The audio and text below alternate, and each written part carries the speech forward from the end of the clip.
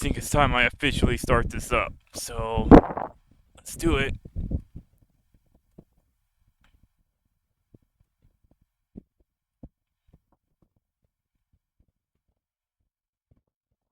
For those of you who don't know, I have played this for about an hour once upon a time. I didn't do too much. I got around 10 shines. I think file B is mine. It's the one I did the stream for. So I'm gonna be doing that. And we're gonna see where I carried off from there. I'm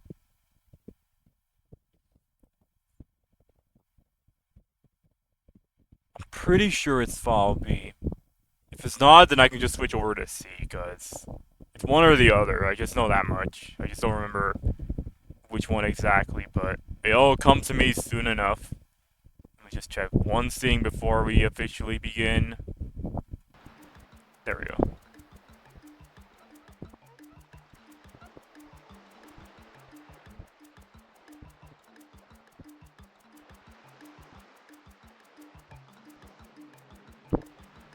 Alright. I'm gonna be spending the entire time playing Mario Eclipse, so no worries about that. It's gonna be the usual 4-hour affair, but depending on the circumstances, that may actually go on for longer than that. We'll see what happens. I have no reason why I'm here. Let's get out. I feel like I don't need to explain what this exactly is, since I already did that for the initial. I did that for the initial stream I did, so I'll leave it off at that. But if anyone asks in chat what exactly this is, I'll be sure to explain. But for now, we'll just keep at it. Just gonna.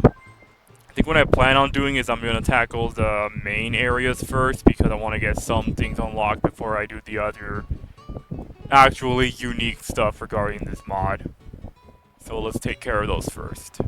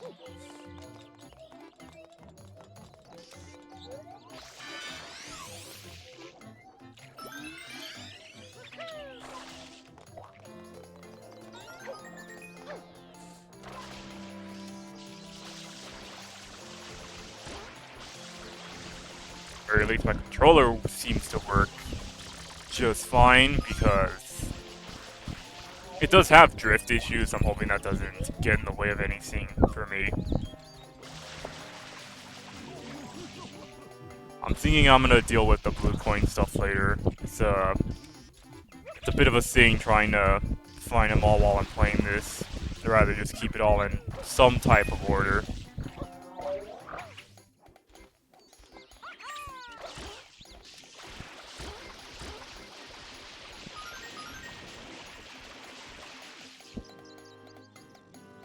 Just check again that everything's working. Yep. Alright.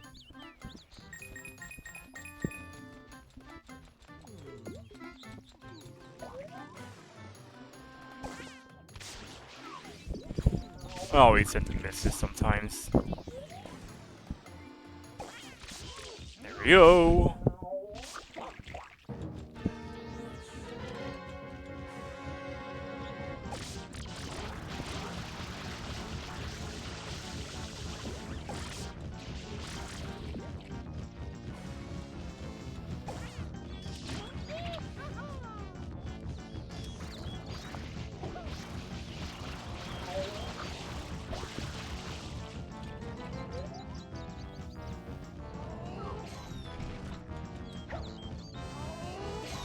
I need to find where... Oh, there it is.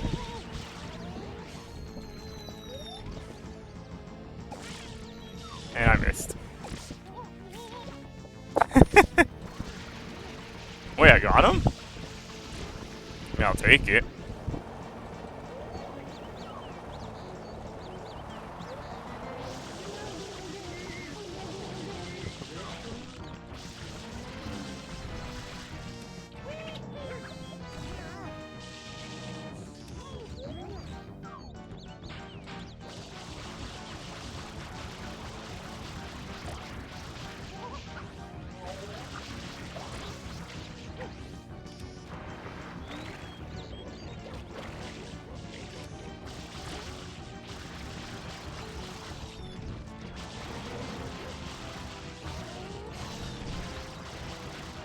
I'm kind of wondering where those things are, because I kind of need them yesterday.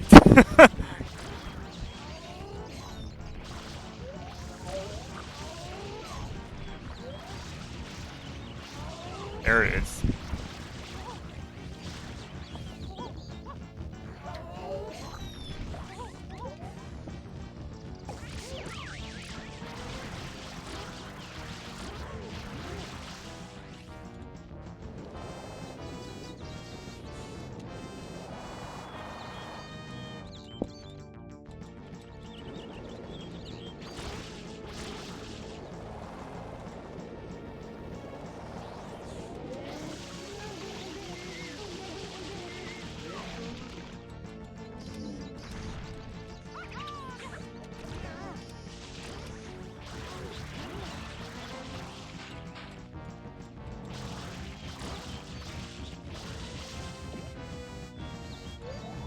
I will say as a kid I like to say I struggled on this fight a little bit, but I don't remember that detail as much as I do other stuff. But surprisingly, this is going a lot simpler than I expected it to, because usually it takes me a bit for him to actually stop.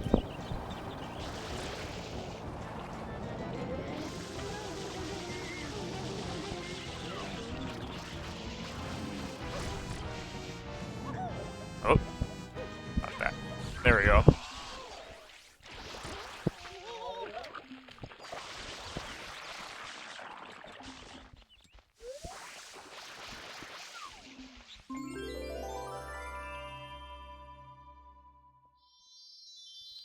I'm pretty sure this is not going to constitute a back to the menu sort of thing. I think I could keep going with this, but we'll see.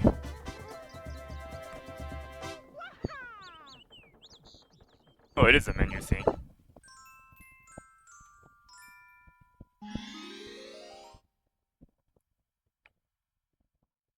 Now I'm just kind of curious how many of these can I get done within a relative amount of time. I will say again, I apologize for audio that gets messed up or muted. I'm not sure why the game does that. I want to say it's an emulator thing, but it could be it could be the fault of the game itself, but I don't know. I try not to think about it, but if it does become annoying to hear in some situations, then I will reset the level just so it plays normally.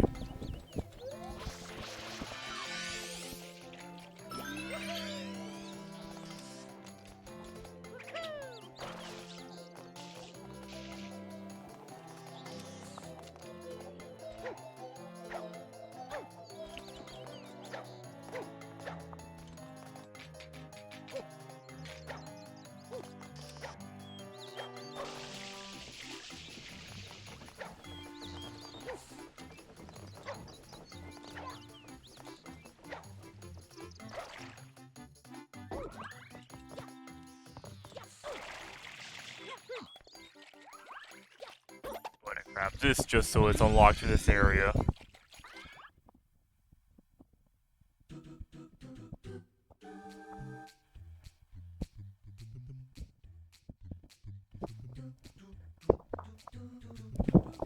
The beauty of long jumping in this game is that they'll make some areas like this a bit easier to tolerate. Like so.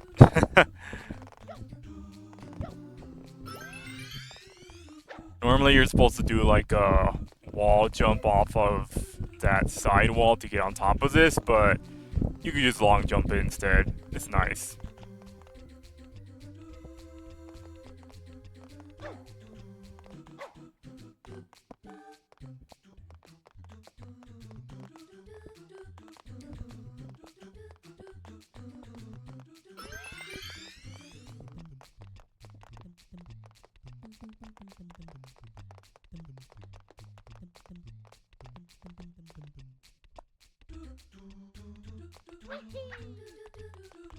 Let's see here.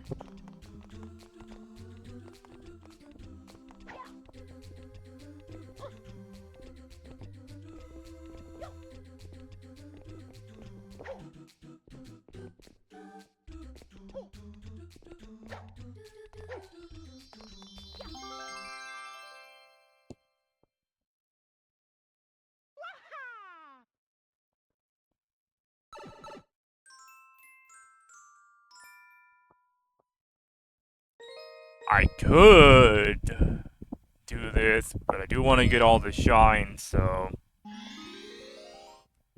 let's just take care of this really quick.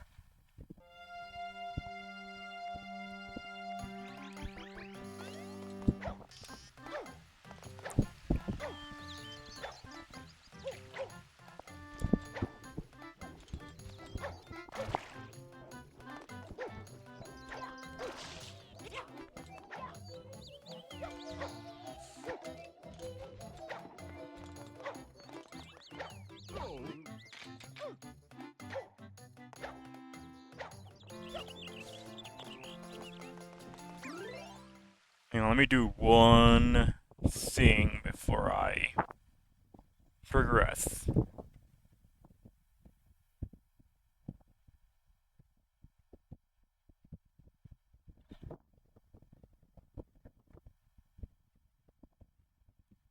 Where is... Ah, here we go.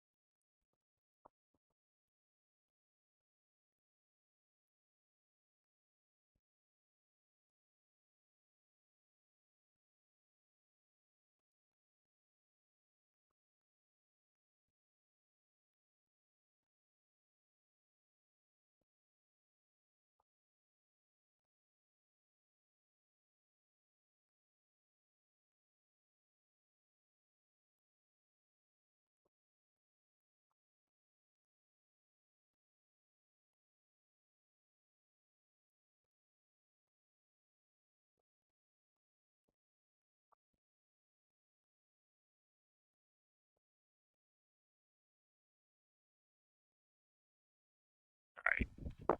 Let's go.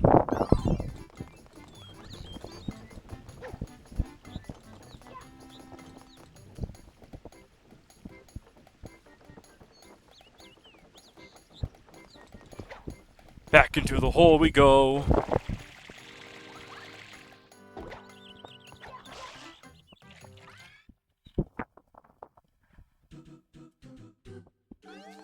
In addition to long jumping, we now have the hover nozzle to help out with it. Kind of.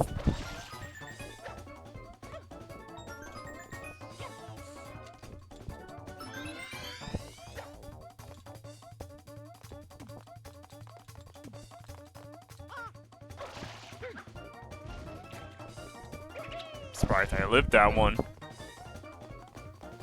I think I could do something cheeky here. Yeah. Probably should have thought of doing that in the first place, but whatever.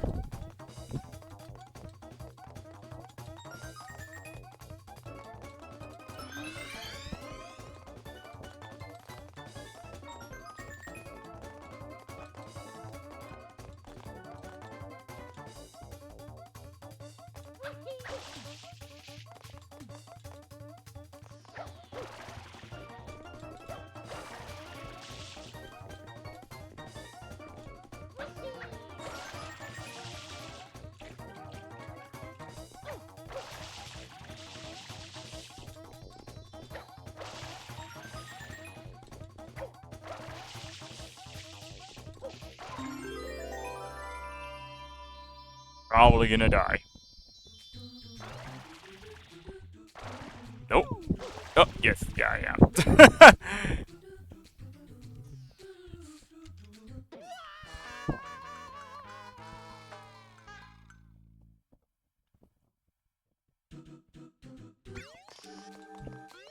Let's try this again.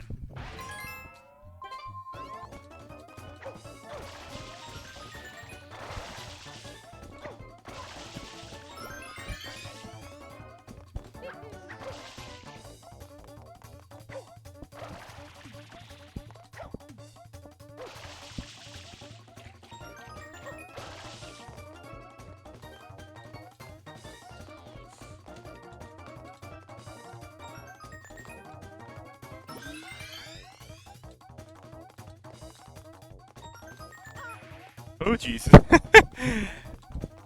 Careful there.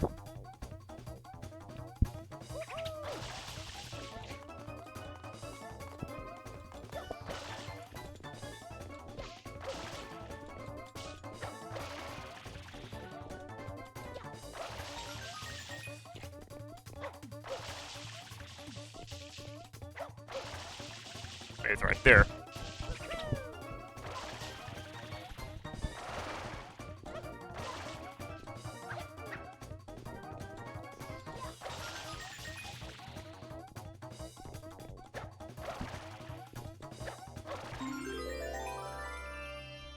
I should be safe if I let go. No. I'm not. Corner one's gonna be a pain. I got this though.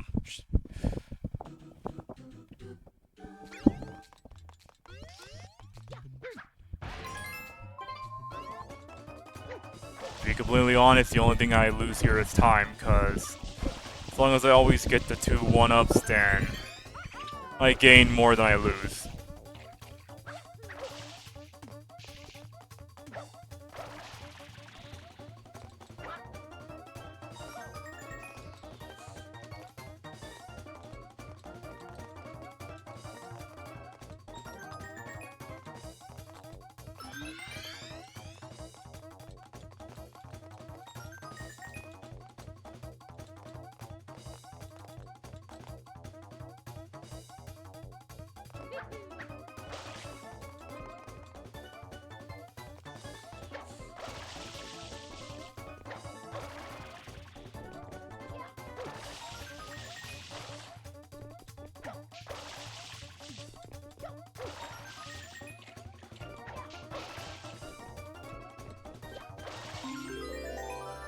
So I'll hold on so I don't lose the momentum.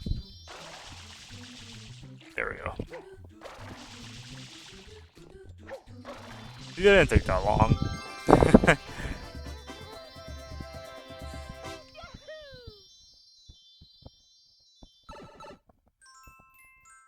Now we can continue.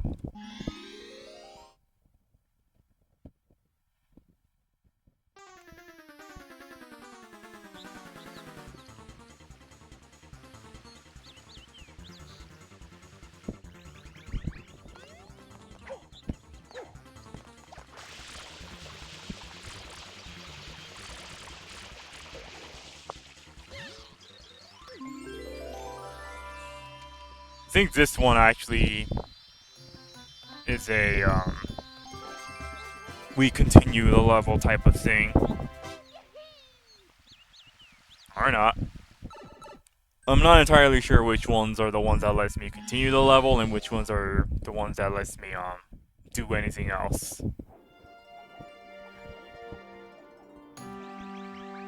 Yeah, I'm getting out.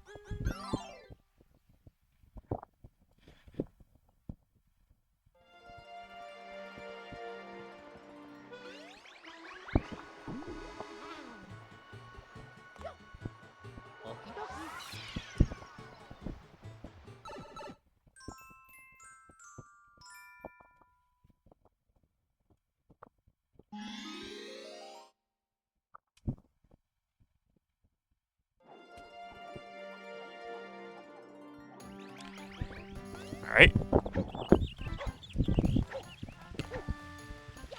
Rocket nozzle will make things significantly easier.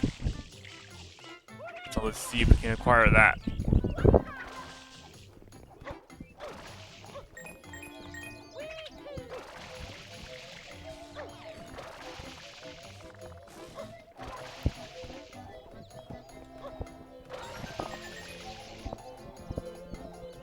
I'm thinking we'll just grab the red coins that are low important first before we go for the ones that are high up in the air.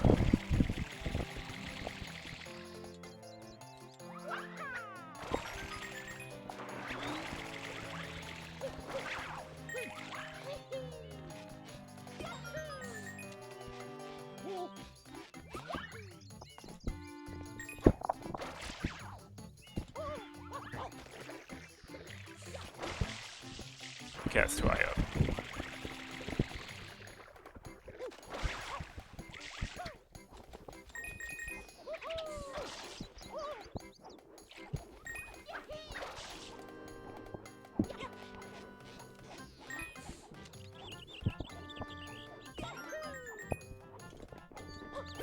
The rest should be highborn, so let's fall off. No. Let's grab that.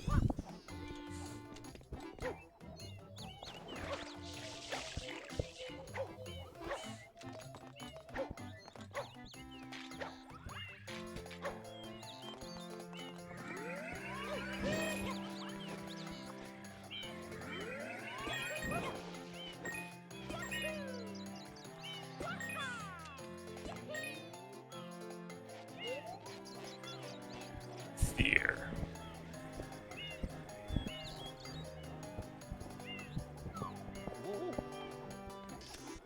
We should go this way.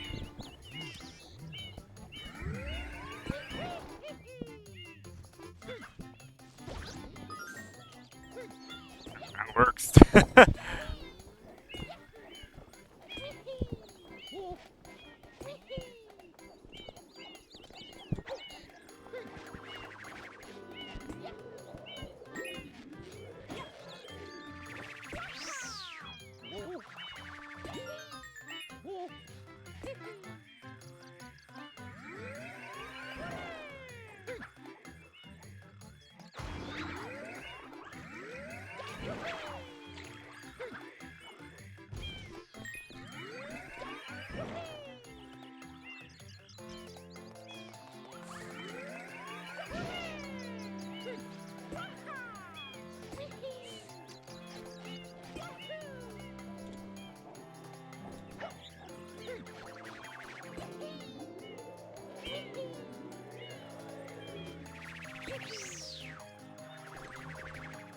You gotta go down there, because the red coin.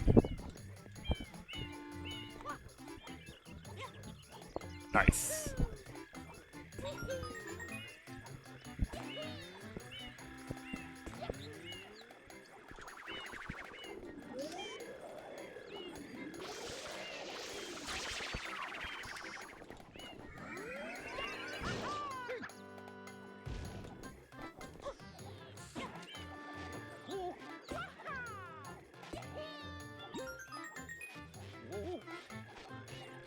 Last one is going to be at the highest point, so let's go ahead and grab it.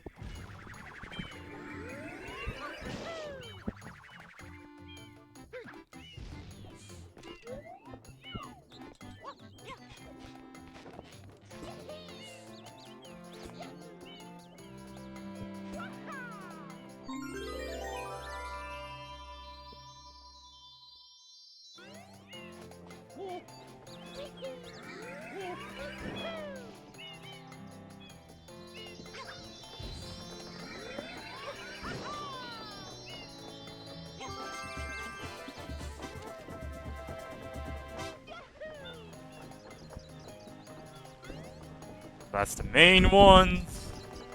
Last one that is technically a secret is over in that cave, so let's head over there.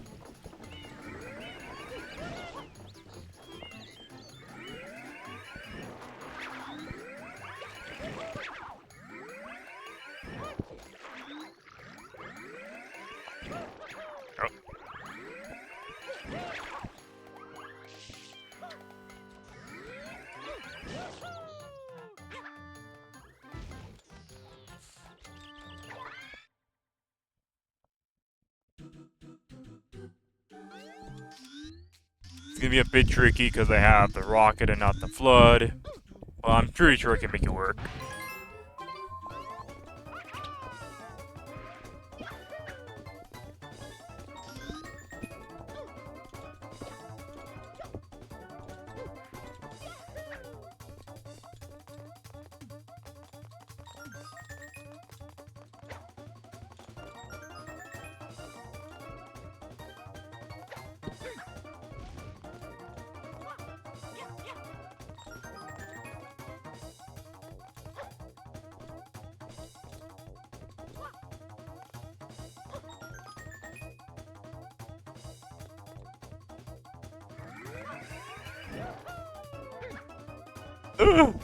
Okay, I made it. No, I didn't.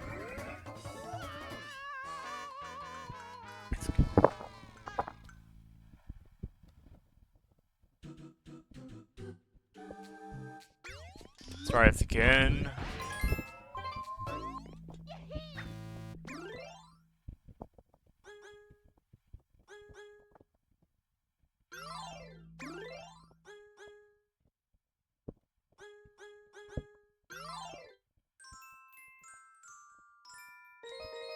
Yeah, I didn't want you guys to have to hear the weird audio thing.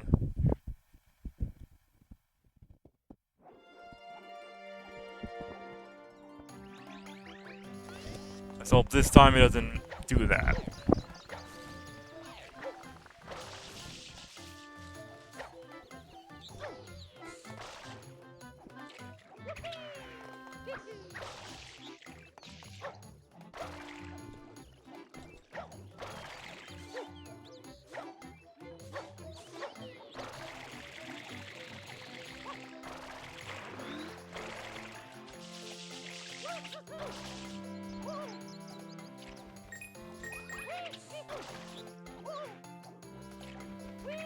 Can't make this.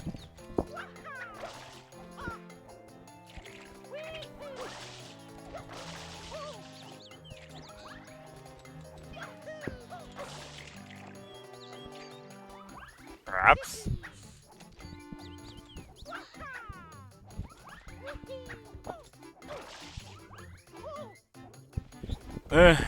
Alright, fine.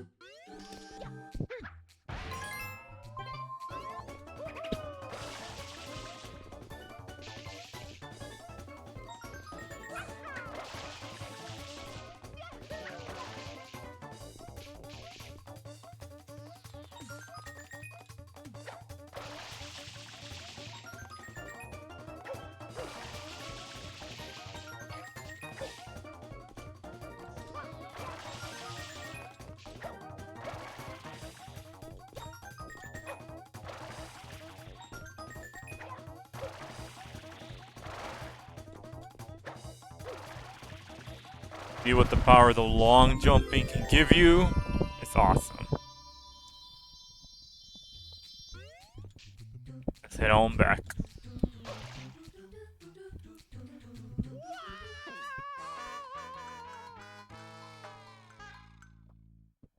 Totally meant to do that. Hey.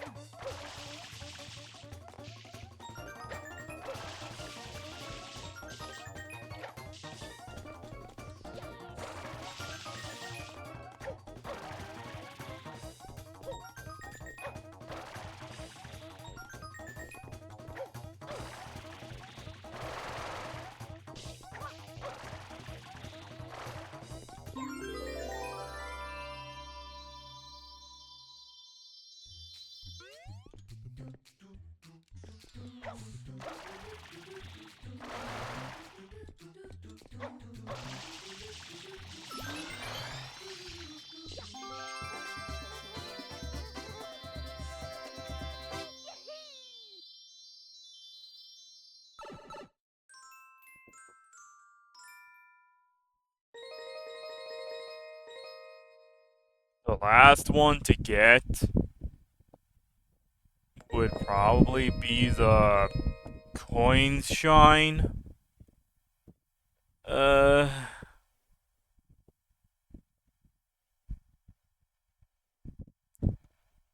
technically don't want to though. I think I'll do the 100 coin stuff if an opportunity presents itself, but otherwise I'm probably just gonna save it alongside the blue coin stuff, so let's just head into a level and we're gonna walk our way to the next area, since that is something you can actually do.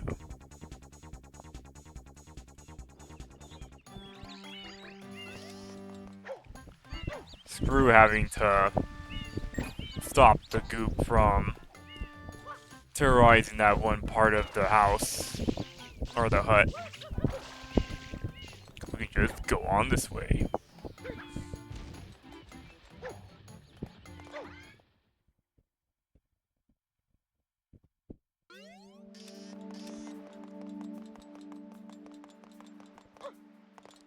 There's a couple of shines to get here.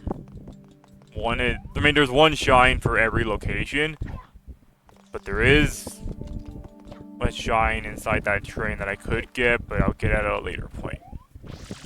Spray this sign here.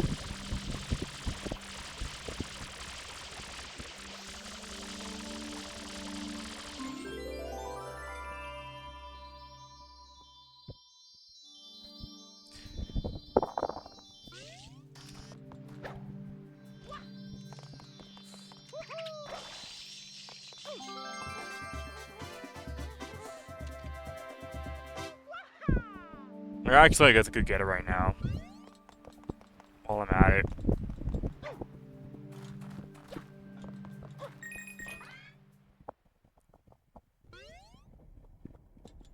Just talked to this girl here a bunch of times.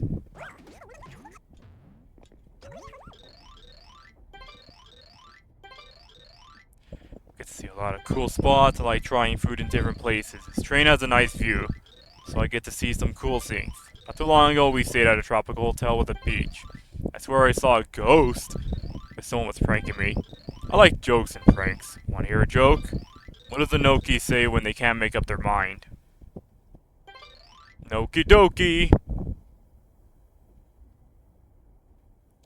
I would play a laugh track, but I'm not sure how to do that on stream. Hey, I have one more. What's the Piana's #1 rule? The right to free speech.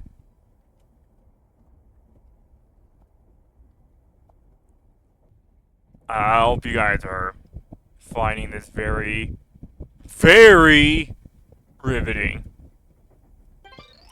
Mother said I was grounded. For being grounded, I'm really going places in a train.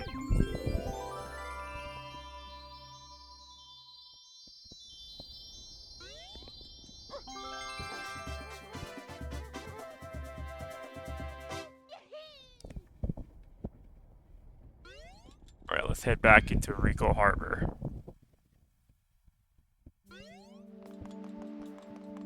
Just head in here and we should be good.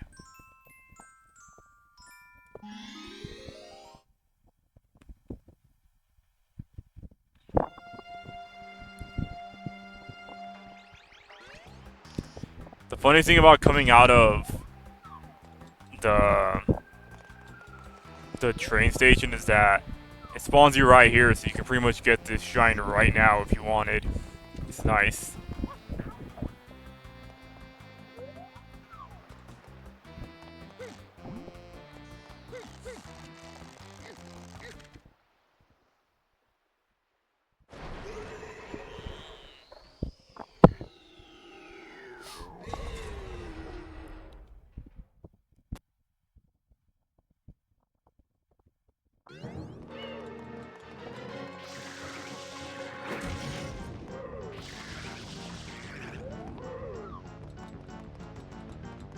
that.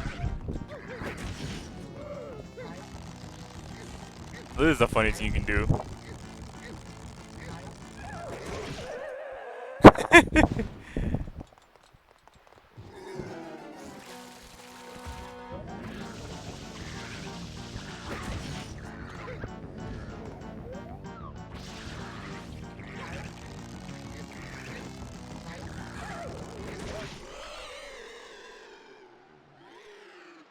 He should not have done that. That's what he gets.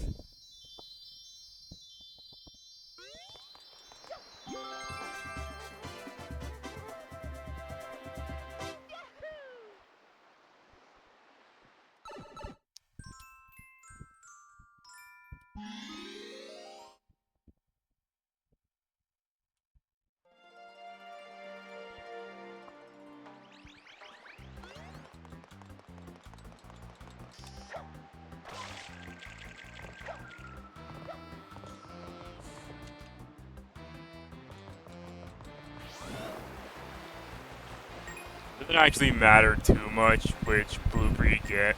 The green one is nicer though because you can just slow down and allow yourself to get to certain places a lot easier.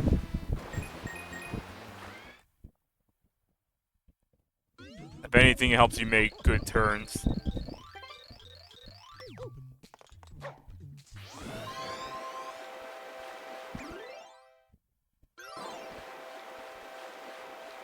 Alright, well the music died again. That's good to hear.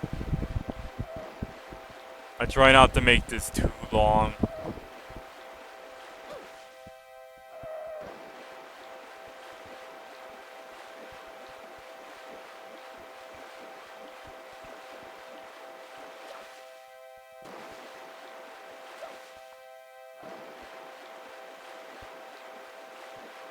Should be a good time.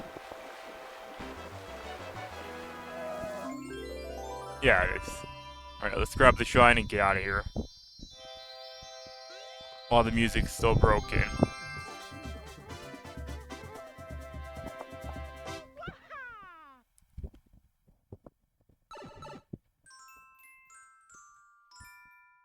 We're gonna go back and do it again. Because we want that other shine.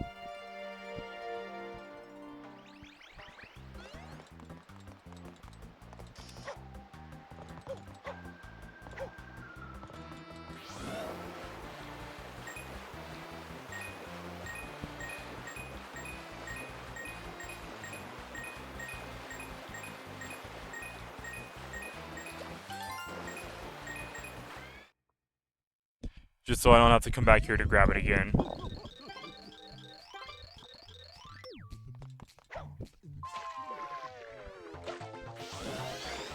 Somehow I missed that. It should not be problematic though. I might be able to get the DN requirement though.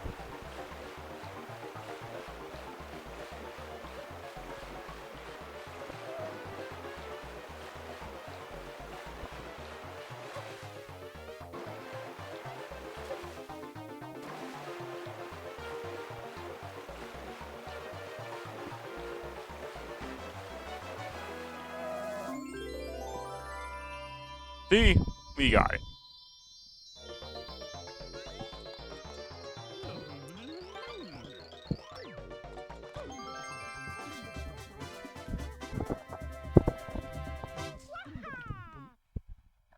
Nice, nice, nice. And now we can continue.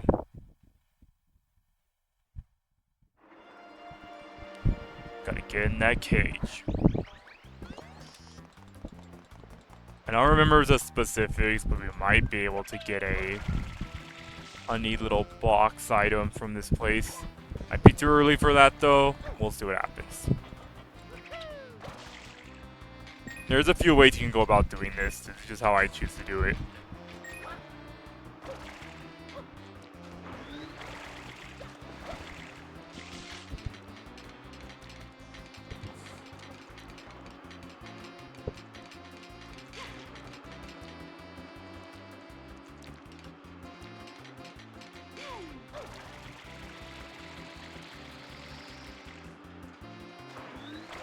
Eh.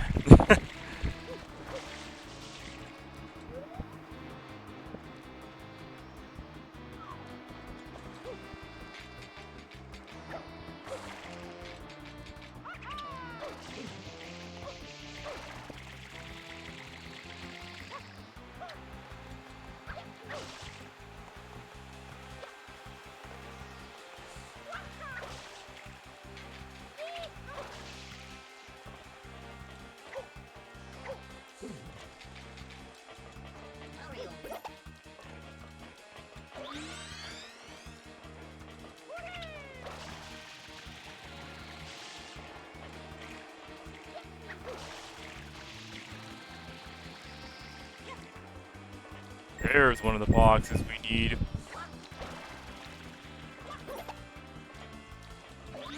There.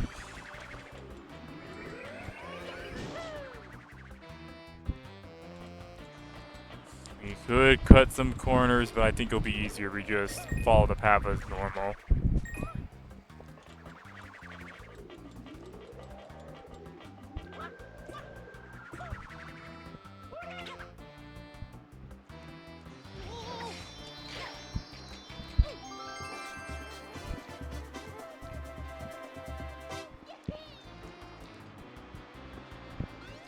There is one other shine we could get. Let's go ahead and grab it.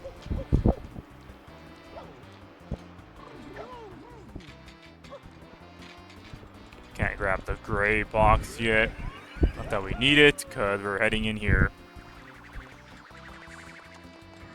Thankfully, we don't need the rocket for this part, because every first time takes away the nozzle.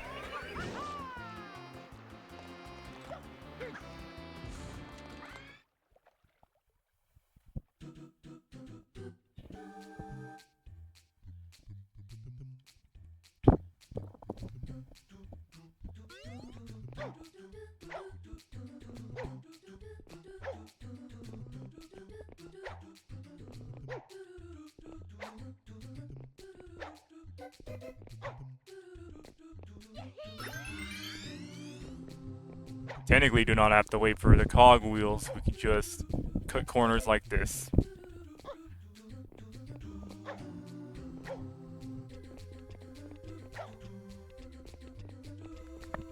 Just don't be too hasty, or else you're gonna slip off.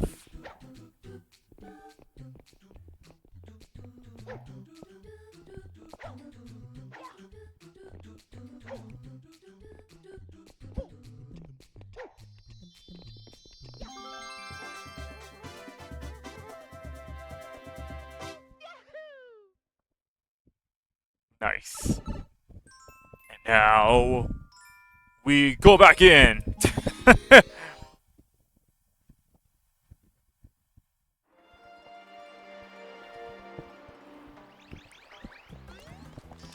Normally you'd have to take the rocket with you to do this part. But there are ways you can circumvent this. And with Eclipse, that opportunity is a lot more simplified.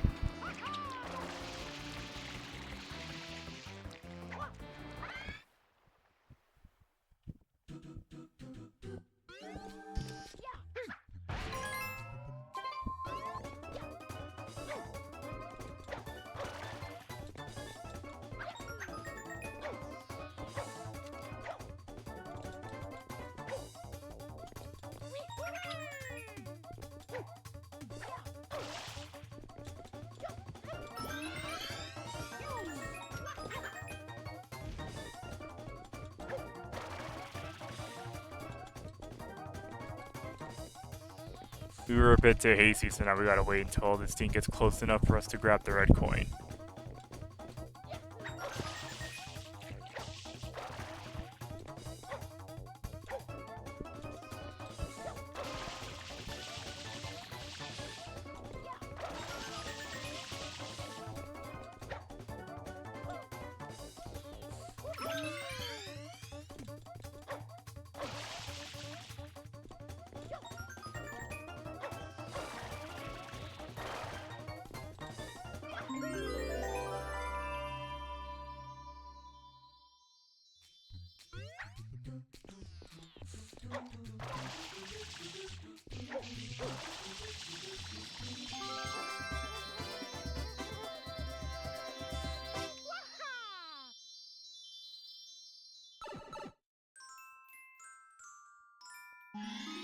Let's keep going!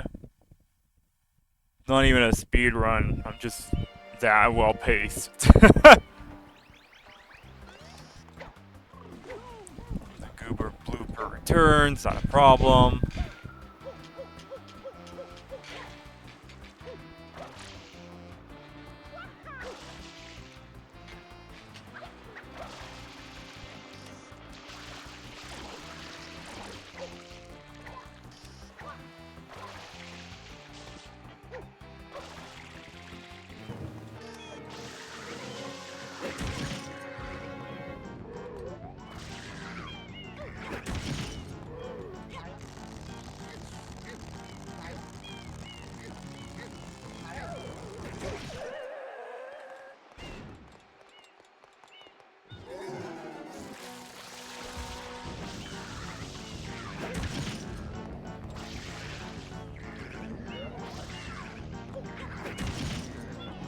Oh, no, we want all of them to be removed.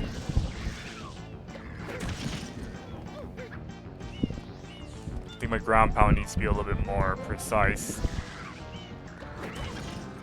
There we go.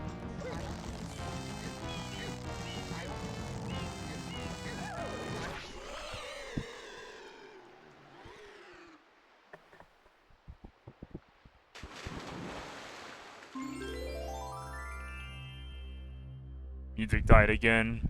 No worries. We'll be out of here soon enough.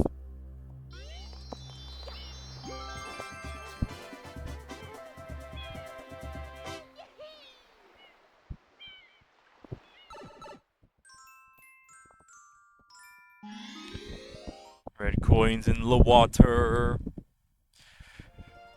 It's that infamous blooper race thing that everyone talks about at least once. Great.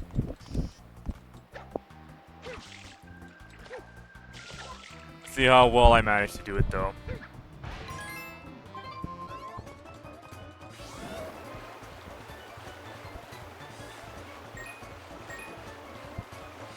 You don't actually have to rush through this, you can take a bit of your time getting around this place.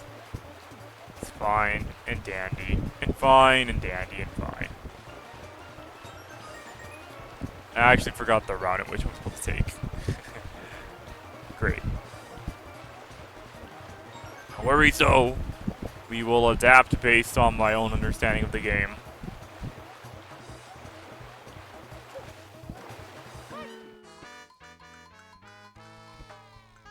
Yeah, maybe I should just try to follow the route.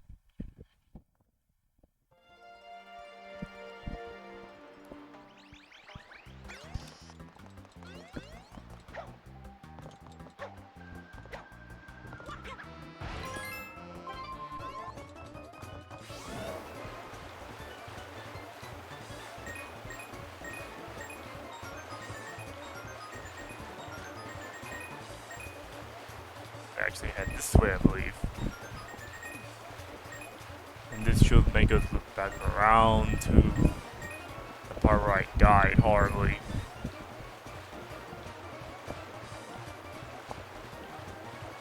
Make sure not to miss this.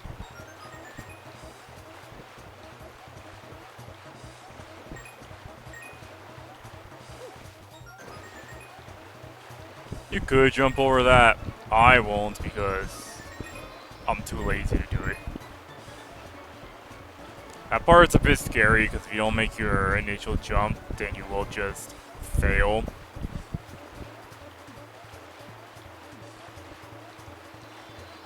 So let's try it.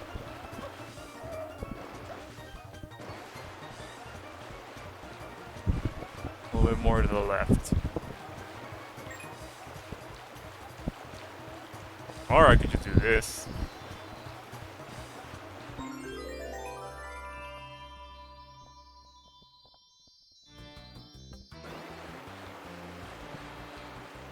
Glad that didn't kill me.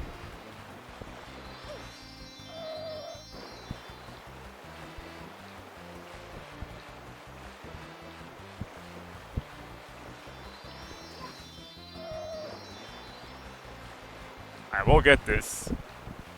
But I will admit that my aiming for things like this is always off-center.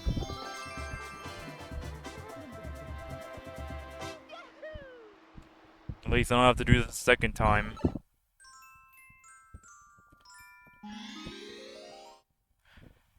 Funny about this is that now we can grab the gray box.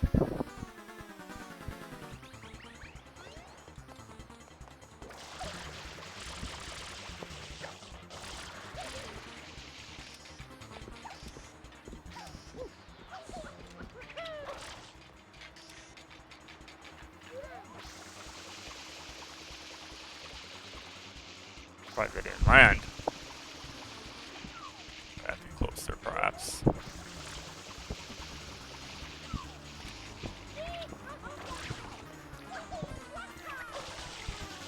Well, I'm guessing that he has to be in a place where it's actually easier to grab. Yeah.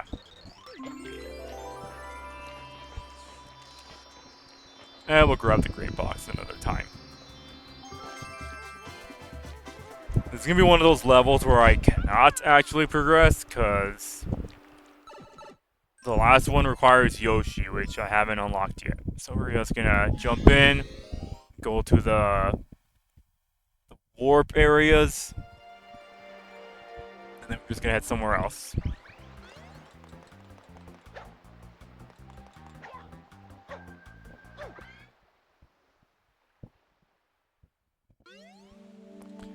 I already grabbed the shine here for my last stream, so let's just continue to Gelato Beach.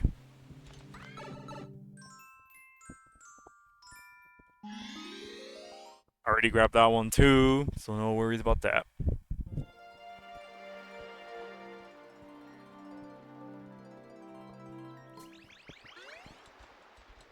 Audio died, so let's go back. Let's go in and out. At the very least, it was like no weird audio just endlessly playing through, so I could have just left it at that, but nah, I want to hear the music.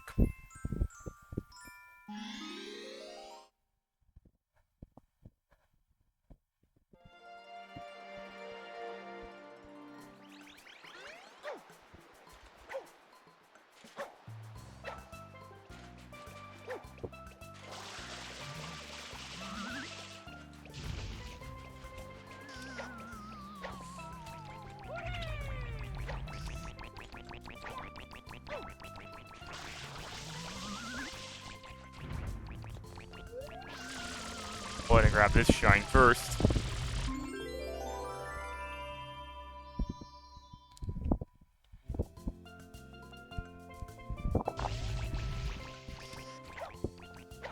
I will have to go and do the sand castle one for the extra other shine, but we'll deal with that when we get to it.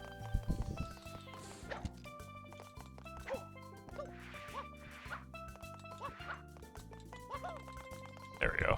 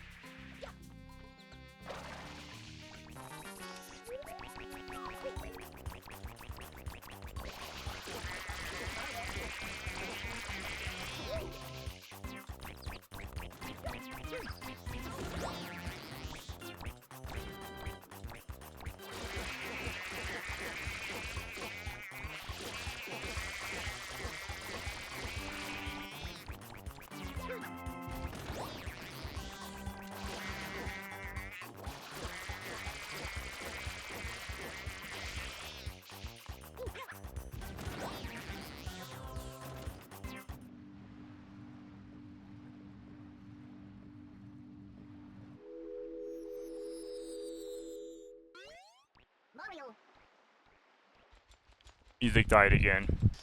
Figures. I'm already partway through, so I can't reset this again.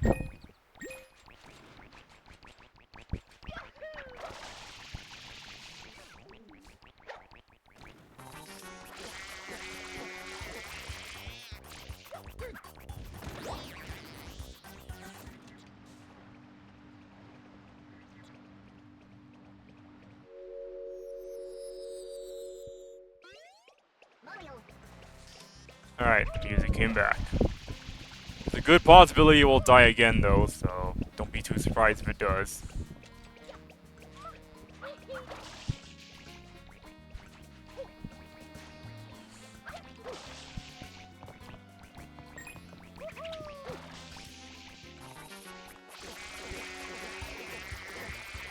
There, you go down there too.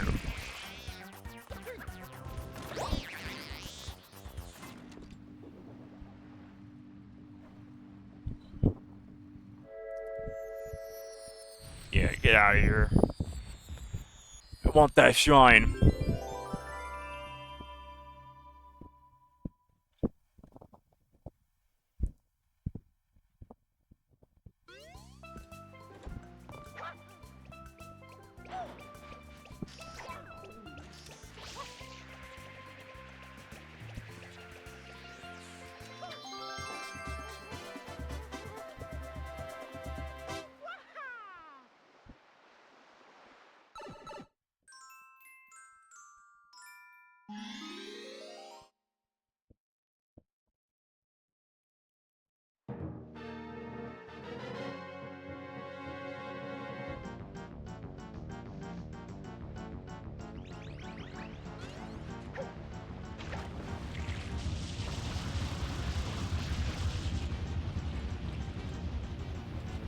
What isn't that complicated?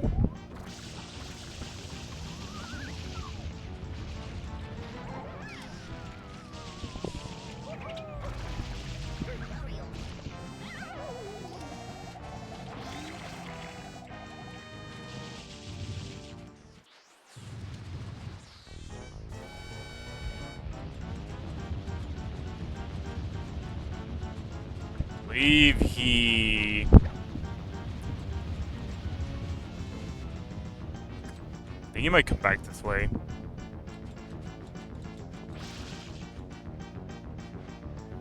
Then again, he probably won't.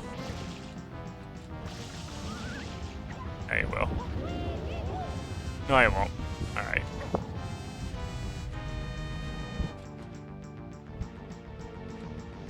I know he comes back down this path, so let's just do this again.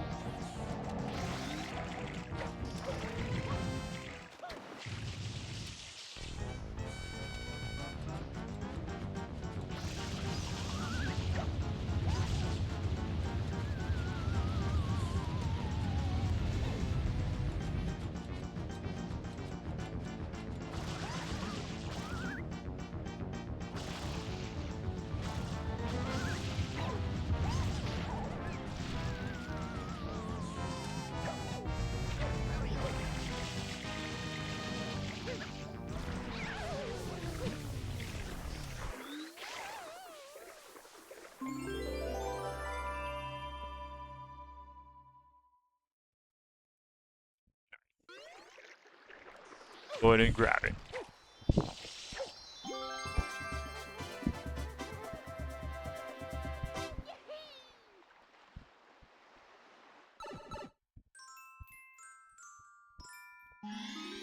Another infamous level that people love doing.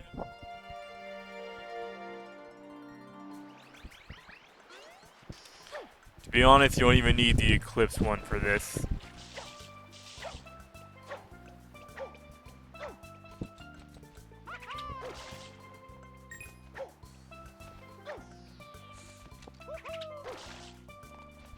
Just gonna grab this so it's unlocked.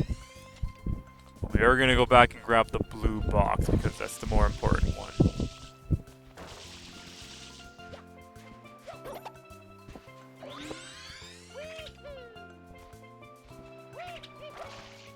Normally a red box appears somewhere around these trenches. Probably that one, to be honest.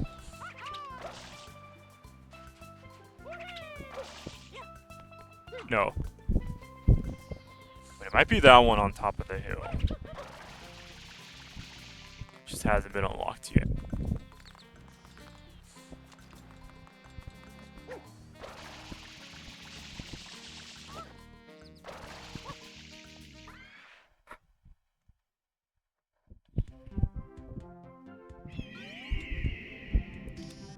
Try not to slip off. Easier said than done, I know, but like, it's not that hard. It was hard for me as a kid, but I've done this so many times that the only thing that'll really kill me is my drift, but I'm hoping that isn't going to be the thing that happens. Fortunately, there are blue coins to be had here, so I'm going to have to grab these while I'm here before they disappear, because otherwise we're going to have problems in the future.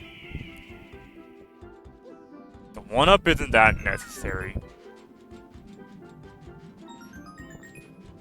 But I suppose I'll grab it anyways.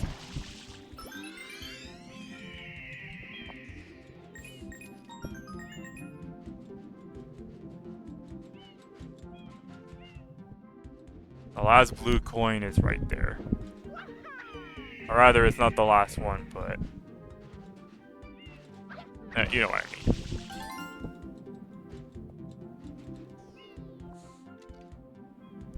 What's funny about the Sandbird is that in the off chance you fall off but you happen to be on a cloud, you could just wait until it comes back. It does do a full loop. It's just that, the loops take so long you might as well just, not even bother with it.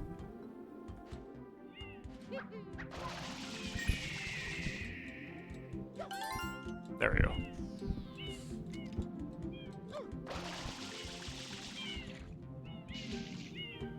I think that's every blue coin here, so we don't have to worry too much about going out of our way to grab the rest. Just take it nice and easy. We'll be up there in no time. I like to say the bird does one more twist around before we can go up there.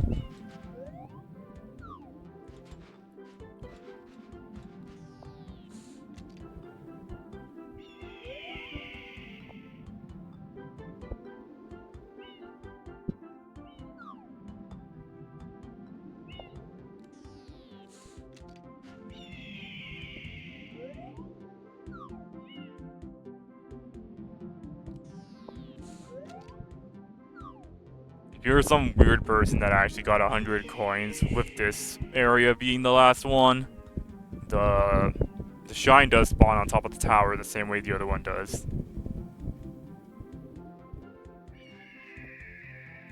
Oh, there's the blue coin. I need that. Oh, no. There we go.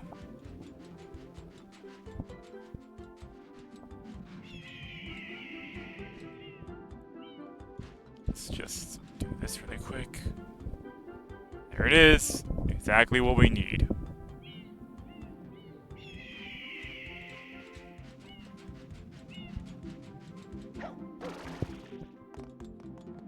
Should be every blue coin in this vicinity, so let's just go ahead and grab this.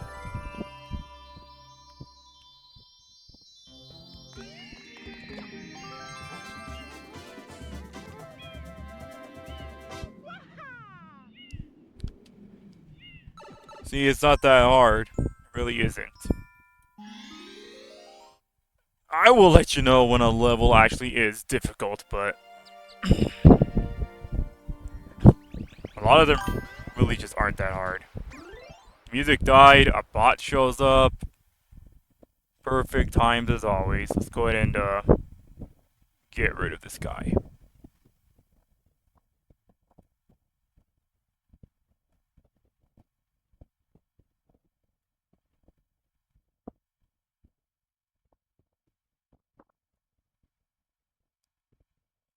Alright. We're an hour in. Let's just keep at it. Depending on how it looks, I might just end this earlier because, I don't know. We just have to see. Give me a second to check some things.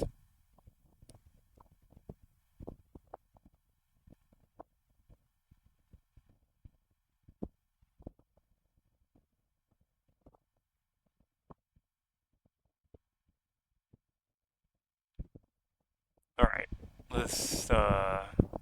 Let's just keep going.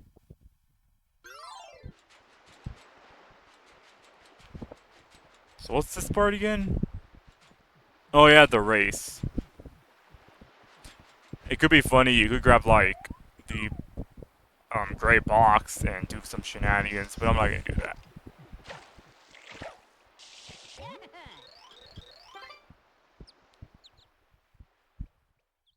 There's something pretty distinct about this guy, but you'll see soon enough once I get to it.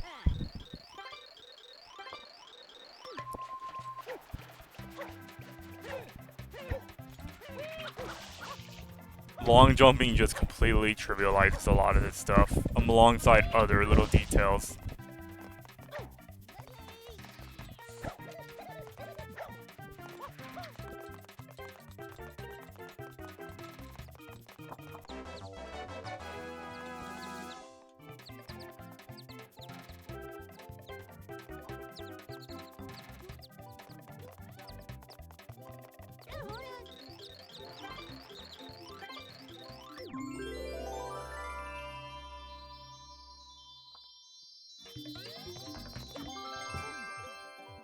Music died again. Figured.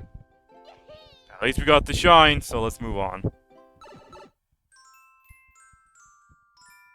Red coins in the coral reef. This is a spot where the gray box could come in handy. I think the red box is here now, so let's go ahead and grab that.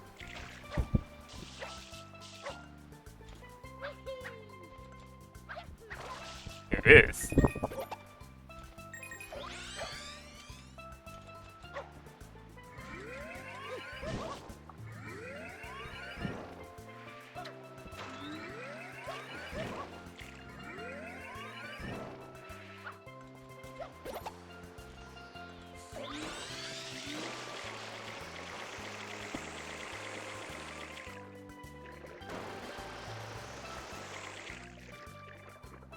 Where are those red coins?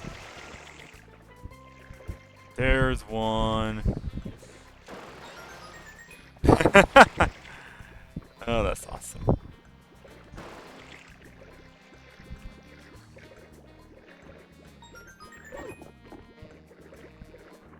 Yeah.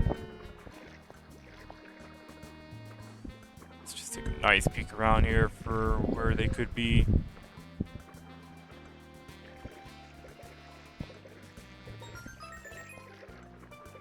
There's another one over there. Let's see if we can mad dash it too. Yup.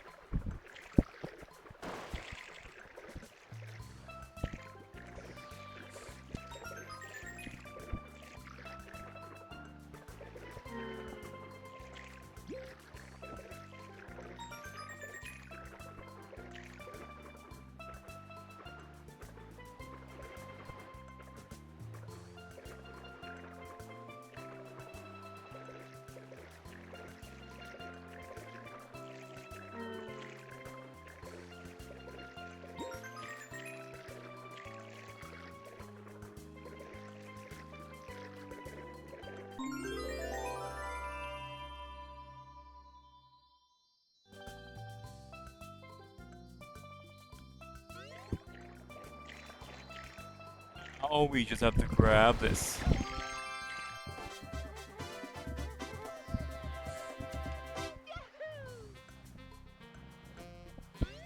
What else can we do?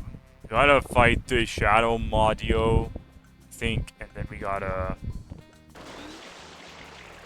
go and grab ourselves a watermelon to take. But we can't do either of those until we go to the next puzzle. I think for now, let's just grab the shine that's inside the sandcastle.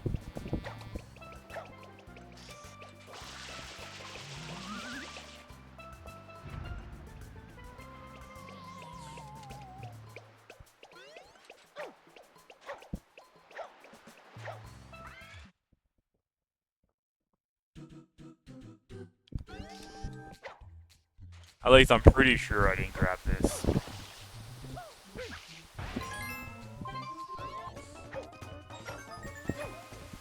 Oh no! I forgot that happened to me last time too. Don't abuse your long jump there.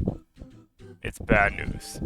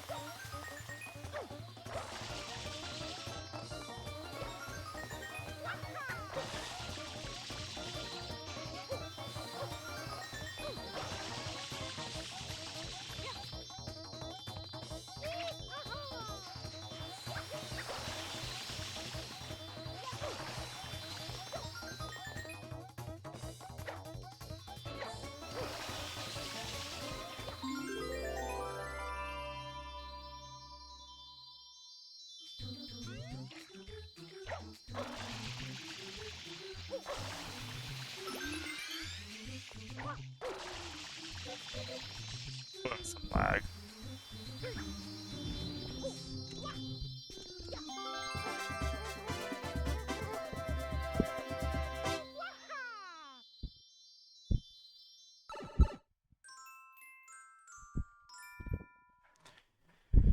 Shadow Mario! Let's get him!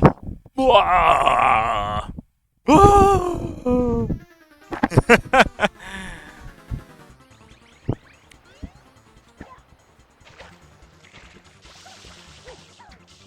He's getting away!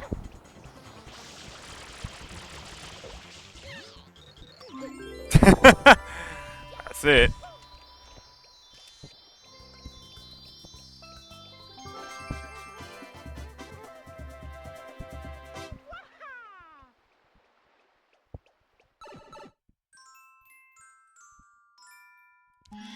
Another infamous level. Jeez, people like to complain about a lot of things with this game. I really don't get it though. Like, yeah, I had a hard time when I was a kid, but I did get over those hurdles. To be honest, they're a lot easier to deal with than people make them out to be.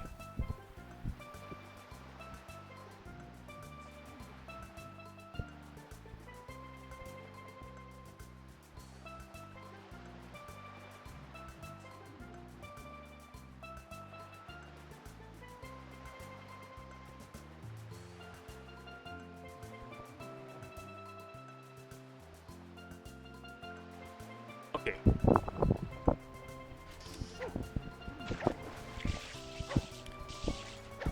So for future reference, if you want to make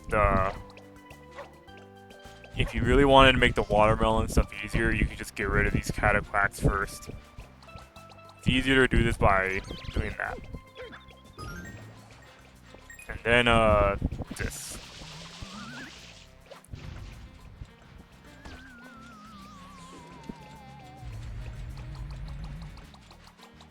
Just don't let him grab you.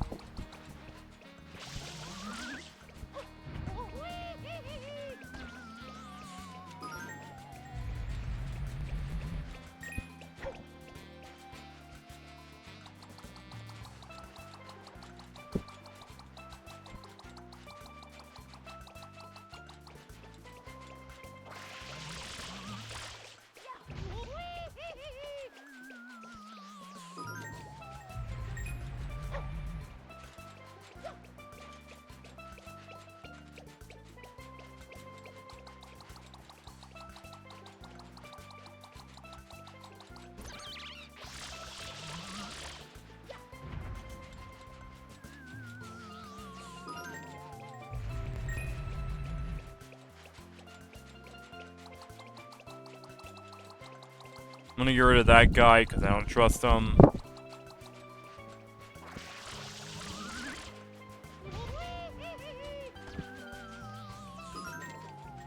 Or maybe he'll be fine. But if he does become a problem, I'll get rid of him.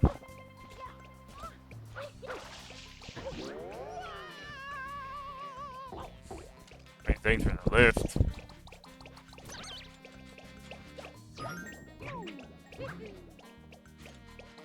Now getting the rest of these guys.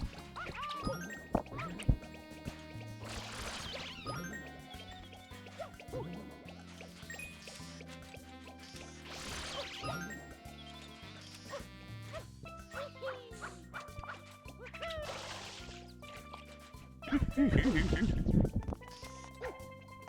some lone jumping to get on over here. Yeah. Yeah. Yeah. Let's just push this down and see what happens. They're probably gonna get rid of it though. They usually do.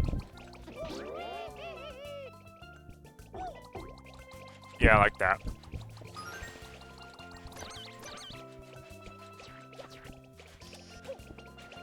No worries though.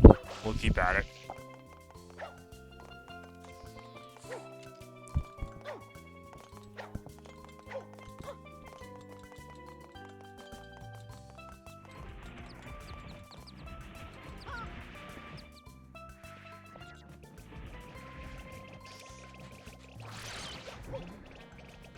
Hat. Hat.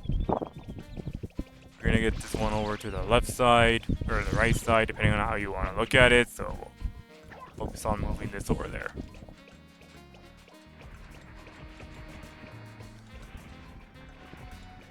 The watermelon touches their body, I believe it does launch it somehow, so I'd be a little bit concerned about that.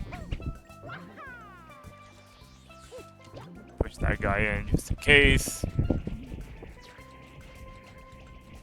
Already killed all the dudes around there, so we can just safely push this over yonder.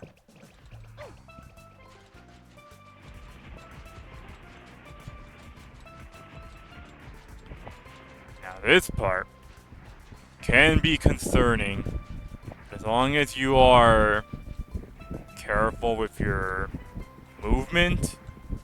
The momentum in which the watermelon moves should not be big enough that it will cause it to fall over.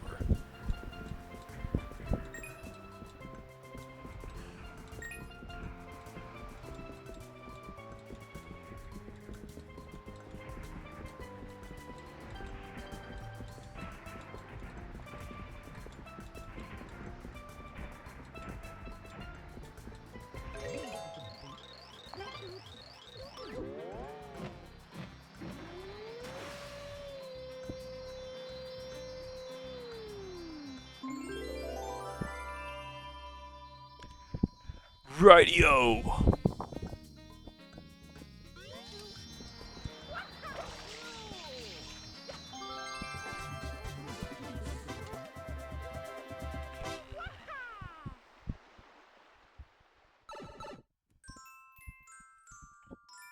So next level, I like to say it's either Noki Bay or Peanut Park, but I'm pretty sure it's gonna be Peanut Park, so let's go ahead and head over there. So we're gonna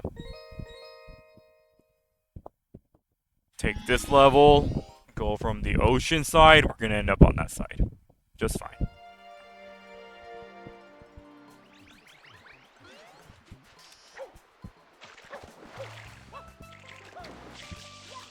We'll grab this just to make it easier.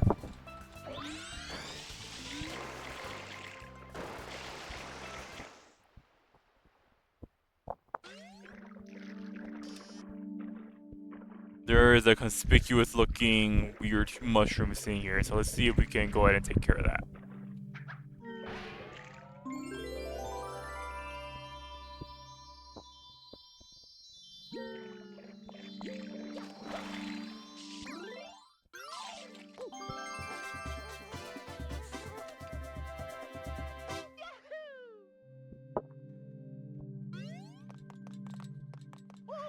Onward to Peanut Park.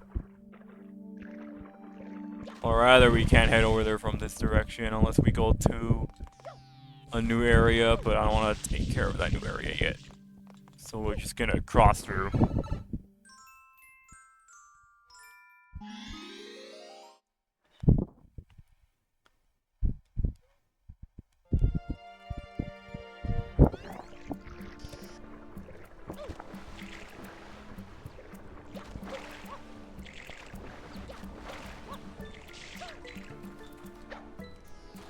If we head over here, there should be like a path that takes us to Peanut Park. A boat. There is also a boat over in Rico Harbor, I believe, that just takes you to it too.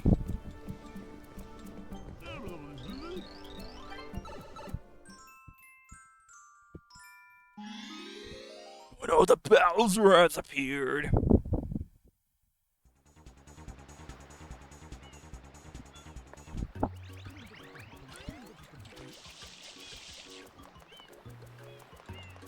We gotta go stop a the Bowser.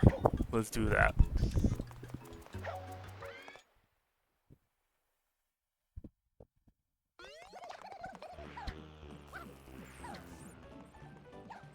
The music died.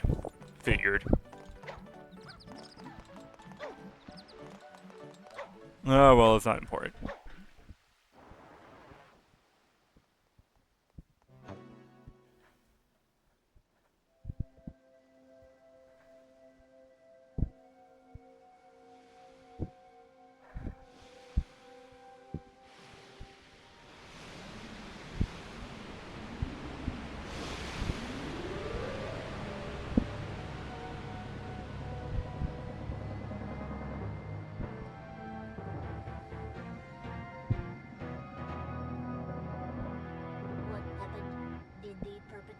Get away.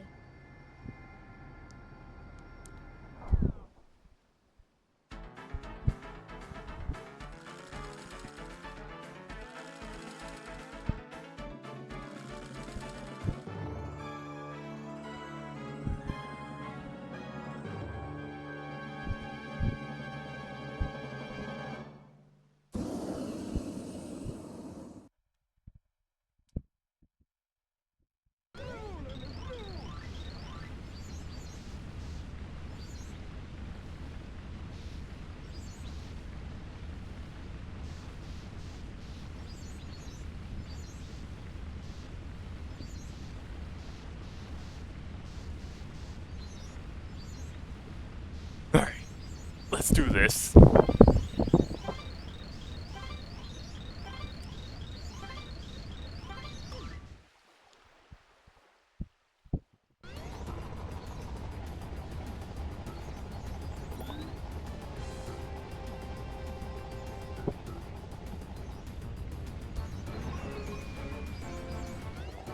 What's funny is that if your aim is impressive, you could probably hit Bowser or Mecha Bowser from any real distance.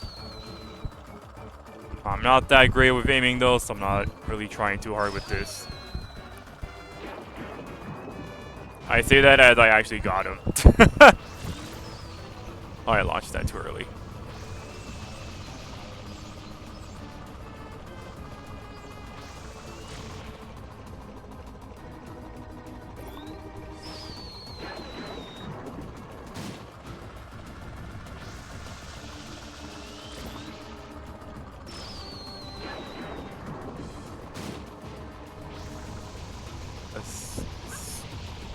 Usually squirting helps, but that didn't work that time.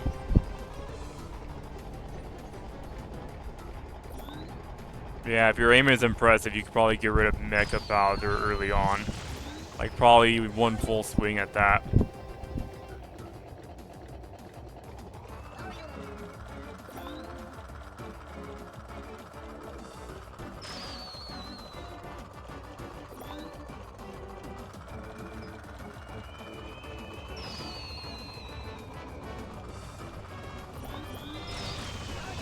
I hit the bullet bill.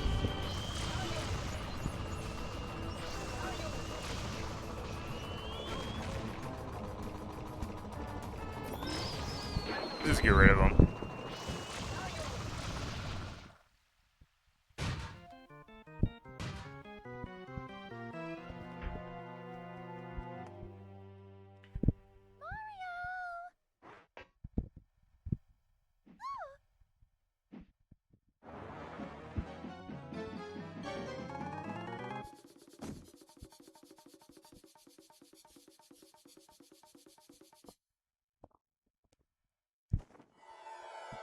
Leave my mama alone, you bad man. I won't let you take Mama Peach away. Mama?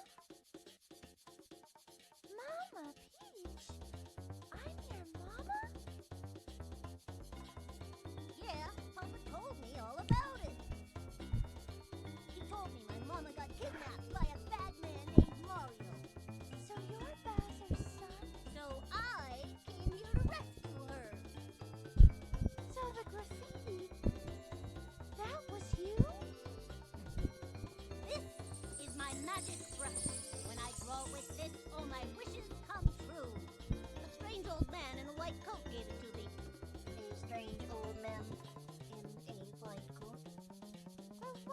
to pretend to be Mario? Papa told me everything. He said, Mario's a bully. He never fights fair. he said, Junior, you gotta try to outsmart Mario. so I tried to get Mario sent to prison. But they didn't lock him up, and now he came to steal Mama Peach again. You pest, stop following us.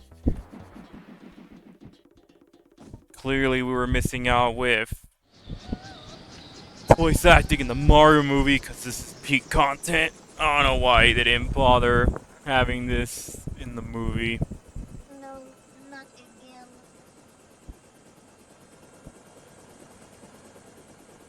It appears to be heading toward Corona Mountain.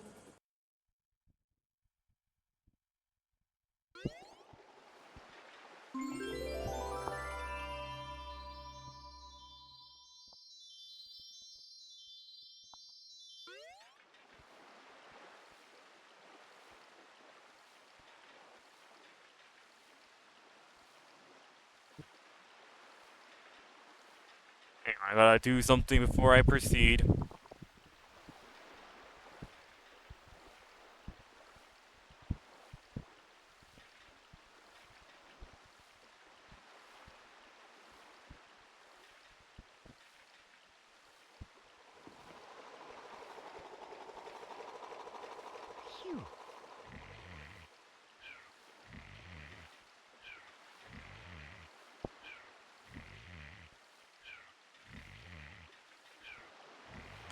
Alright.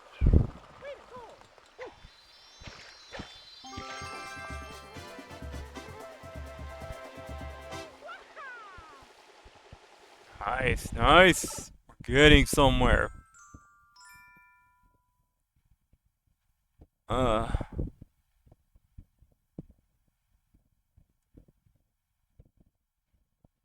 Let's keep going.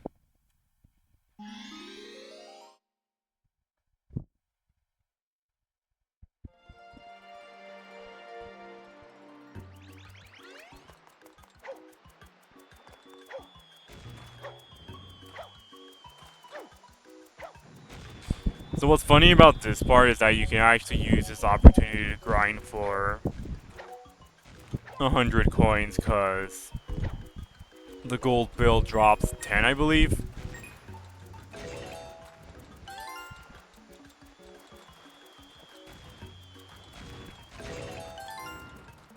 We're just gonna go ahead and grab every blue coin inside these boxes.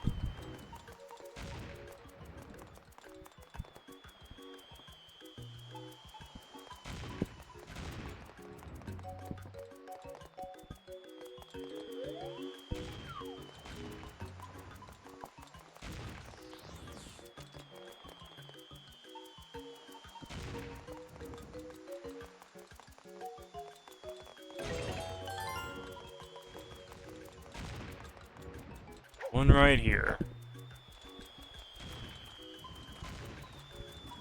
Probably have to stand over here though to make this easier.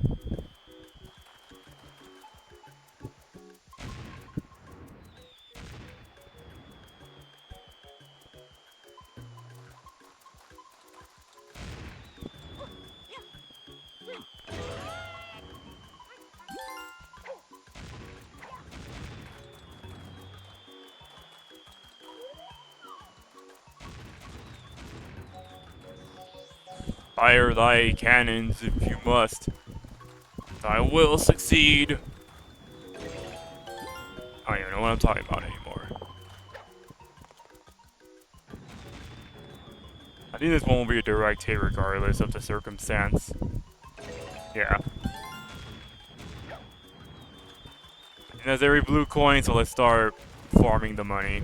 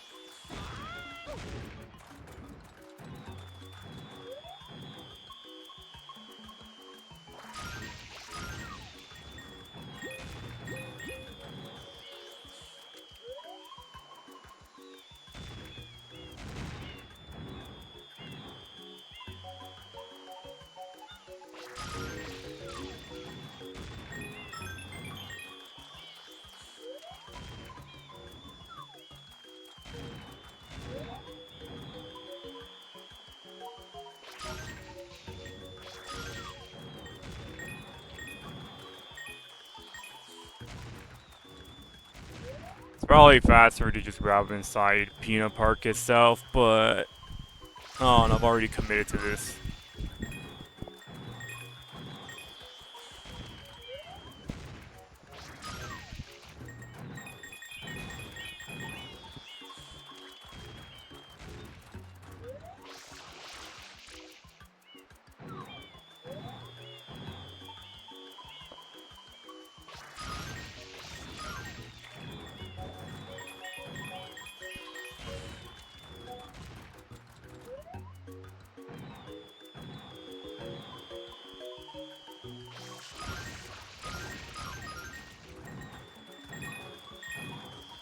Legitimately have no idea what the RNG is to determine whether the bullet bill is a gold or a homing one, but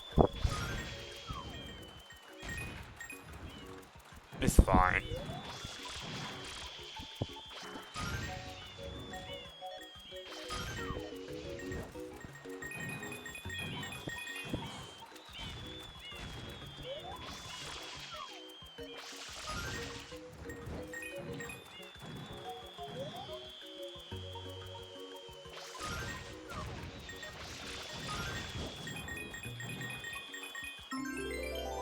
I should do it. I guess if you have a lot of time on your hands and you really want to commit to it, you could grind for 999 coins, but I'm not going to do that.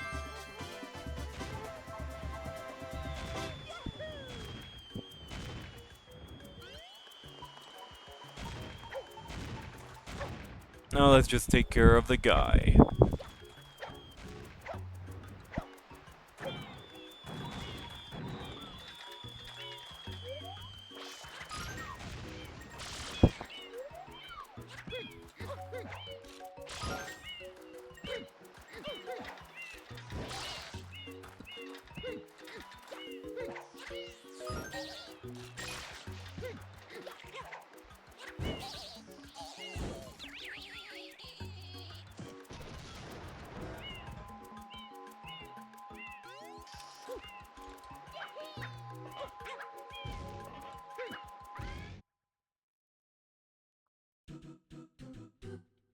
Given that this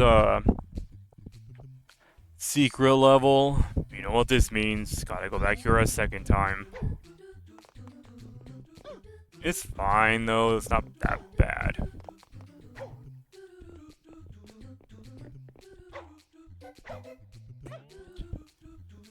One up inside the box.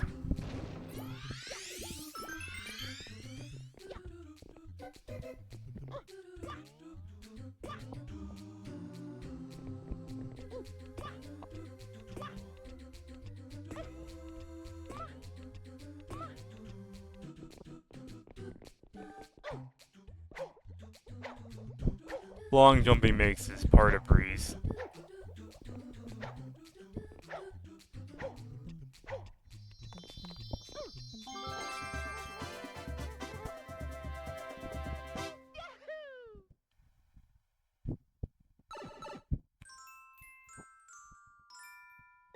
Let's take care of this a second time then.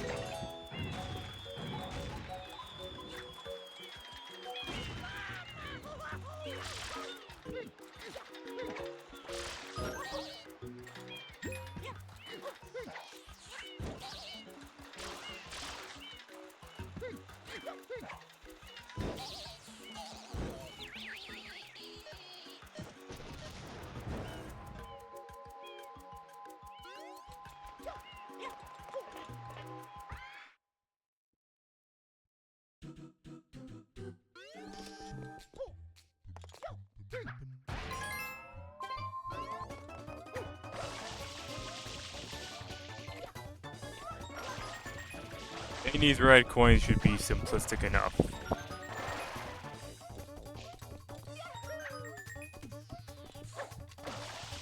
Especially since most of them are just in this general spot.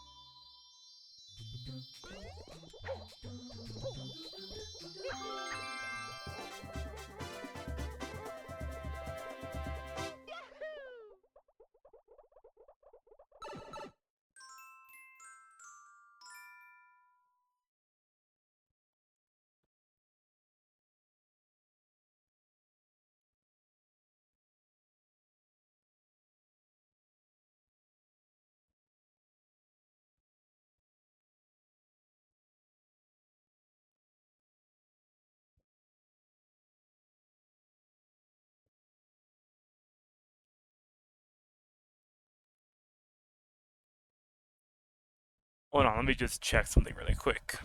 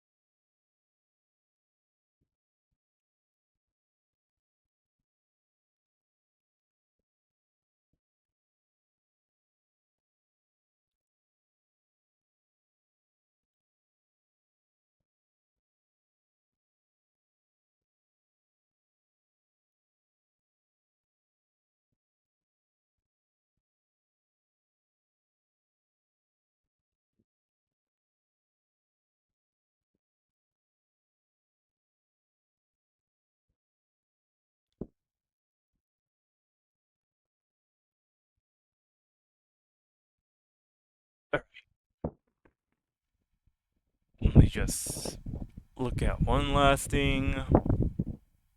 Uh,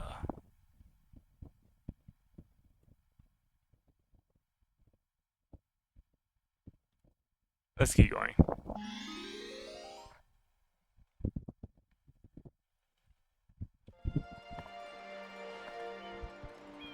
The novelty of not having people watching my streams is that, at the very least, I can get all the stuff everyone is familiar with out of the way. So let's just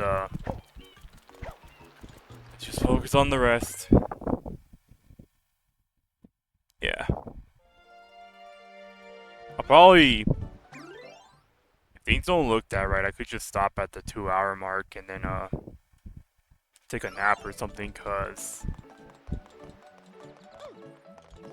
coming off of work, sometimes I just need one, and I didn't take it before doing this, so it would probably be in my best interest if I could do that.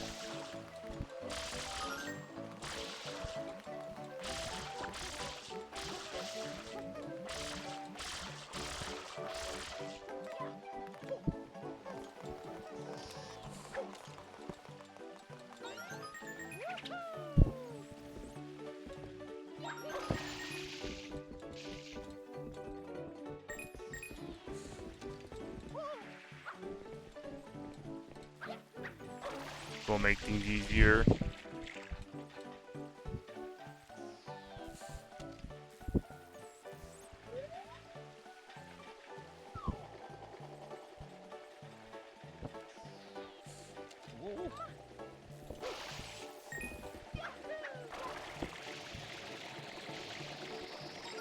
Alright, at least I got it.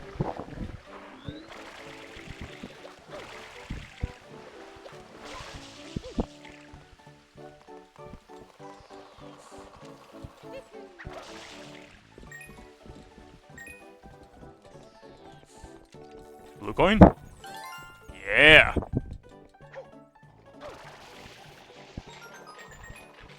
I like to say that's all the red coins on the ship itself. Seemingly so.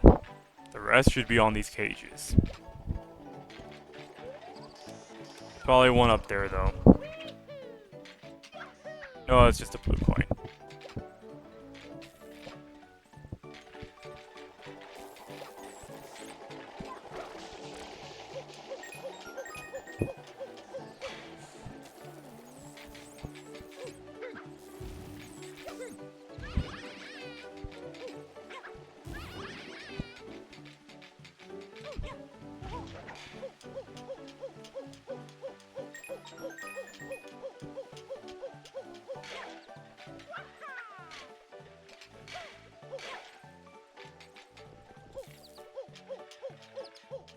Oh, there's one more somewhere. Probably on the top of this thing though.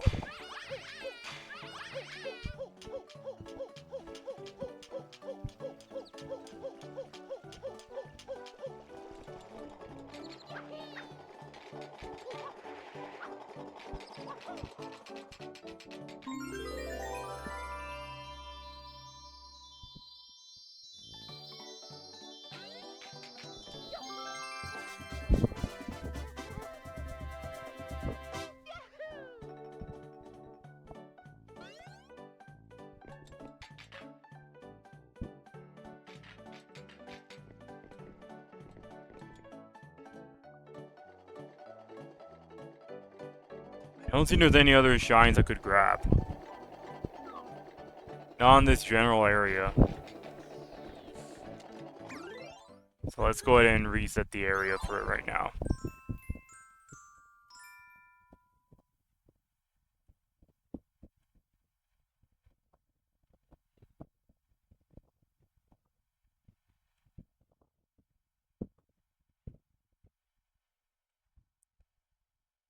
Alright, everything is still good.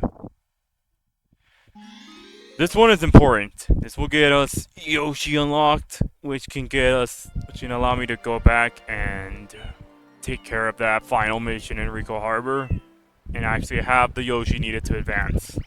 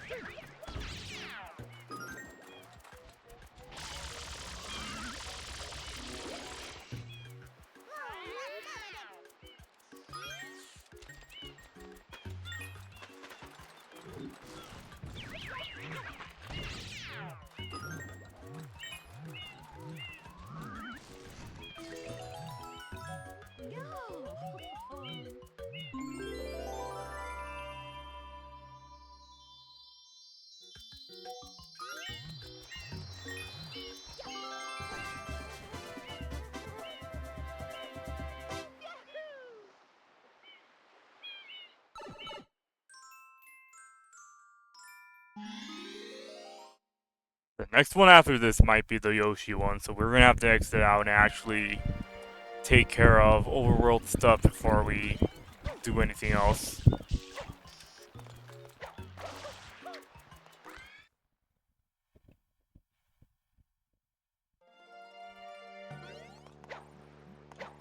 Music died again.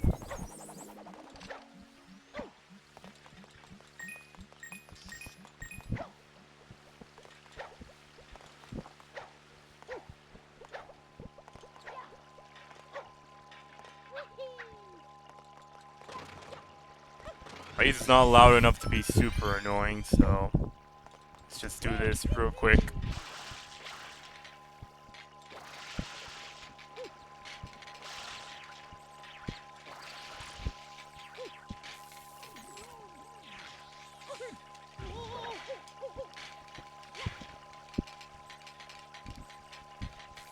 Need to get rid of that guy.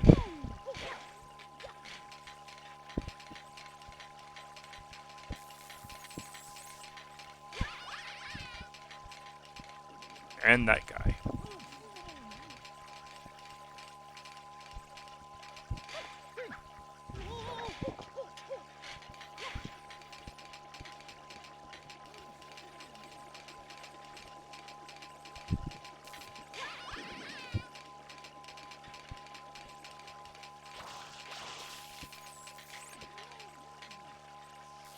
That guy's gonna be a pain, so we have to wait for this to go up.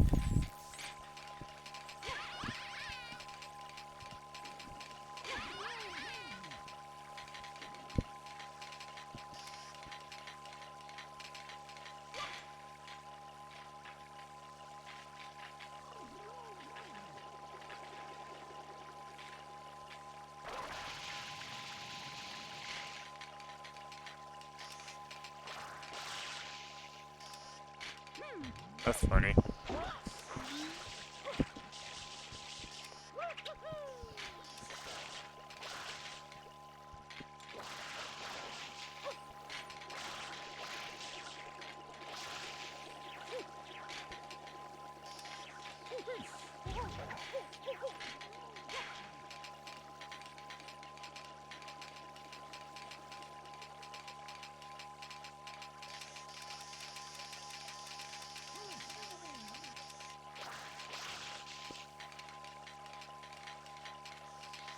Climbing onward.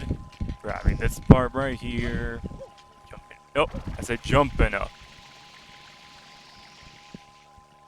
Nah. Alright then.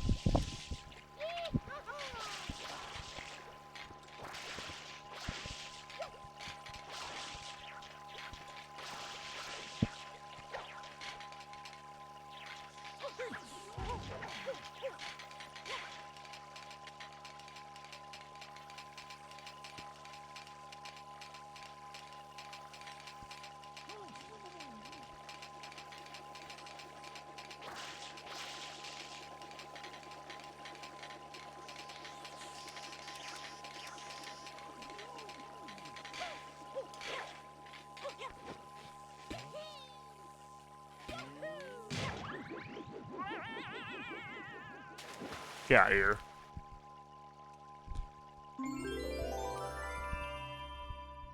The shine is mine.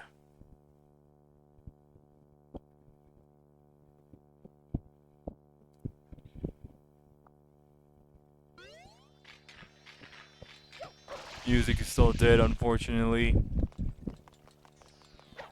It's all good though.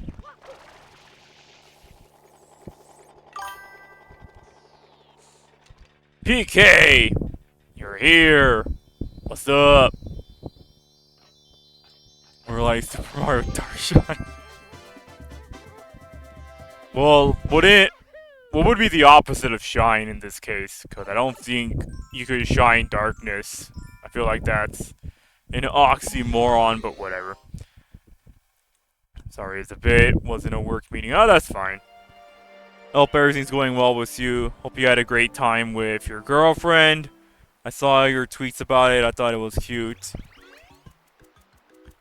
I'm doing alright myself. Got off of work, so I just started doing this.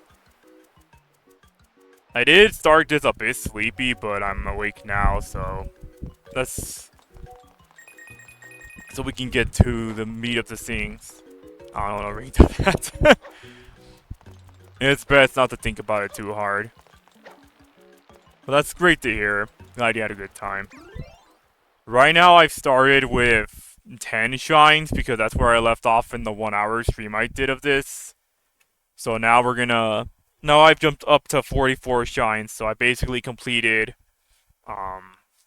What are their names? I completed most. No, I completed Gelato Beach. I did most of Rico Harbor. I have to go back to do the Yoshi one because I still need to unlock them, which I haven't done yet because I haven't actually gone back to the overworld in a good while. Bianco Hills, I did do all of that. So that one's out of the equation too. But yeah, it's pretty nice not being booted out to the overworld every time because you can basically just keep going and going and going. The only times you ever want to leave the overworld is if you need to do something related to the overworld, but considering the nature of this mod, you don't have to do any of that. The only thing you need to unlock is the Yoshi one, but then you can literally just do every other shine in the base game before fighting Bowser, and then go back and do all the overworld shenanigans. So right now, we actually have to go back because I need to unlock Yoshi.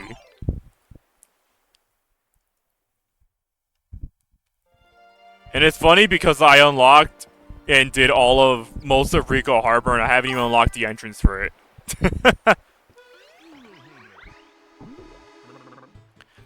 Do the regular levels have the same number of shines as in the vanilla game? Because I know the full count is much larger.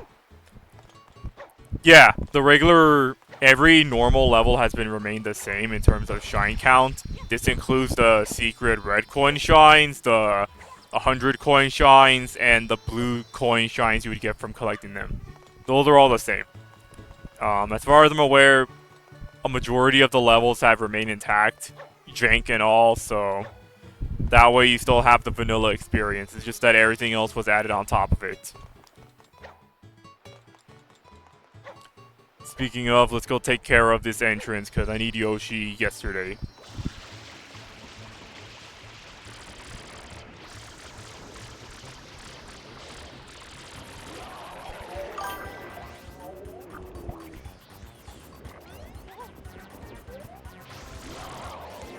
The other remaining shines come strictly from the new areas.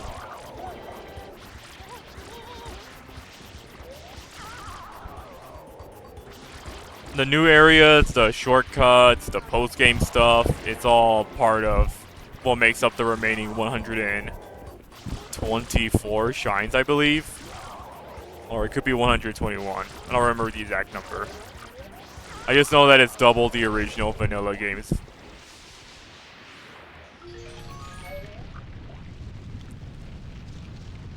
We're not going to grab all the blue coin shines until way at the end of this playthrough because it's easier for me to keep track of how many blue coins I've collected if I just gather them all at one place and then spend it all at once. That's how I did it in the vanilla game, and I'll do it here too. Yeah, it's pretty much... Eclipse really is just, what if Mario Sunshine had an expansion pass? That's pretty much it. Like, nothing about the base game changes because they do want you to have the vanilla janky experience and all, so that's a nice thing they did. I know that some mods probably would go out of their way to make things either easier or harder from the base game. You don't really see a lot of modders that just keeps everything intact. Now we gotta unlock the entrance for Gelato Beach, so let's take care of that really quick. If anything, having the new stuff on top, like long jumping and hover burst like that, makes going through the base game a lot easier than it used to be because you can just do a lot of neat little short tricks like this to get by. Yeah. Not a lot of modders really try to do something like this. They always try to make things more challenging than expected, which makes sense because, like, I know the people who are playing this are people who already have experience with the game and knows how to mod, so I can see why they would feel tempted to do that.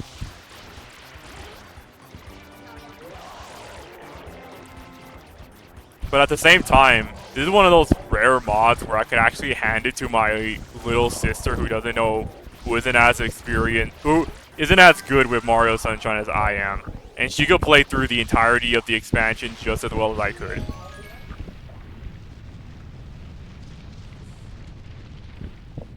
Attacking Toucans is a name I haven't heard of in ages. Super Mario Maker type user level difficulty. Yeah, pretty much.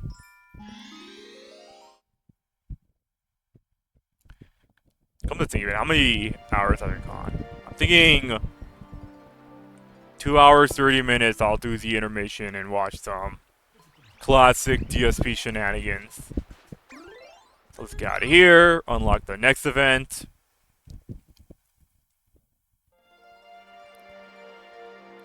It's kind of funny that we now have the part where I have to go to the Koopa-looking ship because I already fought Mecha Bowser up until this point, so this is the closest I'm going to get to being out of sequence.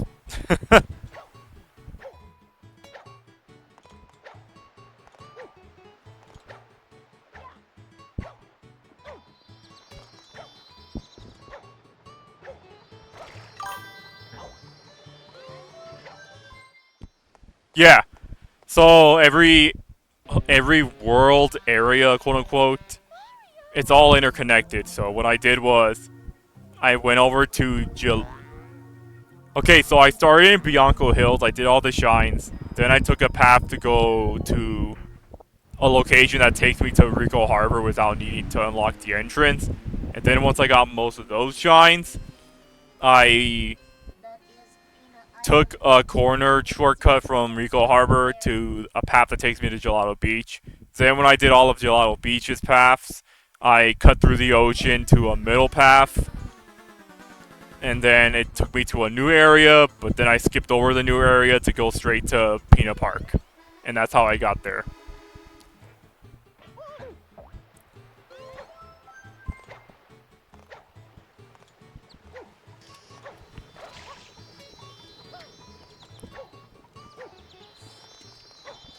Alright, let's grab this here Yoshi.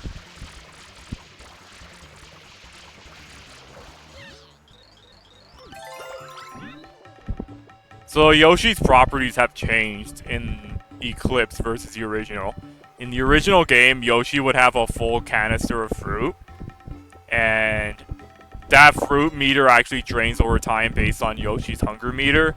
So when that hunger disappears, Yoshi dies. But they changed it here so that Yoshi always starts off in his neutral state with no fruit. Grabbing any fruit will allow you to just keep the juice. I don't think Yoshi has a hunger meter, so you can actually keep the juice on you basically forever. At least until you run out of juice, but you can always grab more fruit for...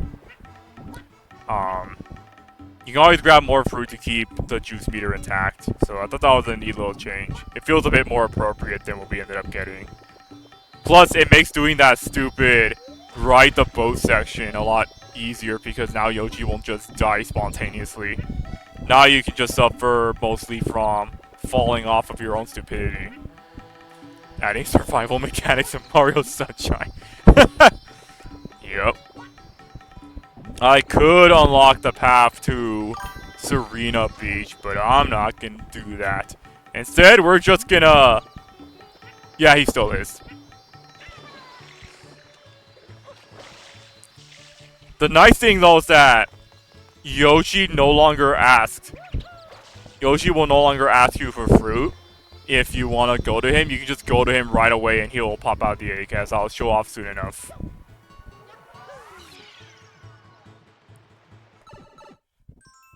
To be fair, I'm not entirely sure how you would design it in a way where Yoshi can go through the water, because that would require, like, creating some weird animation thing to make him swim in the water or something. Plus, it would kind of, I guess, defeat the purpose of the challenge of keeping him out of the water. I guess. I could grab the rocket. I forgot the name of the stupid nozzle. The turbo nozzle. I could grab it, so let's just do that right now.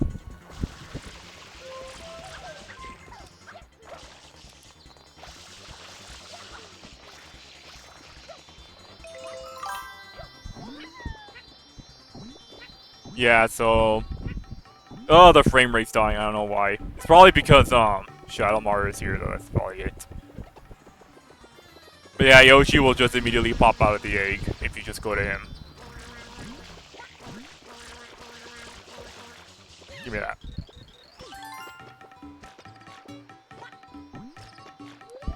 I don't remember how to exit out of him.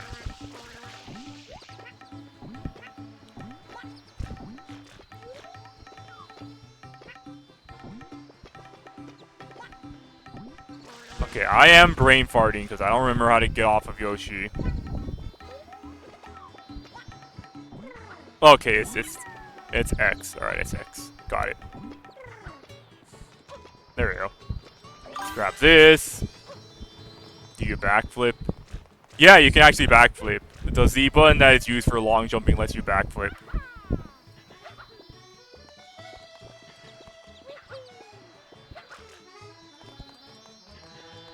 Can get some interesting stuff with that. I meant to get off Yoshi. I thought you could do that. Yeah, you can. You just hit, you hit X. I think it's X or Y. Probably think it's just X, though. I don't remember what control layout I have for this controller. Let's go ahead and, take care of the stupid boat mission. I know that Noki Bay is unlocked, and I'll do that soon enough. I like to say that Serena Beach is next, and then it's Noki Bay, but I don't remember which is which, or which comes first. So, I'll probably just, do Serena Beach, since naturally you would unlock Yoshi at Peanut Park, and then you would get Serena Beach. I know it's like, you need a certain number of shines to get Noki Bay unlocked, I just don't remember how much. So, because the new areas were added in the base game, they extended how many times you would have to fight Shadow Mario to unlock the final Bowser fight. So, this includes having to do all the new locations and dealing with Shadow Mario there. Like, you cannot just do the base game stuff and expect to get to the finale. Which I thought was a neat little change up from what you usually do. It gives you enough of an incentive to actually do the new areas.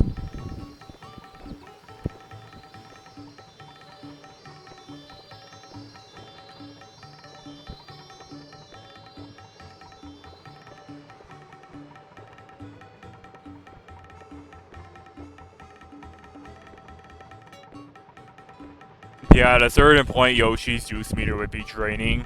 But right now, because the mod removed that feature, he's pretty much good to go, no matter what.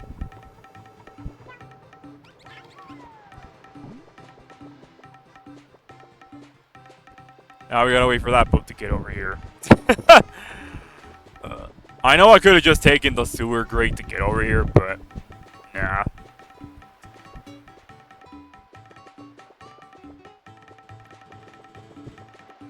Let's see. I do have an incentive to do one of the new areas. You'll see soon enough because I did cross through that part to get to Peanut Park. And I will do that for one. I'll do that area as soon as I can, probably after a certain part in Noki Bay, for one very specific reason that you'll see once I actually get to that point. Which thankfully will probably be in this stream because speedrunning the base areas isn't as hard as it used to be. While I'm waiting, let me just check on Streamlabs. Alright.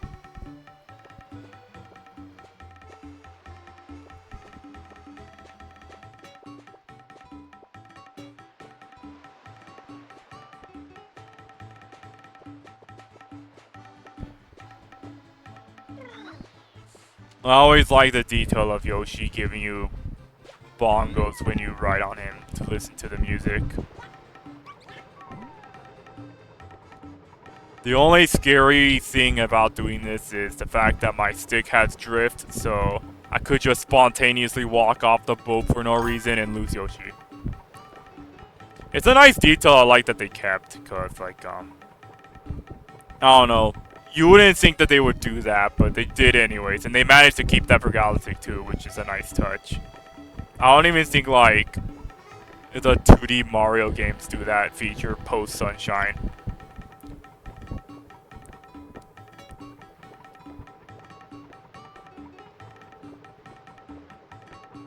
I think a novelty of Smash Bros. Is that when they ported Delfino Plaza's music into Brawl, I think they added Yoshi's bongo theme as like the second verse that shows up after the initial loop ends. I could be wrong though, I might be giving them too much credit. I think they do actually, at least New Super Mario Bros. Wii did. Man, I can't wait for that new Super Mario collection to come out. That's gonna be awesome. Totally. That's the game that people are most hyped about, of course. Like, a nice little reminder of what caused the great boring era of Mario to occur. No! Okay, well, that was my own fault. That wasn't my stick. Let's just move on to Serena Beach. We'll come back and do this in, like, the big turnaround of collecting all the shines in the overworld. I want a new Mario All-Stars collection with far less interesting games and no new content. They're gonna do the thing where people are gonna complain that they didn't add... Oh! No, they didn't add Mario Bros. U or Mario Luigi U in the collection. I'm so pissed off about this, grr. Because they did that with Galaxy 2. That was a fun experience. Serena Beach. We can get there by going, funny enough, to Gelato Beach. They forgot new Super Luigi U. I know, man! 0 out of 10 collection, am I right? Not even worth bothering playing if it doesn't have everything in it.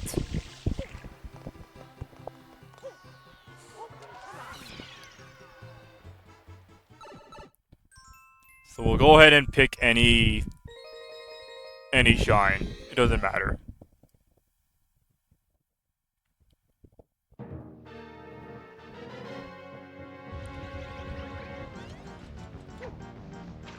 We'll go ahead and grab the gray box to make this a little bit faster.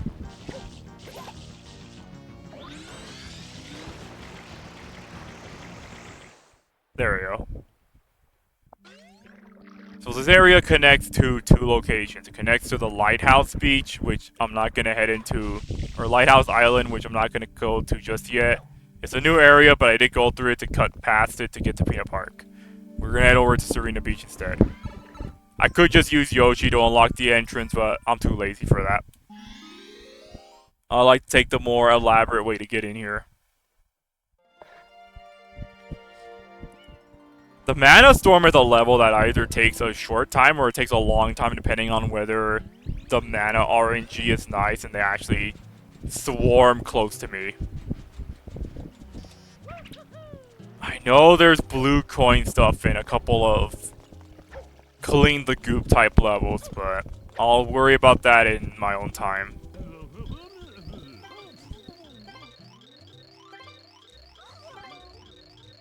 I'll read the new dialogue that comes from the new content, but I'll just skip over the base stuff since I'm pretty sure anyone that bothers watching this stream, whether it's on Twitch or in YouTube, they probably have experience with Mario Sunshine, so I'm not gonna miss much.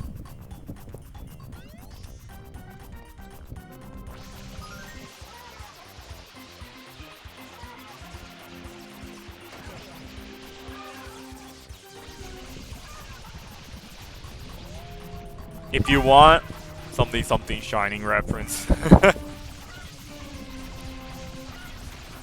If you want to get the manas to chase after you, you gotta be sure to kill all the bigger parts first. I know that much. I spent like a good 20 minutes running around killing off mana rays without remembering that I could just do that instead. It makes getting the rest of them significantly easier because they all just home in on you instead. I will say though, I tried streaming this with a friend once and I almost died doing this because I kept talking to him while I was doing this and I kept neglecting to kill certain mana rays first, so I took way more unnecessary damage than I initially wanted to. Like right now, I'm almost dying.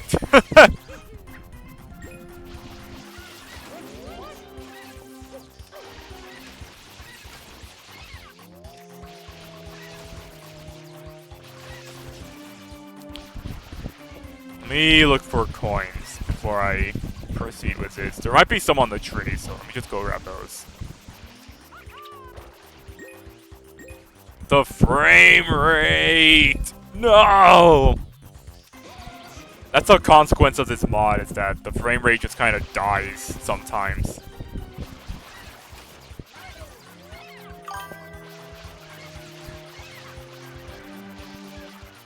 Yeah, that works too. If the frame rate can survive and my game doesn't go through like a horrible crash, which thankfully it never does, then we can get by this part just fine.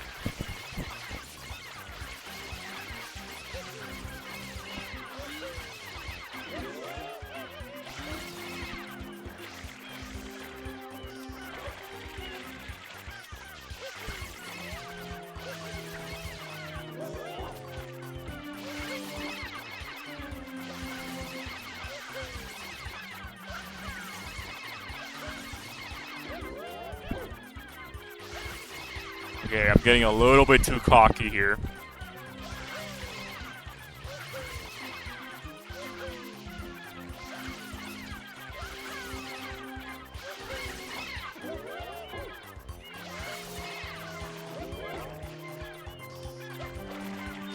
These are literally the last two left. Or staying under the hut spot at the hotel. That works too. But it's done now. Let's go grab our shine and keep going. I think Serena Beach is a unique exception where like most of the shines just takes you back to the shine selection screen because of the circumstances with the hotel. I like to say there's one instance where this doesn't happen, at least as far as the main shrines go, but I think that majority of them do kick you back to the selection screen.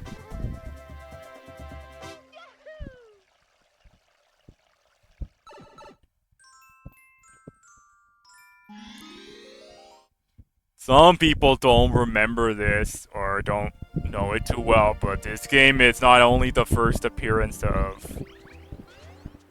It's not only the first appearance of Petey Piranha, it's the first appearance of King Boo.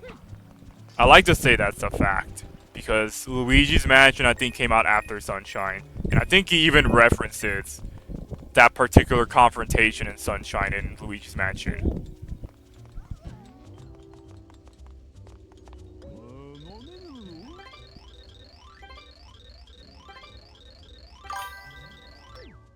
It was? Huh. That's interesting. Okay, well, it was a 1-year difference. I guess that explains as much. Imagine being like, being somebody who was waiting for the announcement of the new Mario game and it turns out to be Luigi's Mansion. I don't think back then people had that much of an issue though, but... They were! Of course they were. Oh, that's awesome. Some Nintendo fans never change. Bro, this was back when people hated Luigi, I know. I know. Thought it was too different. Then again, I feel like people thought Mario Sunshine was too different from Mario 64. So, like, I wouldn't be that surprised that they were still pissed.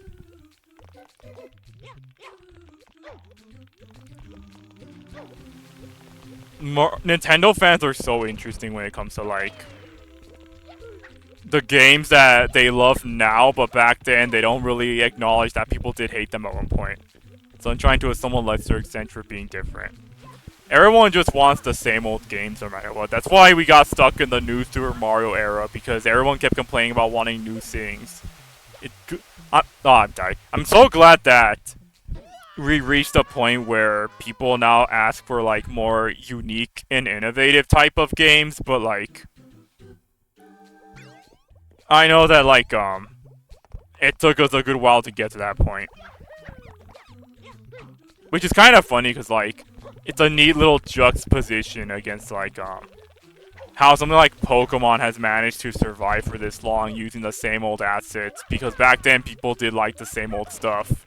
But now we're at the point where people want new and awesome and exciting things from the games, and like Pokemon doing the same things over and over just doesn't cut it anymore. At least for a good less than half of the fandom asking for something new. As many issues I have with Breath of the Wild, I'm glad people were positive for being someone new and praising the thing it did different well.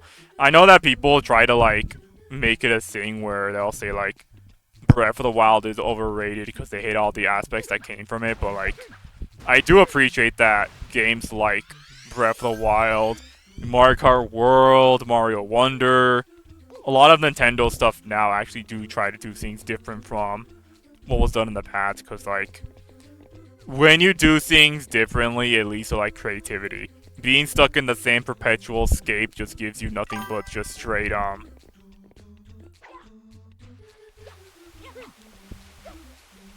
you go through like creative rot after a while.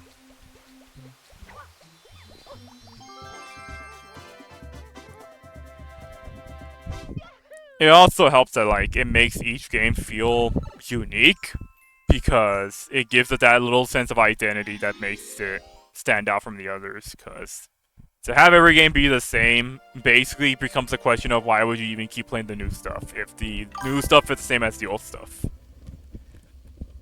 Every Zelda game though is pretty good at feeling different, at least 3D ones minus Tears to be fair. Tears is an interesting case because like the argument is easily made that Tears is just like an extension of Breath of the Wild because it was originally supposed to be another expansion for the game, but so much stuff was created that they just made a whole new game out of it. It's kind of like similar to how you could argue Galaxy 2's content is stuff that would have expanded on Galaxy 1, but they instead just decided to hold off until releasing it for that purpose. This part is the part where we gotta get a pineapple, because even though like Yoshi is now programmed to hatch out of the egg as soon as possible, they did keep this one detail in where Yoshi has to hatch from the pineapple, because otherwise doing the Eclipse version breaks this entire mission by making it super easy. So I'm kind of glad they kept this particular detail in, because now you do have an incentive to actually participate in the mission rather than just skipping to the end because Yoshi can hatch immediately. So let's go get that pineapple. Yeah. Yeah, that is true. Okay, so let's run through here. Shoot this boo poster. I like to say this part confused me as a kid, but I don't remember this one being hard or anything at that point myself. I like to say it was, but my memory for most of my Sunshine playthroughs is kind of hazy. Knowing kid me, I probably did struggle in some areas, so I'm not going to deny that much.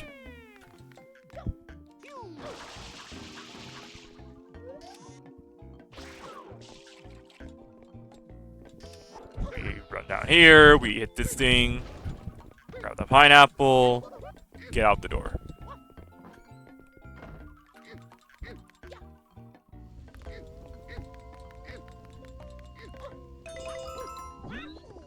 Before we progress, there are specific blue coins that we should probably take care of before we move on, because I don't want to come back to a specific level like this just to get them again.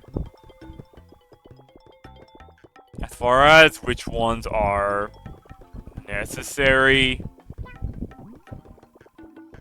there's the ones that are in the vent for the blues, like those guys.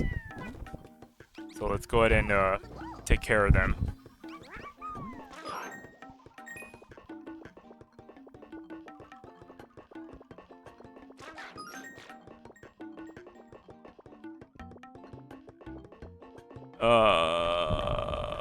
One of these holes takes me down to the path where the pineapple was.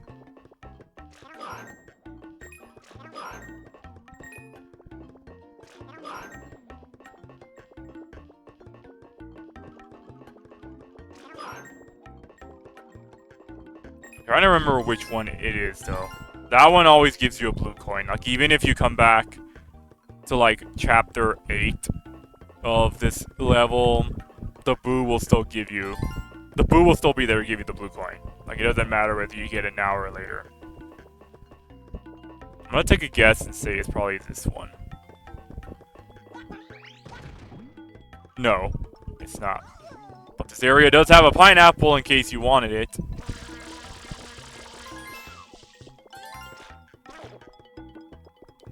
Breaking that takes me to the second floor, but I don't want to do that. See if we can jump our way back up here. Yeah, we can.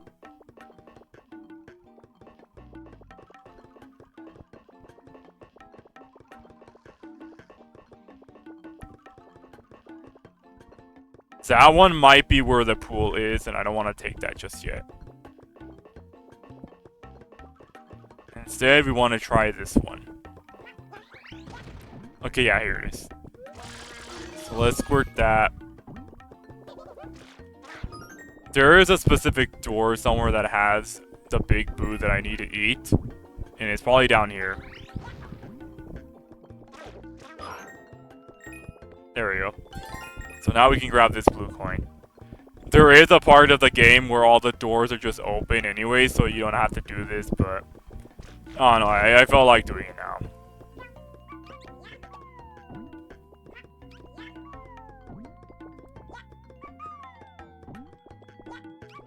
Me trying not to get rid of Yoshi while I get out of this room, because getting him out of any other situation... Or can I just leave? No, I have to do this.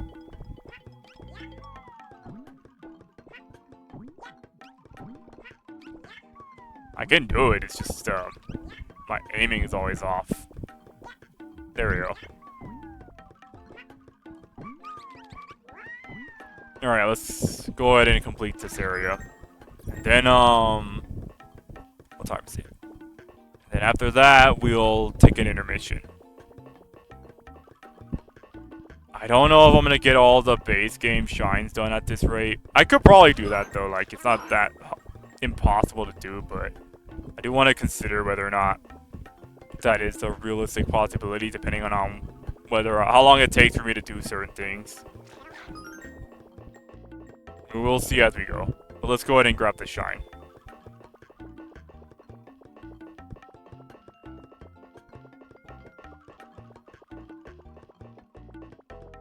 Other streams I'm considering after this, because at the pace I'm going, I could very well complete Mario Eclipse a lot faster than I expect. Especially since I'm doing 4 hours of a stream, so I could probably get that done at a moment's notice. Since there's no sound for this, I'm just gonna leave this running in the back while I go ahead and do the intermission. So, let's go ahead and pull that out.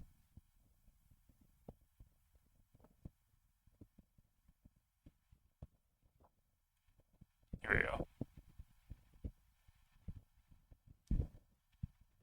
We're gonna go ahead and mute this really quick. No.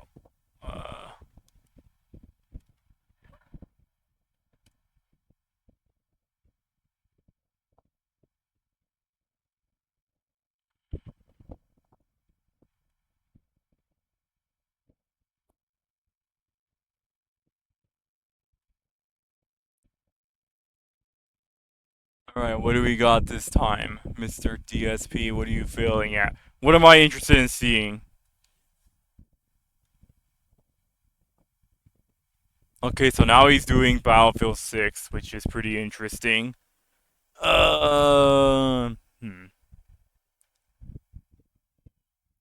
Let's watch the Mega Man one, cause it's nice watching people do Mega Man games when they're not that good at it. I know I'm not, so that's why I would voluntarily choose never to do them. DSP and competitive shooters, holy wings of redemption. Let's go ahead and unmute, and then we're just gonna watch this for a bit.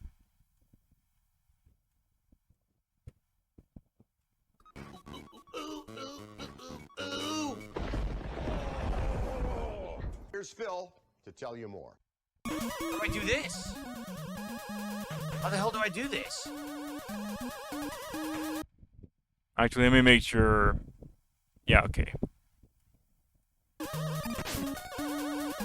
Oh my god, the stage is hard. I can't even make the jump. Oh shit. And by the way, guys, we are only what? Like 17 bucks away from our goal.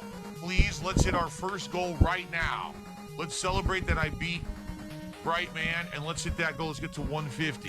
Remember, when we hit 200, I'm taking my next shot, which will make the game harder and more fun. Let's get there. Dude, I didn't know Mega Man was hard. It's funny because I was there when King did his Mega Man. He started off his Mega Man marathon and he played like the first 3 games. He did fail a lot in some areas. Like, I don't blame him for that. Mega Man is a tough game to do on the first few attempts.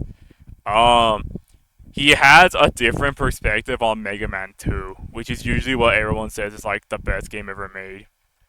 Because like I think for him, I like to say he beat the final boss. I don't remember if that was the one he didn't do. It might have been Mega Man 3 where he was unable to fight the final boss because he thought there was only like one specific ability that could actually damage the guy. So he never actually beat it legitimately. Like, he would just he skipped over that fight because, not gonna lie, I would skip over it too if my initial assumption was like the boss can only be damaged by one specific attack.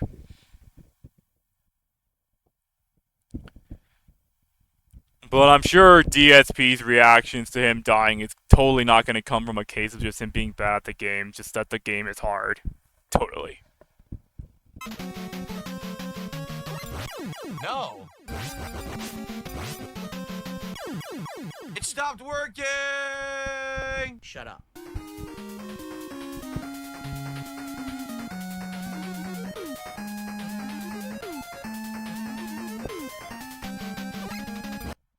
He's taking pot shots while playing this game.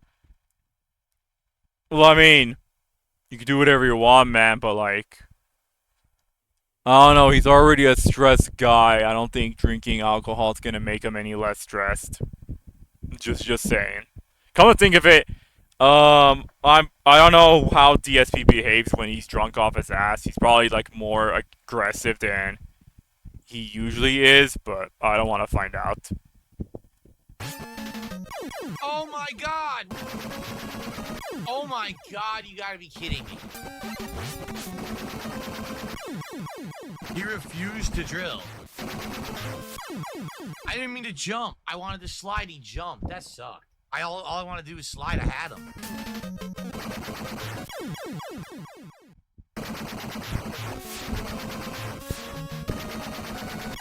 He won't stop firing. Look at this. Ridiculous. Absolutely ridiculous. I don't know, alcohol is DSP's one escape. He's so passionate when he talks about it. Well, if it makes him happy, then that's that. But like, I don't know, I don't drink alcohol, so I can't relate. Maybe there is like a charm to it that gravitates people towards it, and I just don't know it. Speaking of, he's taking his next shot. I took control, went solo, and built my own online knife empire.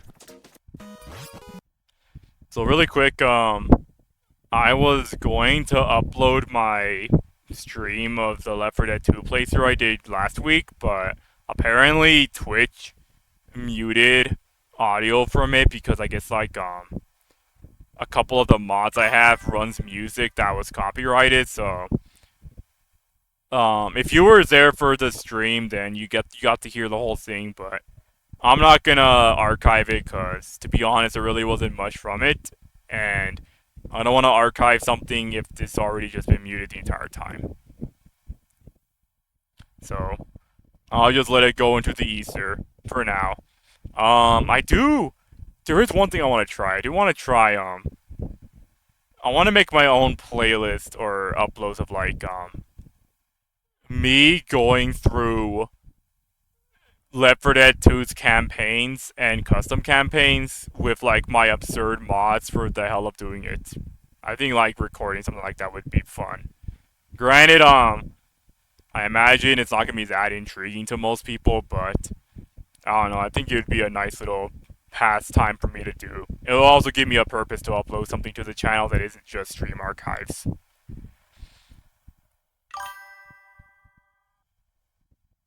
As for like the mods I'll have, I'm gonna have to be a bit selective with it because I don't want YouTube's copyright to get me if it's like using music that will cause problems for me.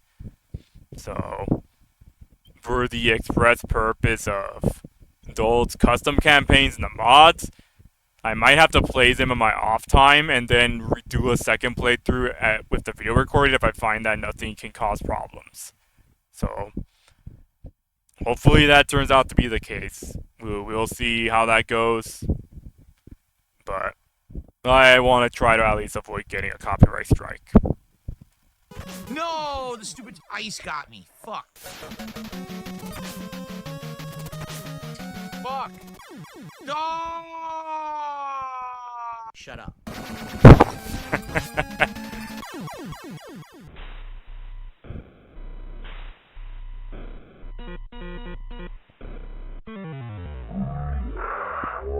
People are like, oh, Phil's trolling. You could have done that. No, Guys, I have like 4 shots in me. I didn't mean to die there, I swear. I meant to jump on the rush jet. I can't even turn around in this thing. Oh, shit. Did the stream viewers really just suggest that DSP was trolling when he fell off? What's the dog's name? Rush? I think it's Rush. Did they really assume that DSP just faked that particular death for reaction by committing a death that he could have easily avoided? I feel like they're giving him too much credit with that. Granted, I know he says here that he took like 4 shots, so he's not in the loop, but this is just typical DSP stuff for all I care about. Nothing really changes much. I feel like, I want to say those people are lying, but there are people that pays him to do stuff like that, so they could be genuine when they ask him that. Yes, it is all an elaborate ruse. He can be good at games when he wants to be SMH. Oh no! Oh! Shut up. Oh my gosh! Another extra life I can't reach. No! Shut up. Jump. Dude, I can't do it. I press jump, it doesn't work. I don't know. Fuck this. This is ridiculous. I'm pressing jump, it doesn't even do anything. Shut up. It didn't do anything.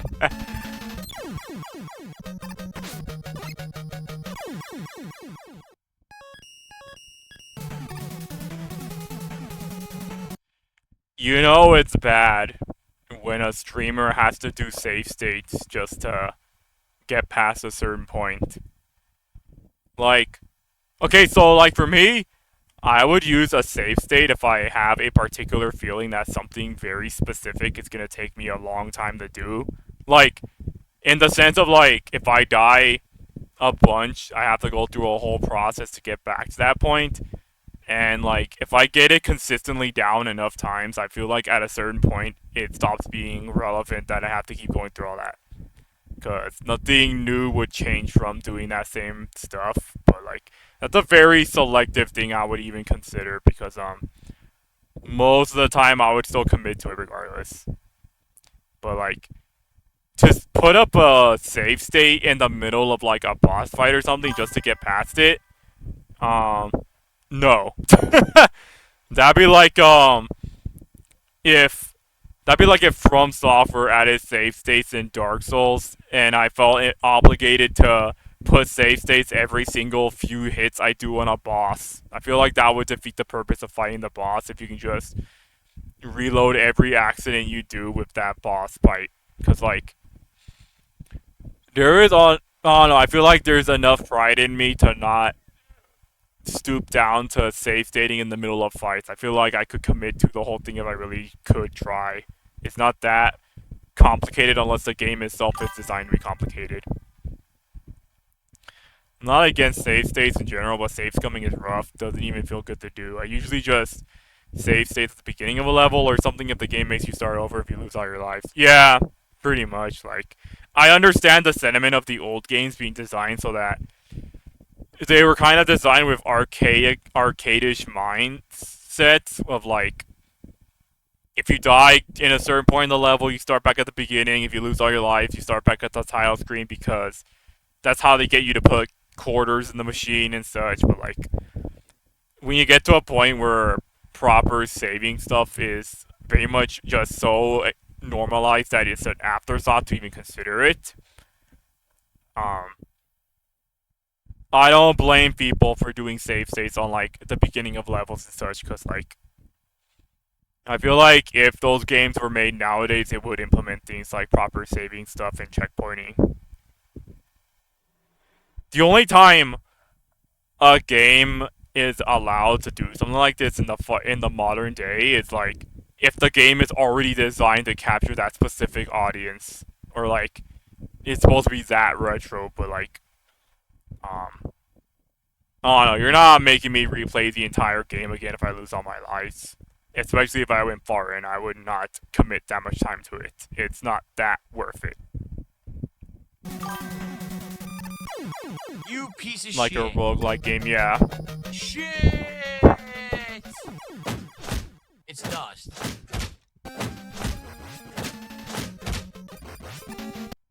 Bro, what even was that sub noise? What even was that?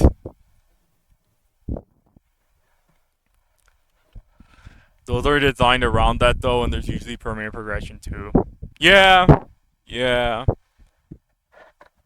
I feel like it has to be like a very selective case then for something like that to be done.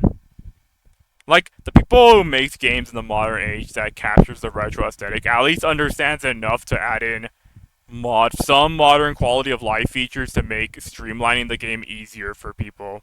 Because if you truly went the archaic route, you would be implementing the features that are bad alongside the features that are good. And I feel like that would put people off of playing it. No! No, what the fuck? Double grab. He grabbed me twice. Fuck your mother, you piece of shit.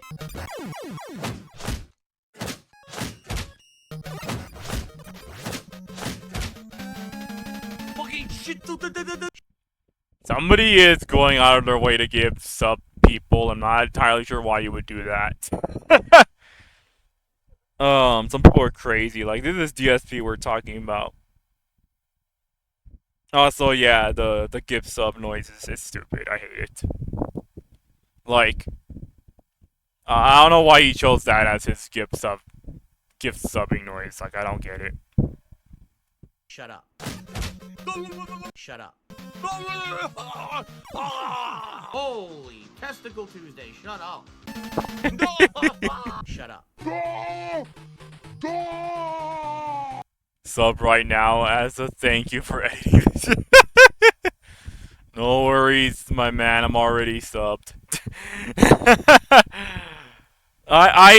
I have such respect for people who sit through all of DSP's streams just to edit it down into condensed versions like this, because, like, that has to be, like, absolute pain in the ass to have to go through all of that just to get 20 minutes of clips. Oh, fuck this. DSP detractors have crazy persistence. Oh! God damn this annoying shit. So annoying. What the fuck? I'm starting to remember the pattern. He's taking his next shot. Could not imagine watching this guy's hours a day. What does your video sound like? Go to. Well, I mean, considering that I'm watching the 8-hour "This is how you don't play Elden Ring" video, yeah, like, I'm not sitting through a whole 8 hours of that. I have to like condense it down to like at least an hour at most per day, cause like I start to lose interest after a while. Okay, but that cuts out the boring parts. 8 hours out of what? Out of what? An 80-hour game or something? That's insane, man. That's like insane. Like, you have detractors have such mad persistence for things like this, and I respect them for it. Artlist.io and get the best music and sound effects for your video.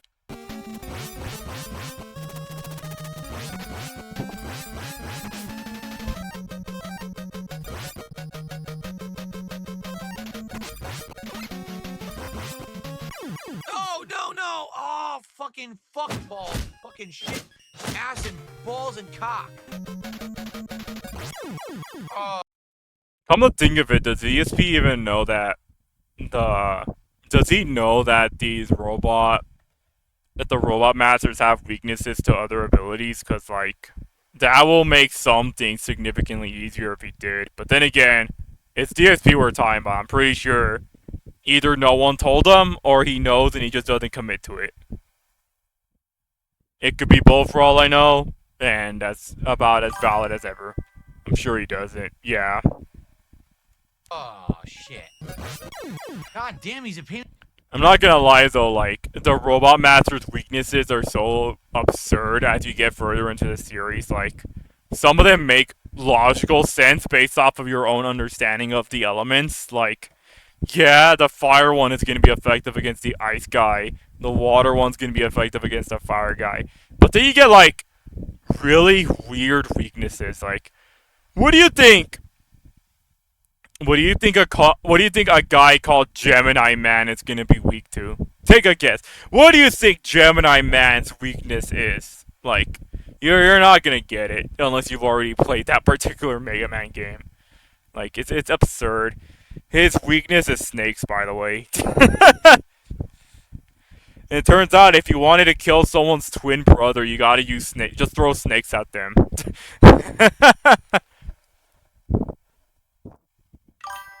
Sagittarius. Oh man. In the ass. How the fuck do I hit him? Nope. What the fuck? Oh, the game won't pause anymore. The game stopped pausing. I'm not even kidding. Look. Final boss. How the fuck do I hit him? You need Pharaoh shot. Well, that's fair. I have to hit him like that, but then he hits me anyway. What the fuck's the point?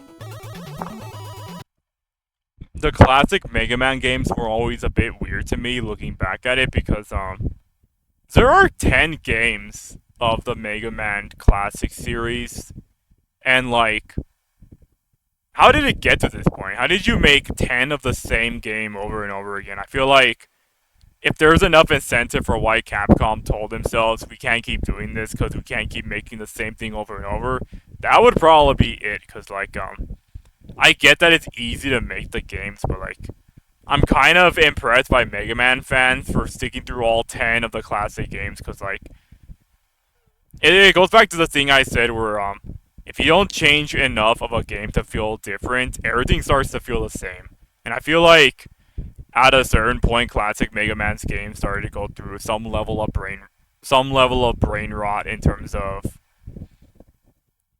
or creativity rot in terms of like how much you can make things feel different before it starts feeling the same. Like, I'm not entirely against Capcom's decision to not really focus on the series as much because of like not being able to come up with unique things for the games. Yeah.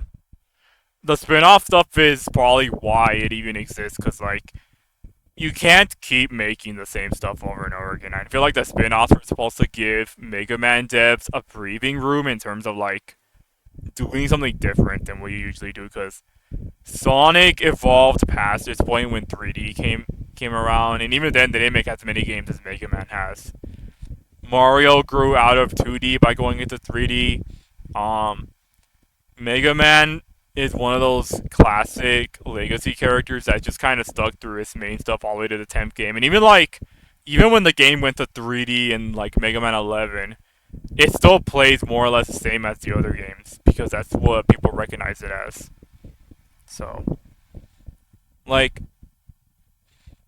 I feel like if Mega Man was in the hands of like Nintendo, they'd probably cancel the series eventually because they would run out of things to come up with too.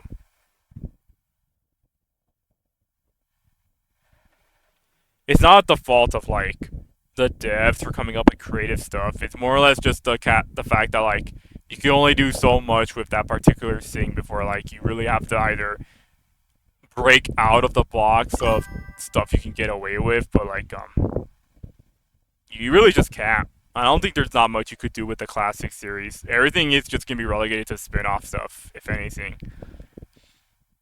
Mega Man would get F-Zero treatment somehow even better than Capcom's treatment. Yeah, at least, at the very least, like Mega Man would be implemented into other side stuff as much as F-Zero or Star Fox is, but like it's not like Capcom's case where they only pull Mega Man out if they want to do a promotion with something stupid and then just throw him back in the closet.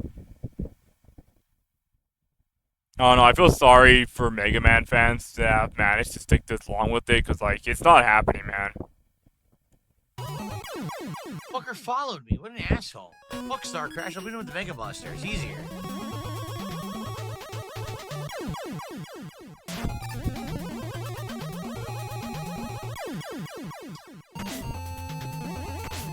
Oh my god.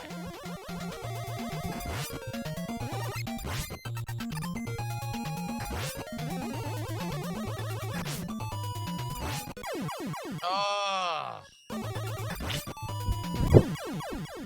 Yeah, the music of this game actually stinks. Mega Man 4 is good. This is awful. What the? Oh yeah, that's another thing, like, I'm not gonna totally agree with DSP on this because, like, earlier Mega Man music is stellar stuff, like, I like listening to it, but, like, when you make 10 games in the classic series, I don't know, like, you're gonna get some hit and misses, and I feel like there's gonna be several misses that comes later on in the series, because, like, I don't know, it's like, you can only make so many different types of soundtracks before they start blending into one another, especially when you're 10 games in and you barely changed anything about it. The reason that music's like the Mega Man's 1, 2, and 3 are used a lot is because, like, those were the eras when, like, Mega Man devs were creative, or musicians were, like, creative with that sort of thing because they got a whole thing to work with, but, like, at a certain point, you start getting more misses, and, like, it's another telltale sign of things just kind of falling off after a while. That's not to say, like, every soundtrack at post 3 is bad, but it does get to a point where it starts to feel samey. You couldn't even bounce into the fucking cloud.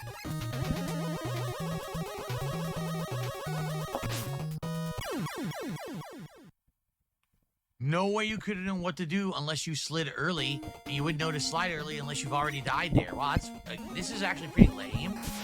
The way they made the game, you need to know what to do. You can't just react on the fly.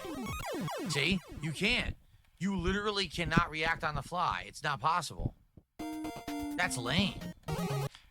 To be fair with what DSP's saying here, it was like that for a lot of NES and SNES games, and even arcade games at that, like, due to the limitations of enemies and such being loaded into the game, players who play platformers like these, you really don't have opportunities to react to something coming up, especially if you're playing games where it requires you to move at, like, consistent speeds and such, because for a first-time player is never going to successfully get through a level unless they know everything right off the bat. They are going to either take damage or they're going to die. One of the two happens. Like, a lot of the fun of older games comes down to, like, playing something enough times before it becomes muscle memory. And at that point, you pretty much got the game down to a T. And like, future games that try to do retro stuff, they try to replicate this sort of thing as well, but like,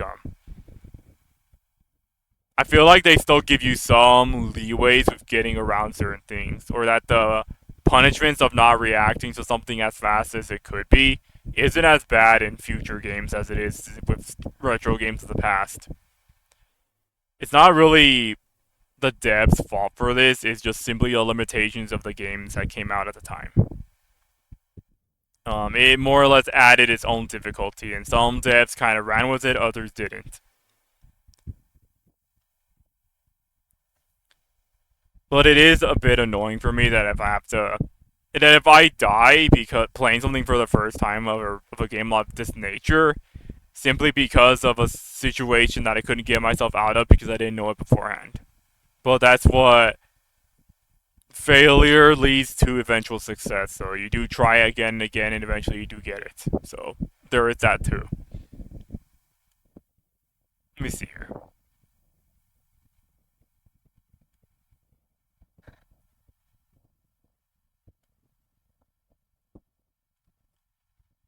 I didn't even notice Princess Master was in the stream. What's up? But anyways, yeah, so like I don't know, it's kind of interesting for me to look back at retro games like this and really understanding how far things have come since then, what things should be adapted into the modern age, and what things should probably just be left behind. And I feel like some aspects of retro games are better off not coming back. Or if they're gonna come back, at least do something with it in a way that feels more acceptable rather than just the stuff that is the same of frustrations that comes from it as the past.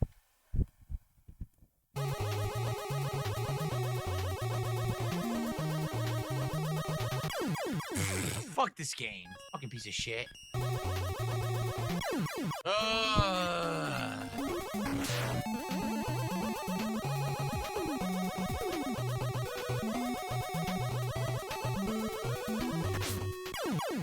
What the fucking shit? This is bullshit.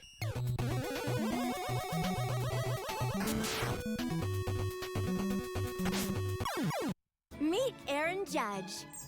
Aaron is the captain of the New York Yankees. What a great leader. Dude, this is ridiculous. It's random as fuck.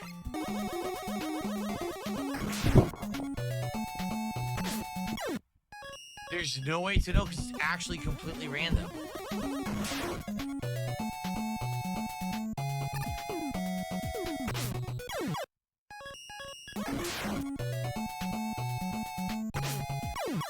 Four.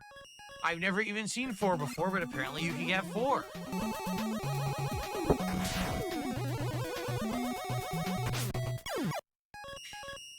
I can't go. I can literally never go.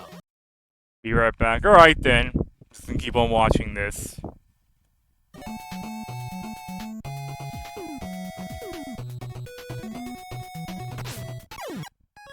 I actually have to get a drink because I've been talking for a good while now. We're 2 hours, 30 minutes in. I'm gonna go get some water. I'll be right back. I would keep it around me, but I have complications with my room right now that I can't really keep something like that around.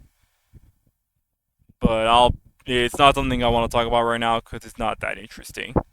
But I will be right back, so hang on, guys.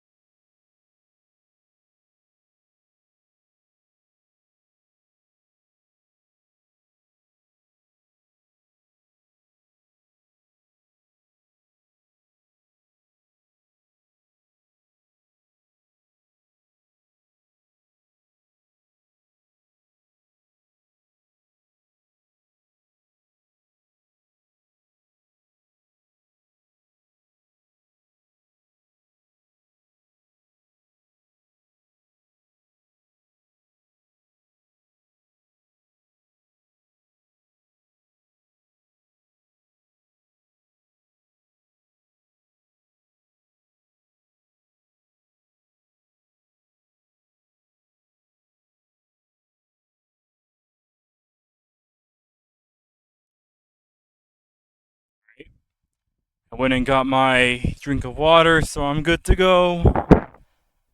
Ugh. Alright, I'm back. Just had to make a quick call for work. Yeah, I get it. Let's finish up the video. Dude, what the fuck am I supposed to do? Are you kidding me? I did turn on audio for that, right? Yeah, I did. Okay. My audio is duplicating? What?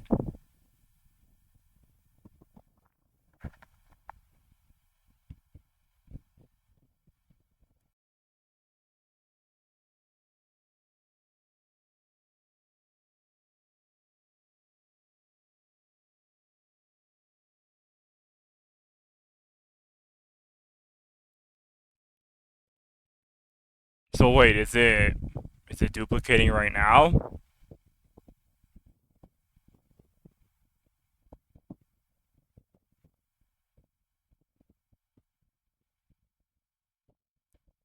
Hang on, let me check my side of stream and see if it's like huh.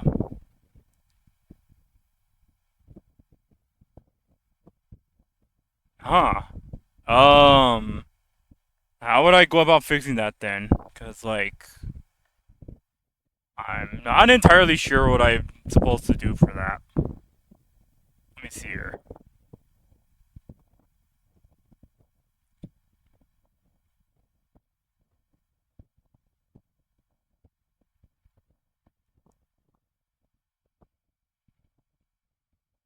Okay, well let me try one thing then.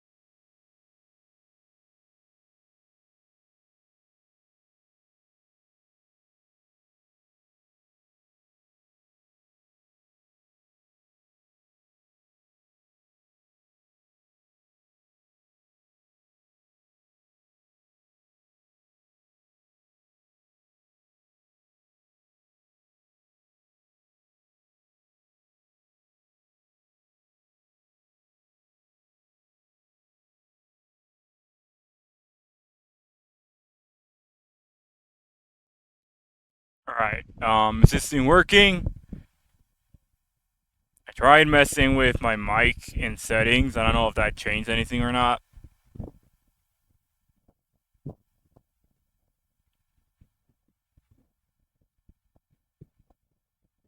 Huh. Uh. Okay, well, okay, so what I'm gonna do is I'm gonna exit. Or I'm gonna. Okay. Let me look back at my stream from like. Uh, from my own Twitch stream, and I'm gonna see if I can hear it on my end.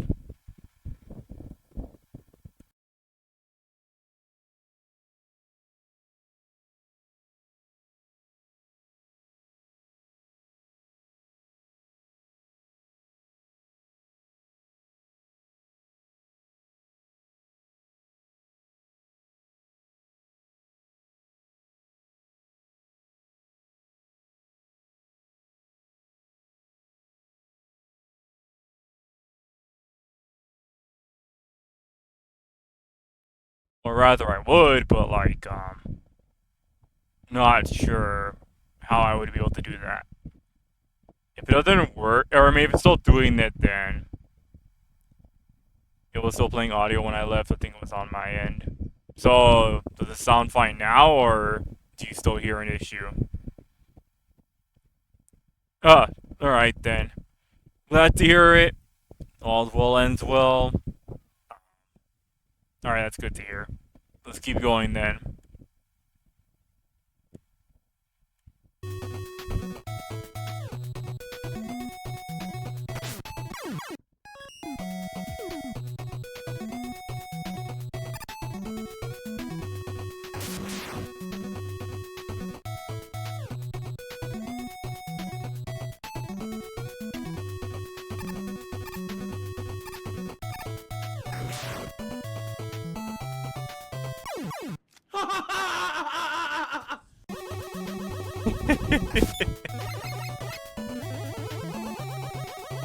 This is so fucking boring. I just want to get through this room.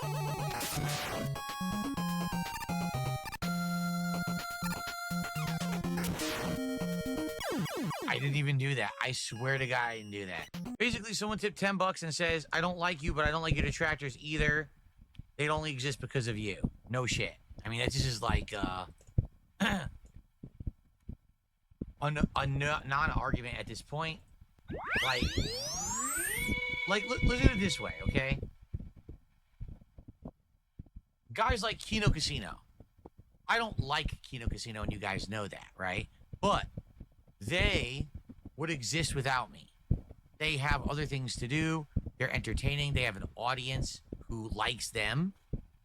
My detractors do not have an audience that likes them. They have an audience that likes them watching me. If I didn't exist, they wouldn't exist. Kino Casino can jump around. You know what I mean? They have talent. My detractors do not. Sorry, I mean, again, not that I like Kino Casino, I don't. But some people have it, some people don't. My detractors don't. What is pro yapping about? This August at Saboba Casino Resort, we're rolling through Yellowstone. Wrangle up your share of 400. Feel like cash and prizes. You could ride off in a 2025 Ford. I feel like Saboba Casino Resort. people detractors bad girl. I feel like people appreciate his detractors simply because they actually take the interesting parts out of his long streaming sessions and actually compiles it enough to actually be watchable.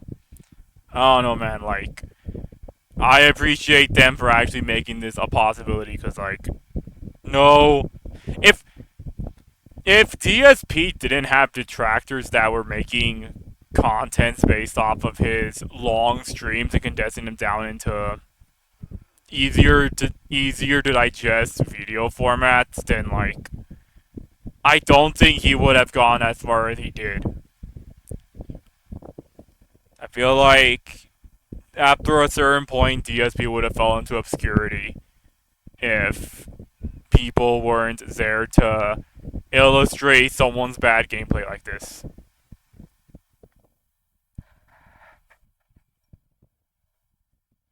If anything, they'll probably just move on to the next locale. Oh my God! You think there's enough fucking rockets there? Jeez. What is that bullshit? Pretty much, the tractors are like his life support. Yeah.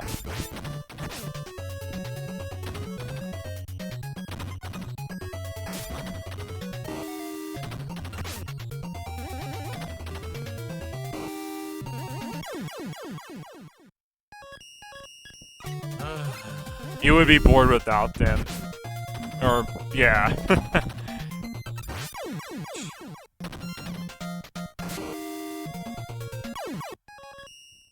Alright, it's pissing me off. So bad! Fuck this! The boss ability sucks and the Mega Buster sucks. There's no way to beat him easily. It's fucking bullshit. There's no way to beat him. You just gotta fuck around until you beat him. Stupid game.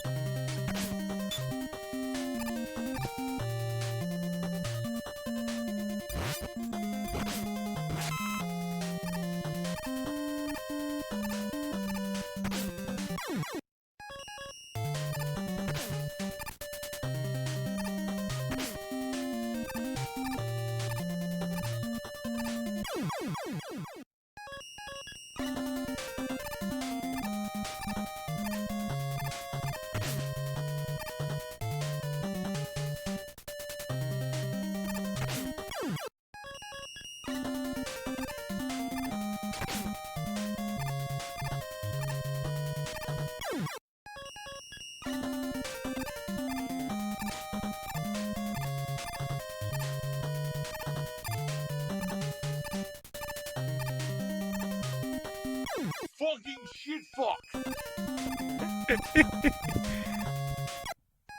I feel like this is gonna happen if you're trying to rush through a certain part like this.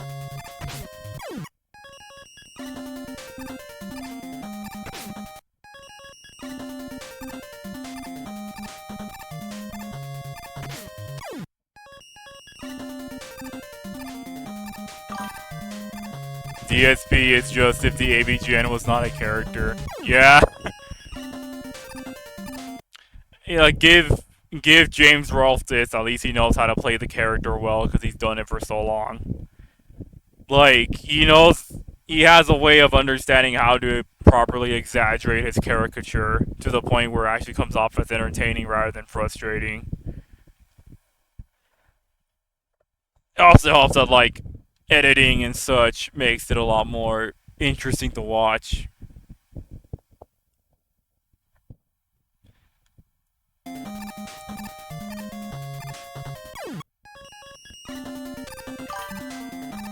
Yeah, even people that thought he was for real still enjoyed him.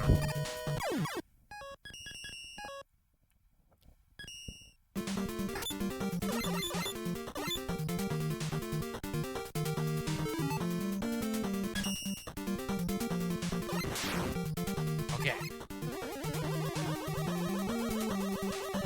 Oh!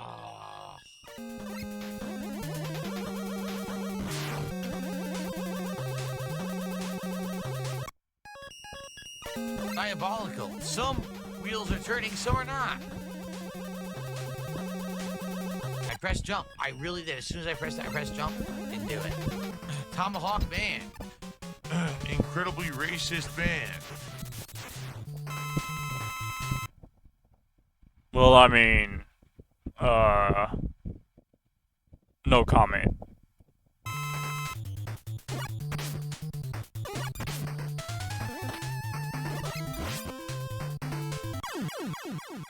Racist man killed me. Okay, well, if he's gonna bring it up again, I guess I'll say one thing. This reminds me of like how it's weird to me. Like it reminds me of how when Mr. Game & Watch had like when he got like his update in Ultimate, I think it was Ultimate, like Sakurai updated his movesets to be more representative of the games that he's representing. I remember there was like a quote-unquote controversy with an update that Nintendo did where they censored Game & Watch's forward smash because the depiction of the caricature from the game had like the native leaf on his head and or feather on his head and such, and like I guess that was enough for them to be like, no, we can't have that, it's too much. Well, we don't want to offend anyone with this, so we're gonna get rid of that. Which is kind of interesting because like minor details like that doesn't actually. I feel like nobody cares about that sort of thing. If it's like such a minor detail, I feel like nobody would care. And the only reason they would care is if you're bringing attention to it. I think that's pretty much what it comes down to. It reminds me of how, like, well, I guess another thing that it reminds me of, like, reminds me of them removing Mario and the sombrero on the Odyssey box art, which is so weird, because, like, when game companies censor Mexican represented stuff in games as, like, depictions of stereotypes, it's so weird, because, like, I know the Spanish community. They love that stuff. Like, they love seeing that sort of thing all over the place. They have no issues with any of that. The only types of people that ever have issues with that is people outside the community who are speaking on their behalf when they don't want them to, because, like, they revel in that side of stuff. Like, that one, I guess, like, event enemy or boss that appeared in Genshin, I think it was. Yeah, the event enemy was represented to be like this Mexican-looking caricature with the sombrero and the poncho and like the maracas and such, and like people on Twitter were getting mad on behalf of the Mexican community because they thought it was being racist, but then like all the Mexican fans on Twitter and off Twitter were saying that it was like that it actually made Genshin Impact good.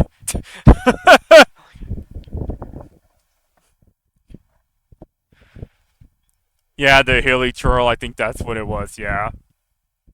Like, it's just so weird that people would bring attention to something that really isn't that big of an issue in retrospect, because nobody has an issue with it unless someone brings it up. That's pretty much what it comes down to. Unless it's a different boss release since Genshin fans are actually insane. Yeah, they are. I don't want to get into the whole Genshin controversies right now because that's a whole different topic in of itself. But yeah, like, I get what DSP was saying, but the issue is like a non-issue at most. If anything, I guess he's just representing the people who do take issues with something on behalf of other people.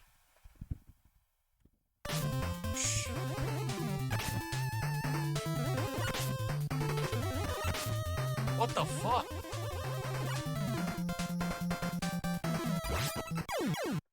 This is bullshit. He's so hard. He's too big to jump over. He's literally too big to jump over unless he's walking forward. And when he bounces the shot, he freezes time. Jeez. Oh my god. This sucks.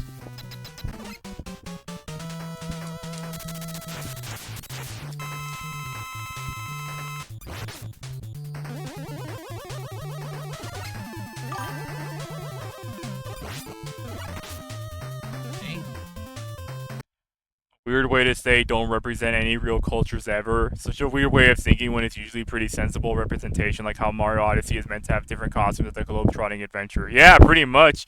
That's what it comes down to. Like, Mario's sombrero and poncho design shouldn't be like an exception to anything because it is still part of what they were trying to design from the get-go. Like, there is no real issues with it. It's just that other people outside of those communities takes issue with it. They take issue with it, and that's what leads to like the censorship and then the controversy that comes afterwards. Because like there really is no issues with that. It's just other people make it an issue, and that's where the true problem lies in. For all intents and purposes, him wearing the sombrero and poncho is an aspect of what Mexicans actually wear. Like, well, I'm not gonna deny that the Spanish community never wears sombreros, they never wear ponchos, because like that's part of the cultural fashion choices they have. That's what they wear. It's literally in their culture. It's like if I were to take out all of like Italian foods from a game that has an Italian location because I thought that I thought that it was being stereotypical that all Italians talk about is food. Or like the more generalized stuff like lasagnas and spaghetti and such.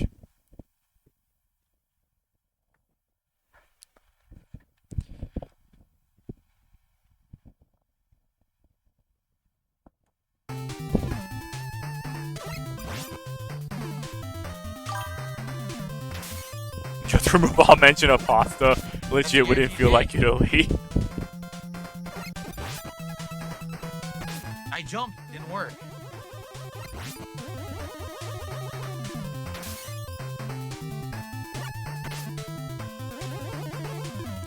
Like my brothers in Christ, that's what the country is known for in art. Yeah.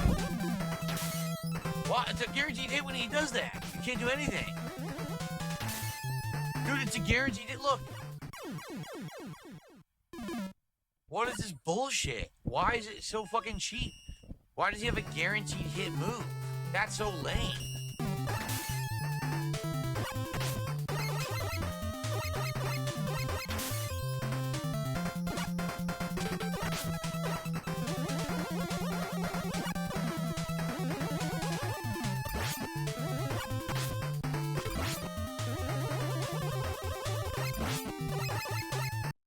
Oh.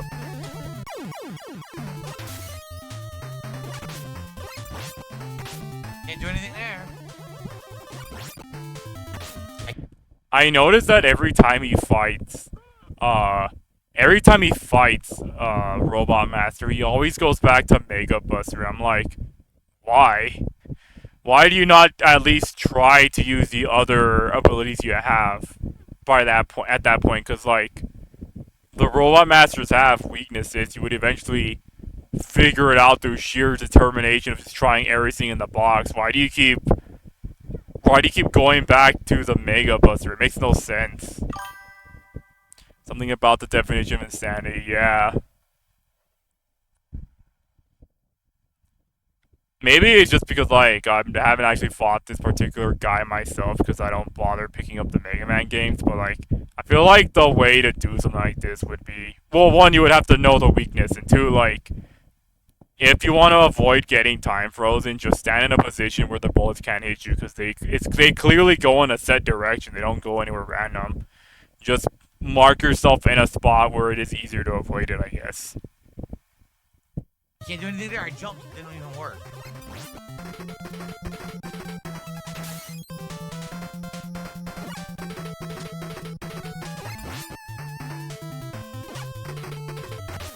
Jump didn't work. What the fuck?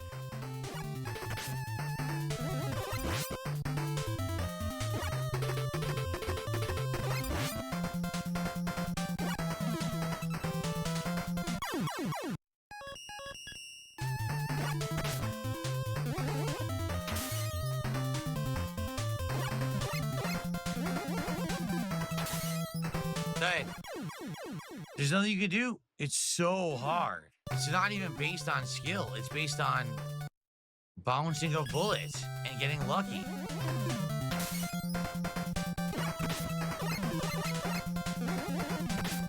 You won't stop. Kind of funny you said something like that because, like, I can go on the YouTube search engine right now, and I'm probably gonna find a bunch of Mega Man damageless runs of this game.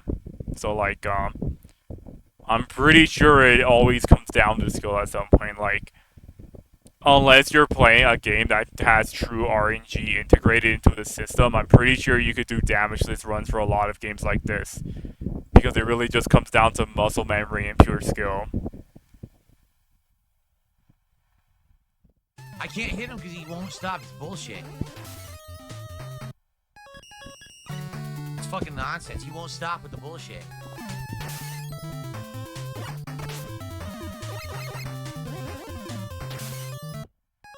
So stupid. He just keeps cheating. You cannot stop it when he freezes time. It's complete nonsense. There's no skill to that. Just, yeah, look, you didn't have the boss weapon. Fuck you.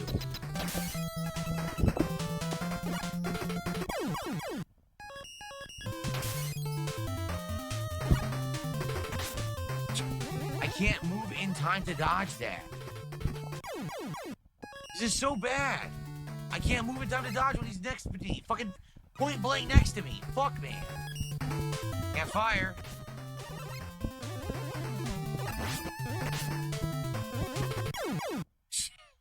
Can't dodge when he's point blank. This is so bad. It's so fucking bad.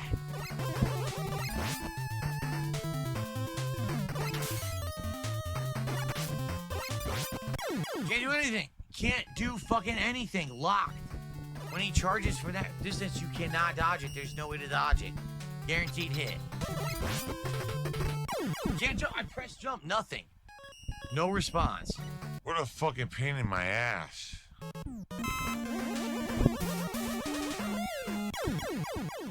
I didn't press jump at all.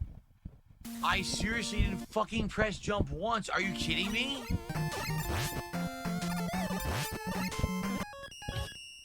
What?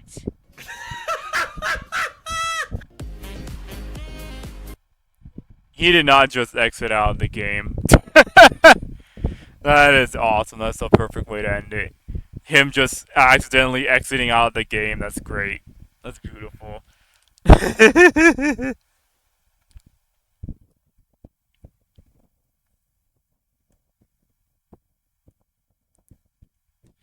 me just read what the comments have to say. Honestly, I have to give Phil some props. 43 years and still losing in every video game he's ever played. This level of dedication is insane.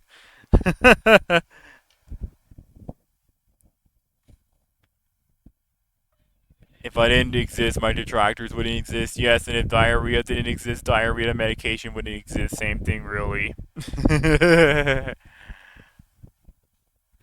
I love how Phil goes clown mode for a few real fans. The dude has are looking at their screens during the marathon. I have, um, detractors are, like, I give respect to detractors for sticking around streams of that magnitude just to edit the clips down. I don't have respect for people who voluntarily sit through the stream just to watch DSP do stuff. Like, that is some absurd time wasting you're putting yourselves into at that rate. Because, like, I feel like there's 1,001 things you could be doing that isn't just watching DSP play normally. Like, no edits and such. But you chose to do that, so, like, I don't know, I guess that's how you choose to live. I wouldn't do it. It would be a monumental waste of time for me. Other people could, though. That's that. Alright, so... Man is still streaming. Hey, Ninteek. How you been, buddy? I'm actually on my intermission, so I'm gonna be going back to streaming right now. Made it in time. We're playing Mario Eclipse, and right now I am going through the middle of the base game, so if you are familiar enough with Sunshine, you're not going to miss much, but to be honest, there isn't much to miss in the first place. So, let's get back into it. I'm glad you've been doing good.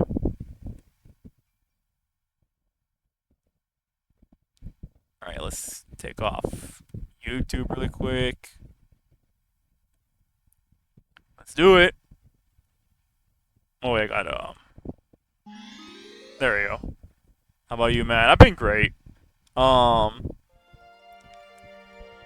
If you've been checking out my, my Discord server, you probably have seen the news, but, like, it hasn't bothered me as much. Like, I'm not the one that is ultimately affected by it, but I know my dad is, so, like, he's the one that's taking it the hardest, but I'm there for him if he needs me for something, but I try not to openly talk about it as much, because I also know that, like, he's one of those guys where they don't really talk about things like that so openly, so, like, I don't bother trying. Now we gotta look for, oh yeah, casino stuff. That's gonna be awesome. Let's do it!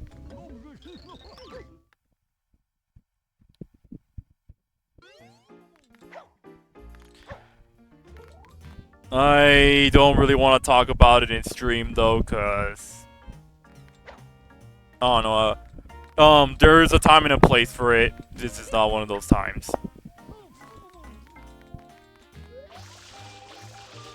Let's just go ahead and take care of what we need to do here.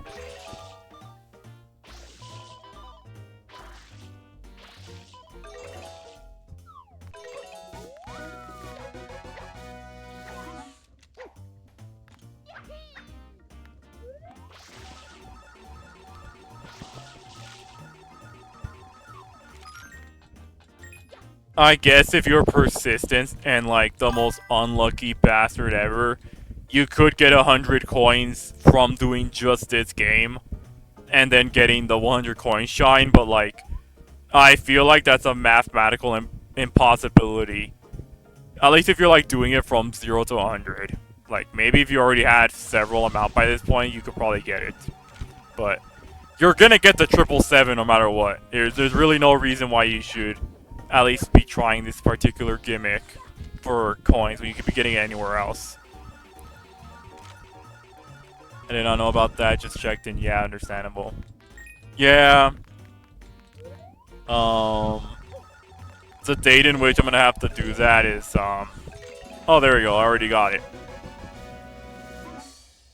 I'm gonna be doing that and Friday, so Which is good, because, like, I don't work on Fridays, so I can actually just put all my attention on it. But, that'll be the date when we do it. There we go. The wonkiness of this part is always funny to me, because, like, it doesn't matter how much water you spray, as long as the tile is wet, it will just keep spinning.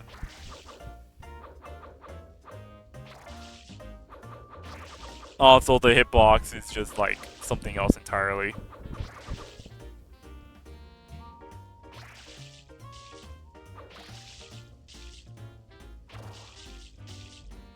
There we go.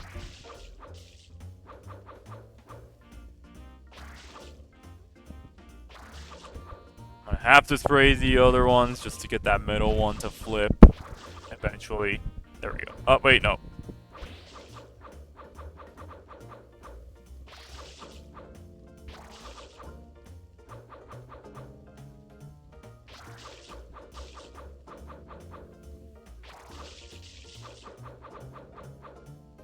Oh yeah, but going back to a topic I didn't finish, as far as streaming plan stuff goes, Mario Eclipse is being taken care of right now. I will, assuming that, like, the update comes out in time, I do plan on streaming that Spooky's Jumpscare Mansion mod. Probably right around October. I'm hoping I can get it. I'm hoping it can be updated before October comes around, because that'll be a perfect Halloween stream. Well, that'd be a perfect time to stream it. Because it's not, I don't expect it to be a big mod.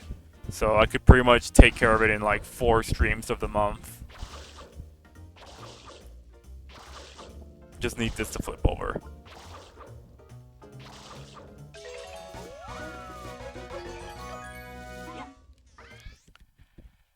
It's gonna be that. I do want to figure out how I could mod other GameCube games, because I do want to try out some Pikmin mods of my own. Like, Pikmin 2 Regrown looks good. I know there's like a couple of other ones that are pretty nice that I want to do as well. Mario Kart Double Dash has an extension mod that I want to try that out too. Just do a couple of streams on it, see how it's like. Oh, dang it. I was gonna look into Luigi's Mansion stuff, but none of them are that interesting, so I probably won't do that. I know I could also mod Wii games too, so I'm gonna have to figure that out too. It's kind of weird though, like, I feel like with what I have right now, a majority of my streams are just gonna be modded games, which I'm not gonna lie, I'm not entirely against that idea. I don't know, if something looks interesting enough, I'll try it out. See what it's like.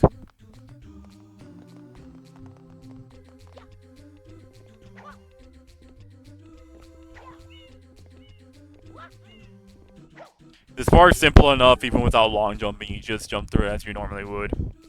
It's just that long jumping makes getting through that part a little bit easier, if you know where to position yourself.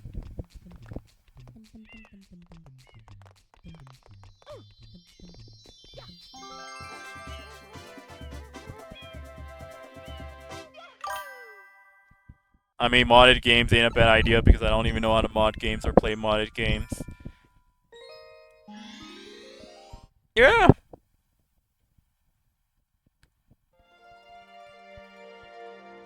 Hang on, let me take care of one thing, alright. Coming back here because there's actually 2 shines to get per the secret levels. One is for the normal version without Flood, and one is with the red coins with Flood, so that's why I'm doing this. I believe at least the new areas they added in the base game, those secret levels do have a red coin challenge that I have to take care of. But everything else in post game, those don't have. They do not have a red coin challenge, so I don't have to play those a second time. And as far as base game stuff goes, they did that for consistency's sake. Because every other... Like, even in the new areas, there will always be a red coin challenge, a secret level challenge, a chase the Shadow Mario challenge, among other stuff. Like, they understood what is consistent with the game and managed to implement that in their own new stuff.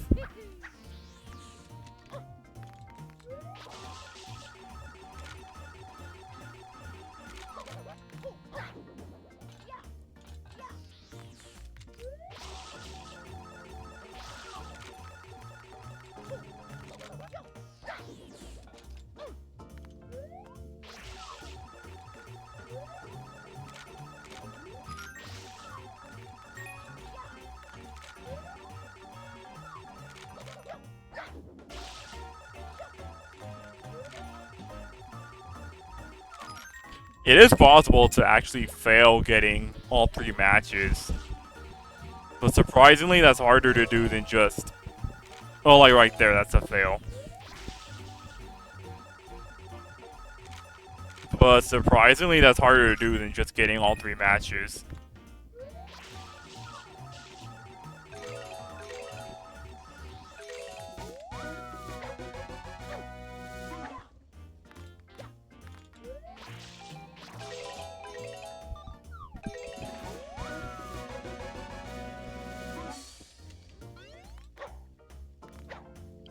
Alright, making light work of this stuff.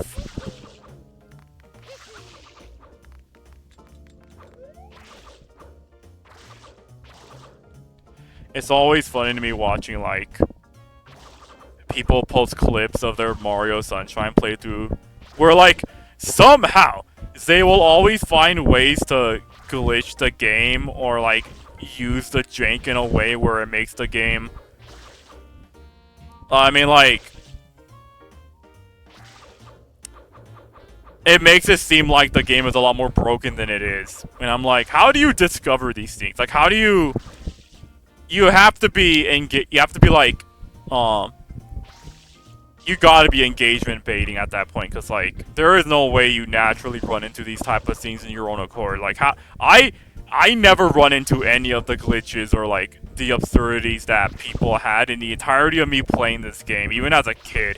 I don't know how you do it where I can't. Like, how is that even possible?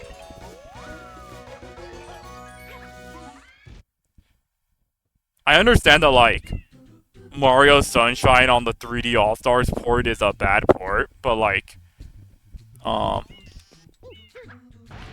some people are determined enough to post the original game from their system or, like, emulate it, and, like, I still don't know how they run into these issues. I never did in the entirety of me playing it. Like, I don't know how they do it.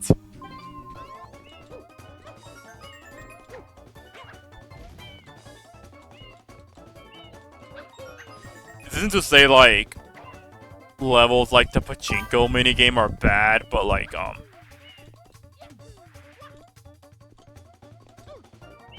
don't know, man, like, I just don't get it. Happens to me a lot when playing new games with bugs. Yeah. I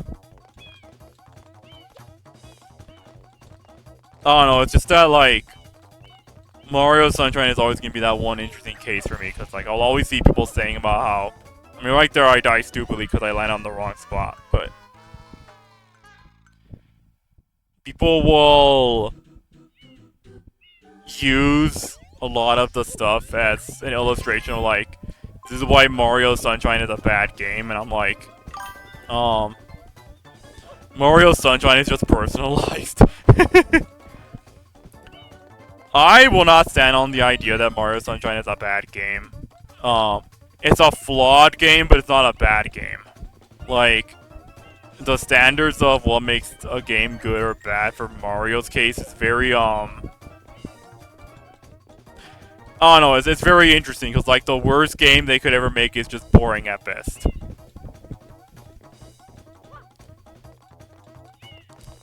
I mean, as far as, like, mainline stuff goes, I know, like, a few spin-off stuff can be very questionable. Like, I'm not gonna sit there and try to defend Mario Pinball as, like, the next stellar game of all time. Also, I'm pretty sure I'm gonna fail this, because because I spent too much time talking and less time actually grabbing the red coins.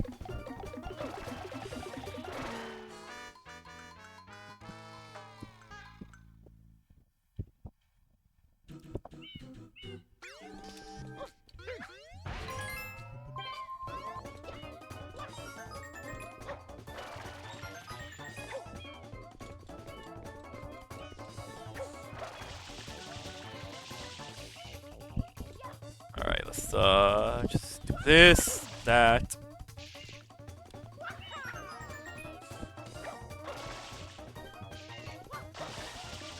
Oh, okay, there we go.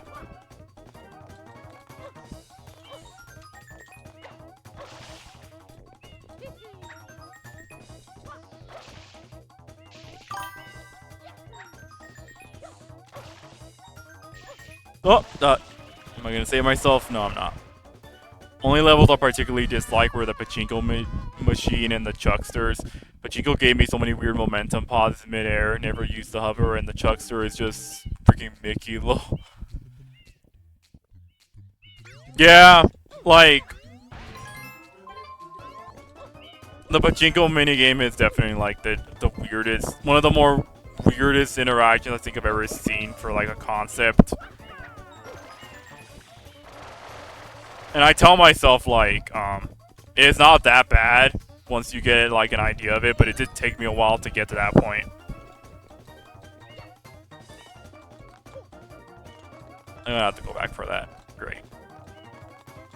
I know, like, you can breeze through this just fine. It's just that,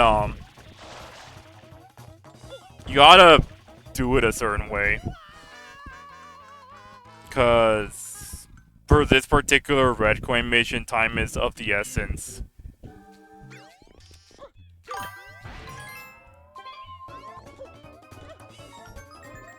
And the Shadow Mario chases are repetitive.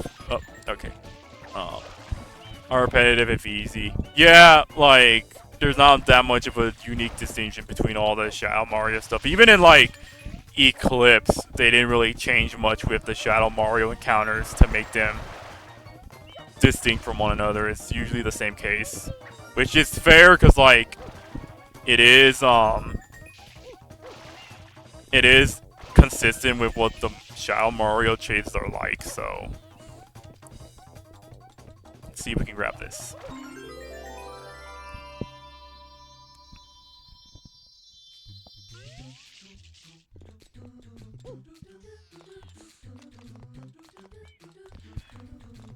Most of the game's great though. The lily pad was never as bad as people said, in my opinion, because you can use the sides. The journey there is more shit than the actual level. Yeah.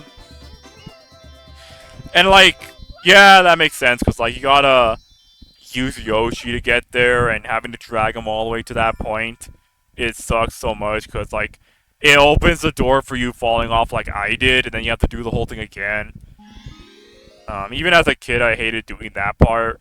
The lily pad part did take me a while, but it didn't take me as long as I thought it would as a kid.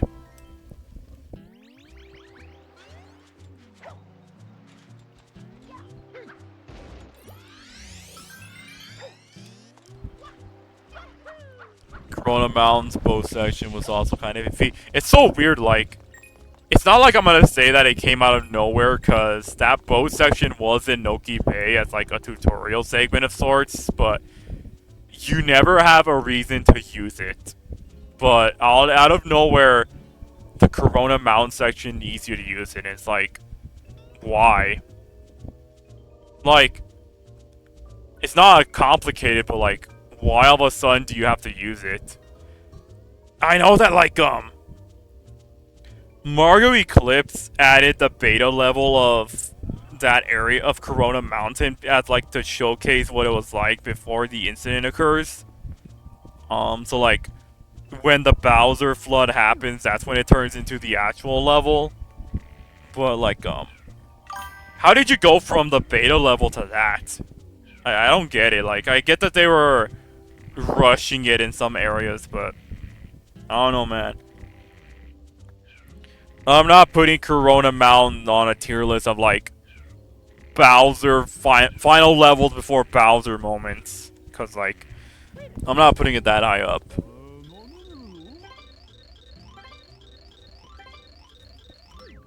Majority of the game's other missions were really fun. Corona Mountain is just tedious and uncharacteristically slow at the boss section and very finicky.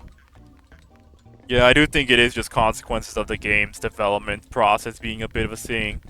I know that much.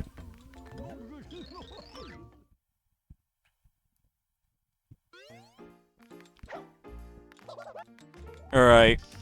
Enough with the red coin challenges. Let's actually fight a boss. I do like that every location in the base game has at least some type of boss-like creature for you to fight, and that's neat. This is one of them. The orangey boss.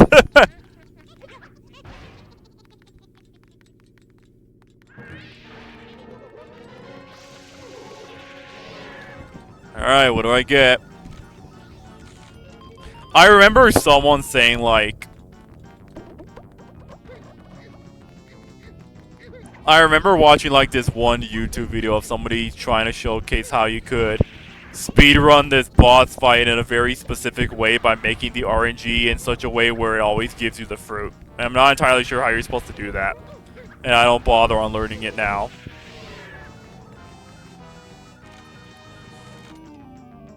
Oh, we're gonna get, it's not that bad.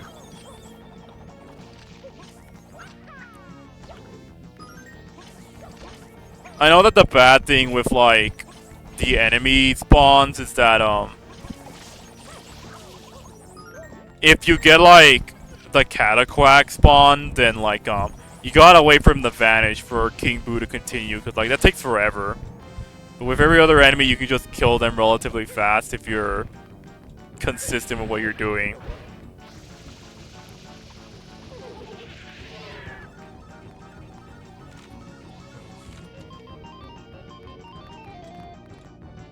Alright, where's the... oh, there it is. Throw that. I remember at one point as a teen, I actually did try to fight King Boo, but only using the Dorians to hit him, which is kind of fun because, like, trying to get a soccer ball-like item to hit him directly is pretty funny.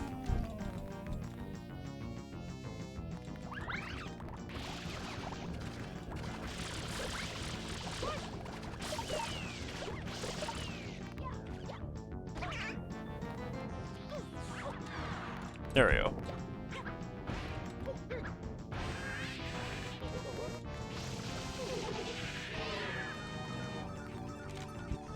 More enemies, alright. Great.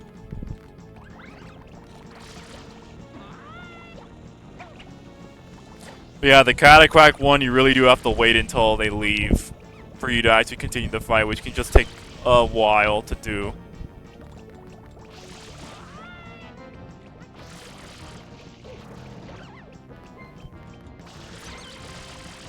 I do know that if you're low on health,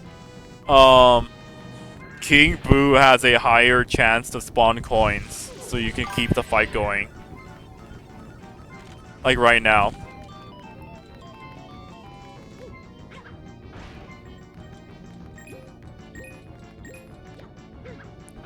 Which is a nice little, like, thing you could do for, like, children to not struggle too much on this fight.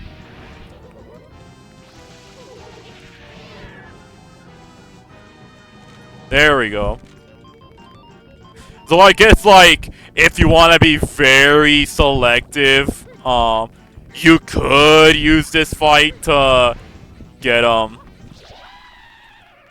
you could use this fight to get 100 coins and get the shine, but, like, why would you? Why would you do that to yourself?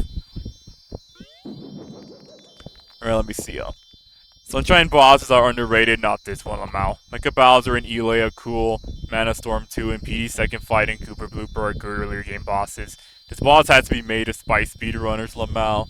The boss just takes way too long for how little is happening. Yeah, I understand, like, the gimmick of the fight is supposed to be casino themed, because that's what we are in, but, like, I don't know, like RNG bosses just usually never go well. They just don't. Like it either takes a short time or it takes a long time, and there's no in between. They're RNG bosses have no way to be consistent. Like it really is just a case of you have to get lucky for certain scenarios for it to go the way you want it to, and that's just like I don't know. It's not it. It's just not. It's not like something you can control. It's something you just have to hope works. Ugh. But yeah, like Mecha Bowser and Elay are cool concepts because you're fighting them in situations that you don't normally do. Goober, Blooper, and Petey are good introductory bosses because like they give you simple ideas of what to deal with them with, and like even they understand that like they can't do much with Gooper Blooper outside of his initial encounter, so he was made as like a mid-boss in Noki Bay. Just to illustrate that fact. While Petey Piranha does have like more gimmicks attached to his caricature after the initial fight. And the Manta Ray one is nice because you do have to like it's like a fun little way to mess with the idea of how shadows operate on Mario, on like the terrain and such. Okay, so here's a fun little fact about this mission while I do it. I think I made a Twitter post about this at one point, and I feel like I can't highlight enough just how absurd of a concept it was when I was there. Also, I like that it's a face. It's a nice detail. I was watching my little sister play this game back when I bought 3D All-Stars. And we got to this part of the mission, and I told her, like, good luck, because sometimes she does this well, sometimes she doesn't. The first time she did this one was the only time she did it, because, what happened was, she was running around squirting stuff. A minute into the timer, she didn't even clear up the entire most of the beach, and the flag went off that she completed the mission and she was able to get the shine. And I was in disbelief because like it happened so fast the moment she started the game that like I didn't even understand how that happened. It just like not even a minute in she won. That was pretty much it. Like it was over. She didn't even complete everything and she just won that. I want to say like that's something speedrunners do, but like I'm not gonna search up that particular detail. I just thought it was weird because like it was like the rare instance where my sister actually inadvertently became a speedrunner. Doesn't it only require you to clean up a certain amount of the goop? Yeah, and that's like the thing, like my sister didn't really clean up all that much. She didn't really clean up that much of the beach. She only did like a small subsection of it, but the game registered it as though she cleaned up most of it and thus gave her the shine.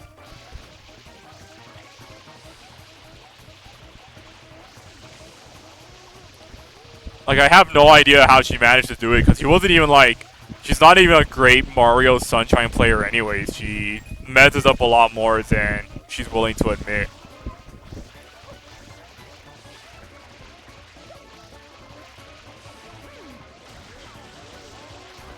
Like, what I'm doing right now, she wasn't really doing a lot of this. She was just kind of half messing around, half playing it seriously.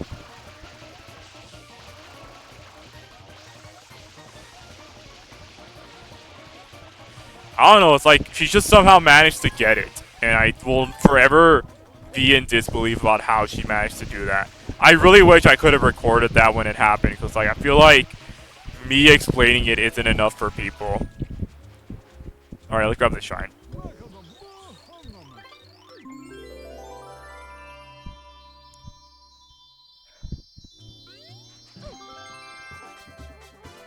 I will have to come back and do this because the Nokis that are stranded in the ink, they do give you blue coins, but I didn't want to bother with that just now.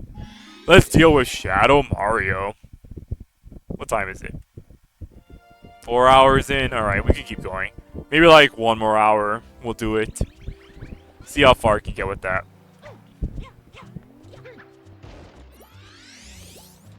Oh, get back over here.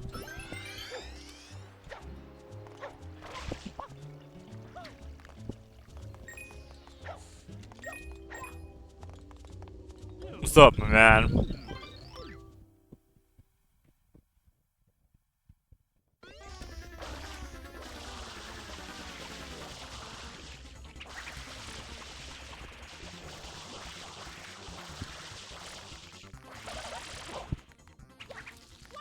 Let's get rid of you.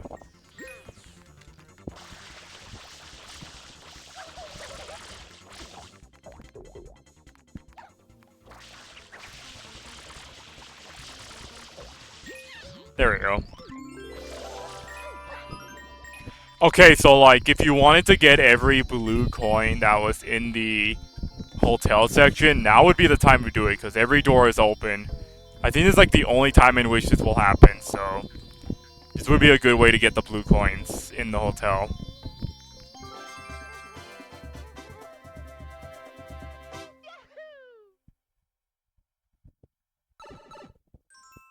Last one, and then we'll jump over to Noki Bay. Totally by just using the shortcut, not even bothering to enter it normally.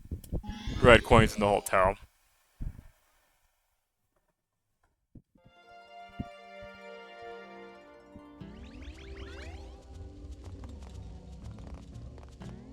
I do like the detail that, like, sometimes they'll just plop you in front of the hotel instead of all the way back at the beach.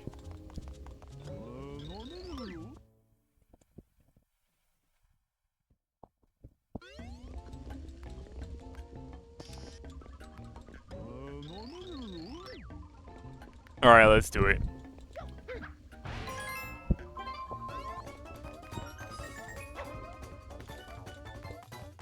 Red coin will always be in the ladies' restroom for some reason. Can't forget about that detail.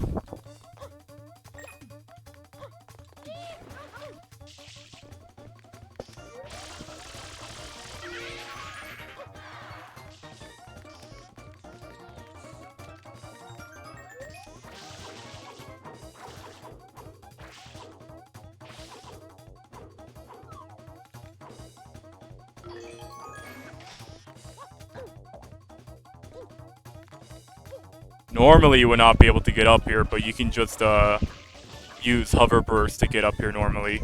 So there you have it.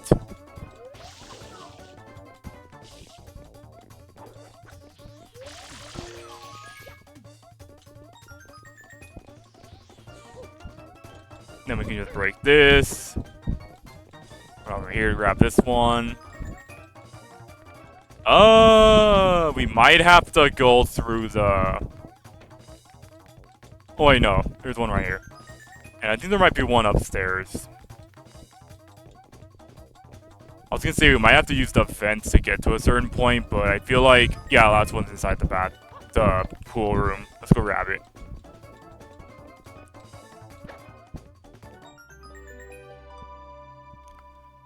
I will repeat this when I'm playing Mario Eclipse for you guys. For some reason, I don't know if it's like the emulator or the game itself, the sound, the music that would play for a level or something, or even like little things like the shine appearing and such, it will just die out of nowhere. And I'm not entirely sure why it does that. I feel like that might be an emulator thing or it might be an Eclipse thing. I don't know how to fix it, and to be honest, I don't even want to bother trying to fix it, because for me, it's a non-issue, but I will, like, exit out of a level if I know it's going to take a while, and the music sounds really weird when it plays out.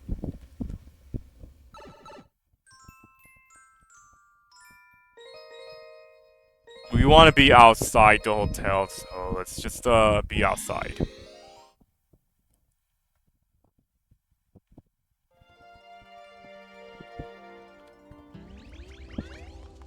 Okay, so where would I go for Noki Beach? I think it's like this path over here.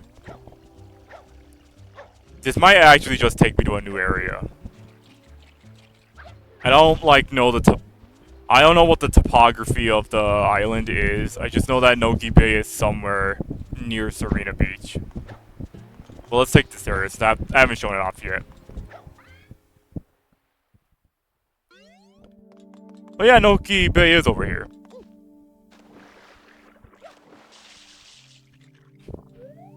It's a nice area. I like it. Nice little details. Inconspicuous pearl here. Let's go ahead and ground pound it. I say let's go ahead and ground pound it.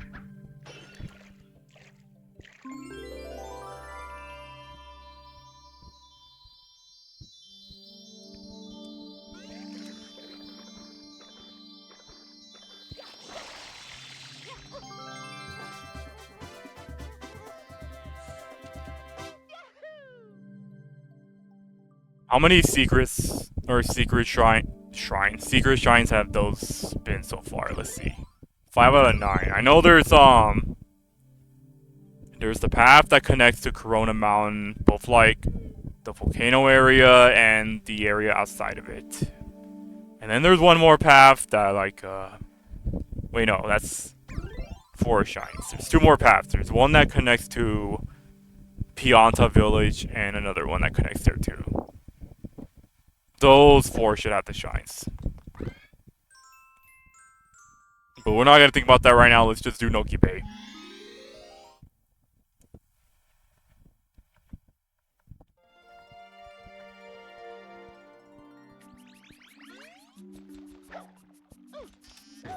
Ow. At least I don't have to talk to an annoying old guy about getting up here, so let's just get up here right away.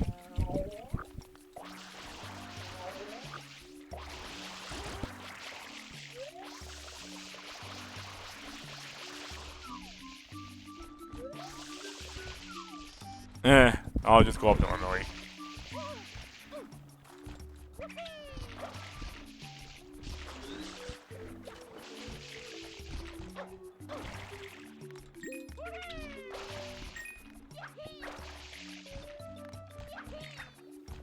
I will say, in Eclipse, it does take a lot of shines before we get to the point where everything's bright again. Like, it does take a while to get to that moment, so be patient. It will go back to the way it usually looks soon enough, just not right now.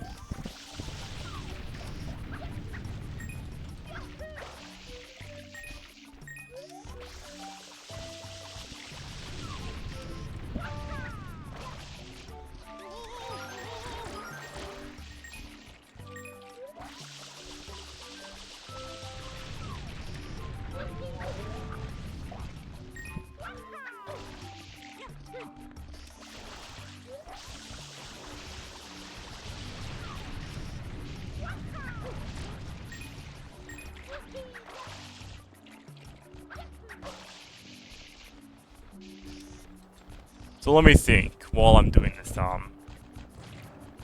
So I know that Sakurai did that 40-minute video about Kirby Air Riders, and I'm sure the game looks really interesting and fun, but Mario Kart might be the only game I ever actually commit to a racing type style, because I'm not one for racing games as much as other people are, even if it's like fun party games like it. And I feel like Kirby Air Riders might be a bit more of a competitive sense than something like Mario Kart.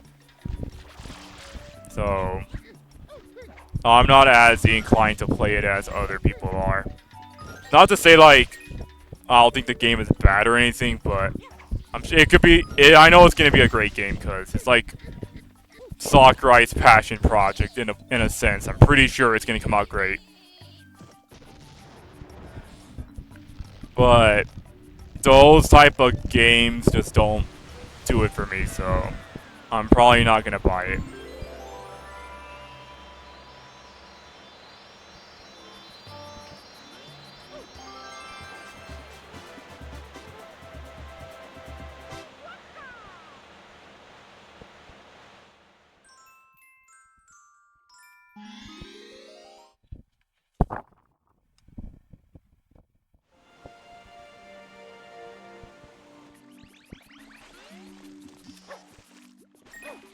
Let us get on over. Ow! Let us get on over there.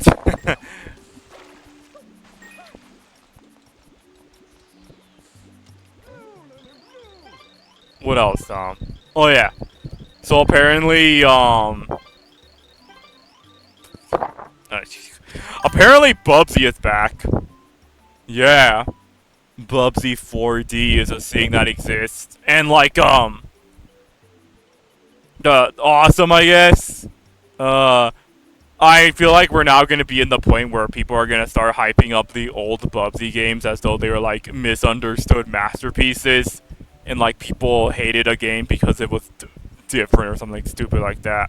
Like, I feel like Bubsy 4D is going to gaslight people into thinking the Bubsy games were always like intriguing games that had like a super semi-popular or rather niche community of people that love the games, and I'm like, no. I feel like at this point a game like Bubsy exists for the memes. I don't think it really exists because like there's a core audience that keeps asking for it. Saw a few clips and it looks pretty neat. Only thing I really know about new Kirby Air Ride is the new Sakurai OC and the Starman is playable. Starman being playable is goated. Like, that's just an awesome thing they did. Like, Starman as an enemy type hasn't really been that significant over the years. To see him be playable is just awesome. Even though, like, I know, like, Sakurai bias and, like, he's only gonna he uses more of the old characters than the new stuff. So, like, I understand the reasoning. But I don't know, man. Starman's cool. I like him. Saw a few clips and it looks pretty neat.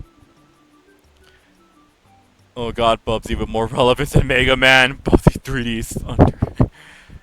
Bubsy 1 and 2 were also very meh from what I heard. I remember the JonTron video though. I don't know, man. Like, you're gonna have to do a lot of gymnastics to convince me that, like, Bubsy could be a viable series after one game that could very well be successful. I'm not gonna deny it, but like, I don't know. I don't think like, I don't think it's it, Chief. I don't know why I talked to this guy. I could have just gone through normally, but I just did anyways. Technically, I do have to, like... The new one generally looks solid, but the track record before was all mid this shit. Yeah, I won't deny it, like, the game quality could be great. And from what I saw of video clips, it does look like it's interesting. I'm pretty sure I could just shortcut this part entirely. I think I can do that. Maybe if I had, like, a better position, I could probably do it. Or actually, let me see if this works.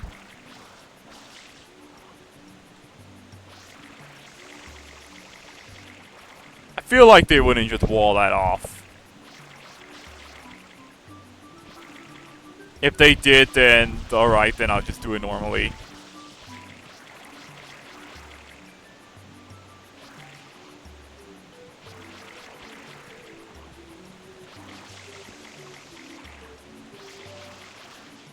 Okay. Okay, yeah, they did wall it off. Alright. Let's go ahead and take care of it then. I have no idea if that was always walled off from the outset, or actually it could have been walled off by Nintendo themselves, because you don't need hover bursting to get to that point. You can just use the boat normally.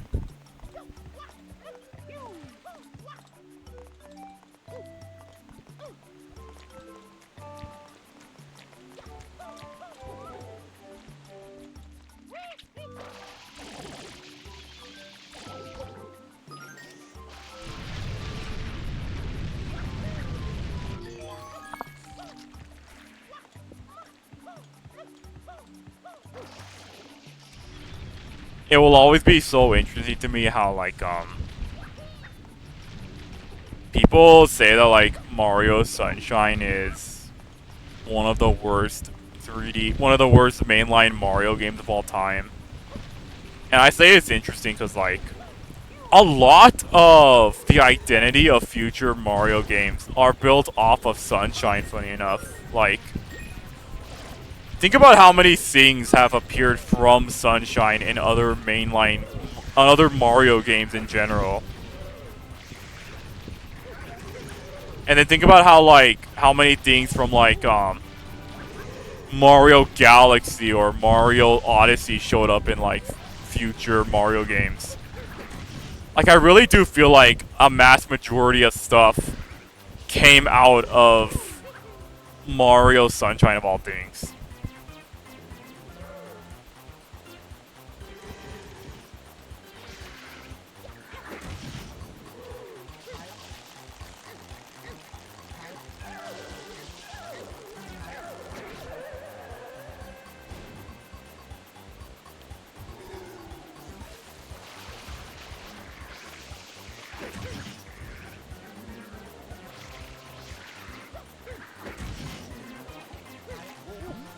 Like, can I I could still just grab normally.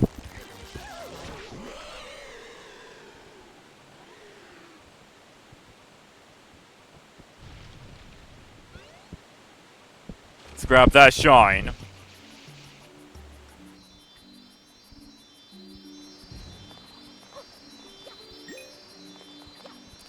I guess, if anything, everything from the beginning of the Mario series to Mario Sunshine, a lot of future games and such, and spin-off stuff, they take a lot of inspirations from the entirety of that part of the library into implementing them into the new games. You don't see a lot of stuff from Mario Galaxy or Mario Odyssey show up in newer games around that time. How many things from Mario Galaxy has even appeared in the majority of Mario games since then? Putting aside Rosalina, maybe some of the racetracks in Mario Kart,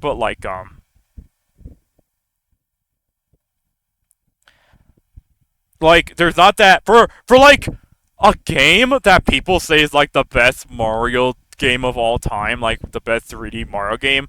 There is very little representation of it in any of the future Mario stuff. Rosalina is the biggest thing that sticks out, but everything else was just kind of not there. I do not deny that Mario Sunshine has more representation in future stuff than Mario Galaxy or even Mario Odyssey combined has.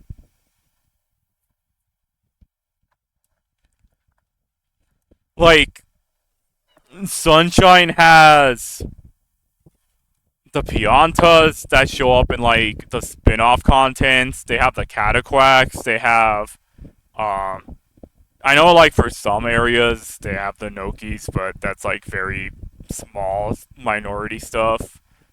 PD Piranha is a prominent thing. Oddly enough, the Paper Mario series uses a lot of Mario Sunshine stuff. But even after, post-Galaxy, they barely use anything from it.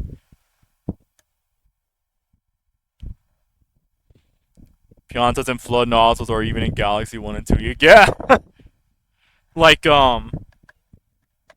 It's so weird to me that,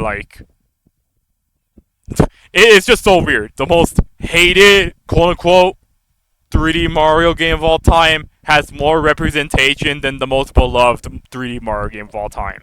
And that's kind of saying something. I really do feel in some ways, Mario Sunshine is part of Nintendo's baby when it comes to the Mario branding versus Mario Galaxy, where it's just not that much of a interesting thing. You could argue that things from Mario Galaxy won't translate well into future games because it's designed differently than the others, which I guess you would argue that, but you still make it work. It's not it's an impossible feat.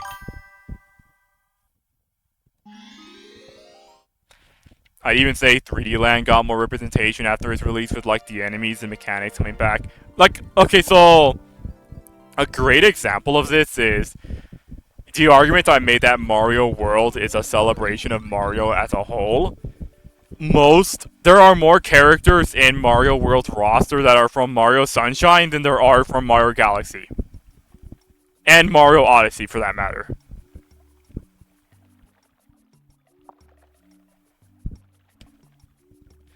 Heck, even like 3D Land and 3D World has more representation in the Mario World roster than those 3D games.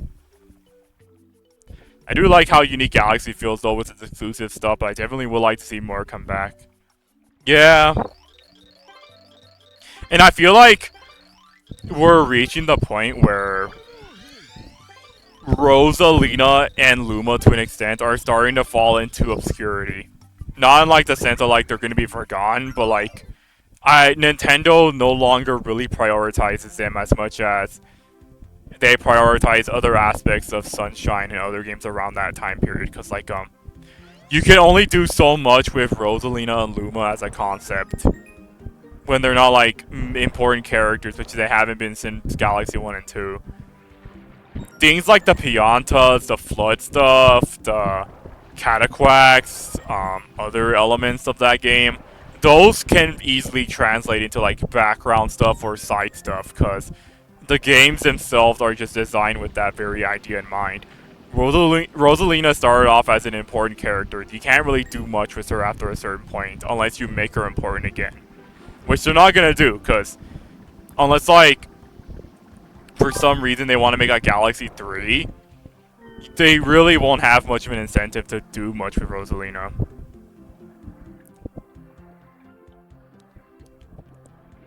Rosalina in a way lost her aura. She was like a mysterious space goddess at first, but now she's a basic white girl with Peach and Daisy. Took away her echoey voice too. Compare her voice lines in Mario Kart Wii to any Mario Kart since, and you'll see what I mean. Yeah. She pretty much took the Daisy effect of like,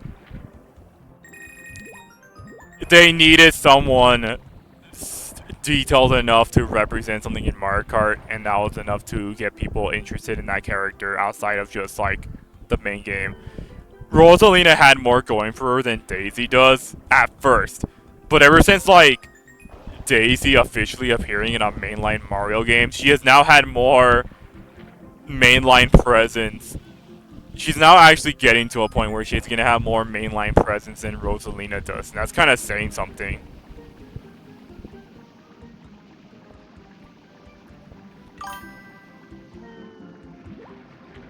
When you hard peak in like the first game you appear in, that's kind of saying something, since your initial appearance and every appearance after the fact.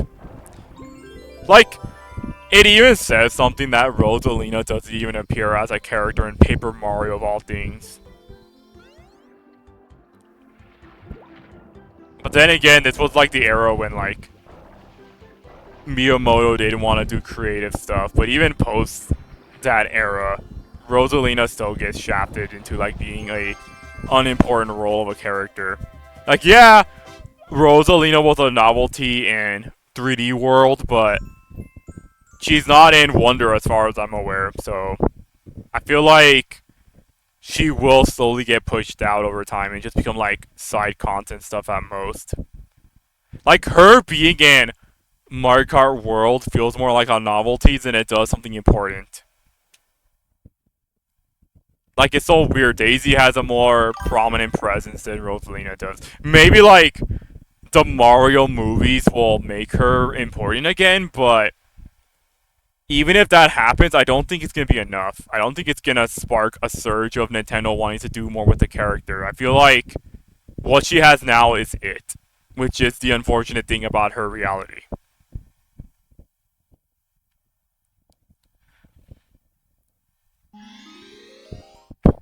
Never could capture her glory, though playing as her in 3D World was also really cool. Anything since then was so whatever. Kinda glad they didn't add her in Odyssey, as she probably would have been sidelined hard, even if that concept art was really good. Yeah, which is kind of funny, because like, you'd think it would make sense in Odyssey's case, but then again, like, it is a globe-trotting adventure. Rosalina doesn't really have much of a presence there. Oddly enough, Mario Sunshine would have had a presence there in the case of like exploring the globe and such, but it is also interesting that they didn't commit to that either. So to be like fair on my end, I like that they didn't do that, because it means that Odyssey has more of an identity with itself rather than relying on something retro to get people to be interested in it. Like, the people who ask for like Mario Sunshine DLC and Mario Odyssey, I feel like that would take away a bit too much of Odyssey's flavor and make people more intrigued with the fact that Sunshine and stuff is there rather than like Odyssey on its own being an interesting concept. Let's jump in the water.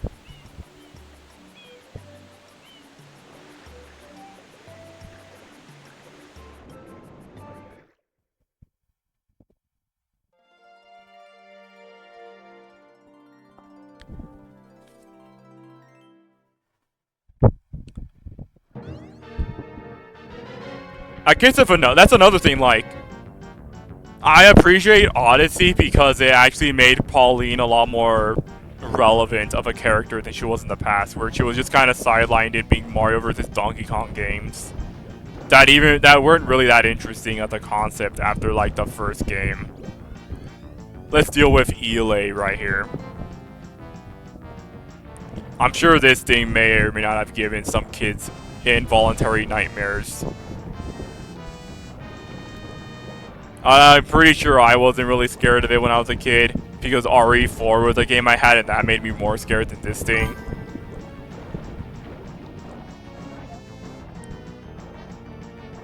Let's clean up the teeth. One of these is like the bad one and I need to look for it.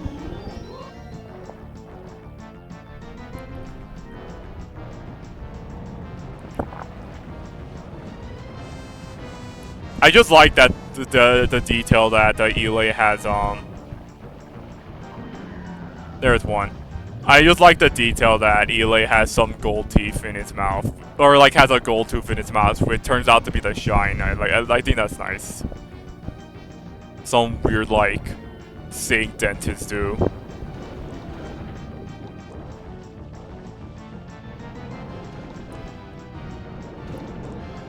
I think that's a bad one. Let's go ahead and grab it. Eventually. There we go. The last one might be in the corner right there.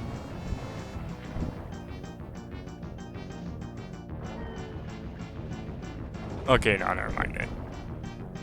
You know there's actually blue coins in this area? There's like 2 or 3 that I'm gonna have to grab in the final mission, because like it's a bit of a pain to come back to and grab otherwise, especially if you're trying to keep tabs of which blue coins you've already gotten from this area.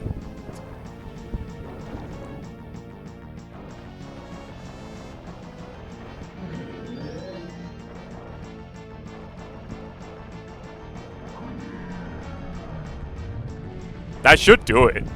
Unless I have to clean all teeth, but I'm pretty sure it's just the 3 bad ones. But I'll go ahead and clean all of them anyways.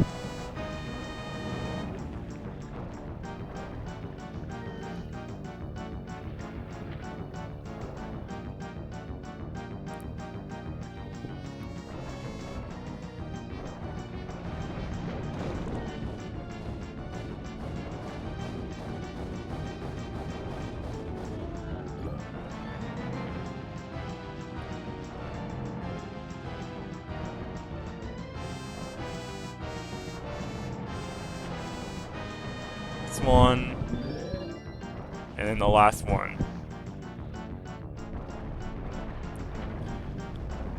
So yeah, I will say that on a conceptual level, I really like this boss. Like, it's the most Nintendo thing they could ever do, and I like it.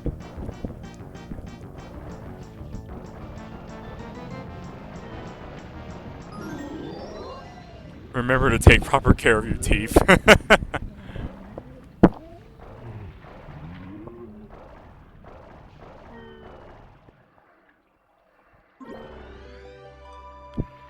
That's funny. It was supposed to play the cutscene there, but I guess me taking damage cut me off of it. I do like that they leave the heart though. That's nice.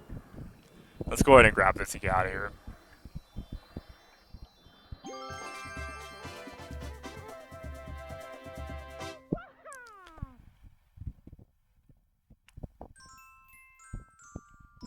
Let me see here. She don't fuck with the moon as much as other planets, I guess.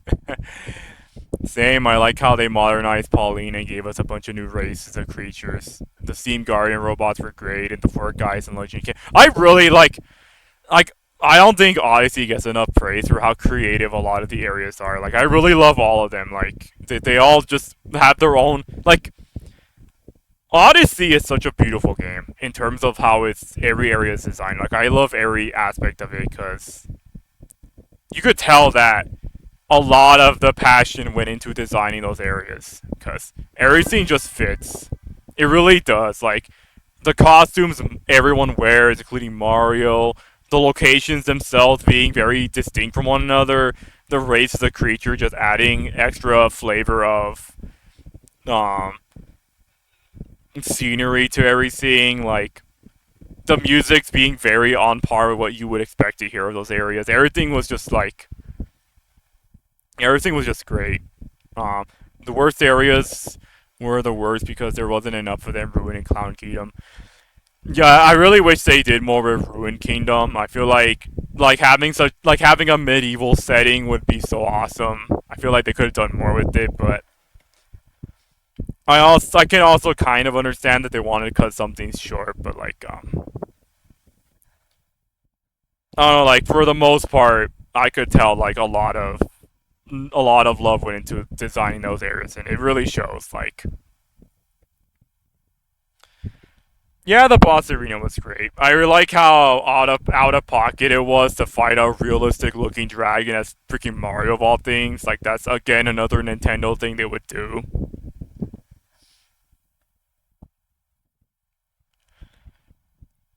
Man, when did when did Mario become Dark Souls? But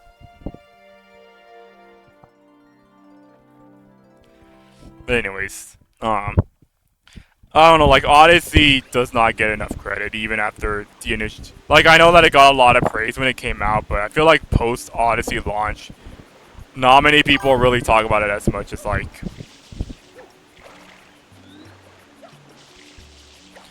Not many people talk about it as much as like other games like Galaxy and such. Like, I really do want to see what people who grew up playing Odyssey would say about it now, or like years down the line, because I feel like they would be the ones that have the most to say about a game like that because they grew up with it, versus people who grew up with playing Sunshine and Galaxy.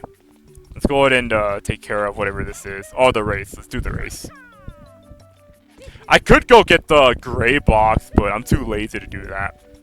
Plus, you don't really need it for this guy. You can just get through this just as fine as ever.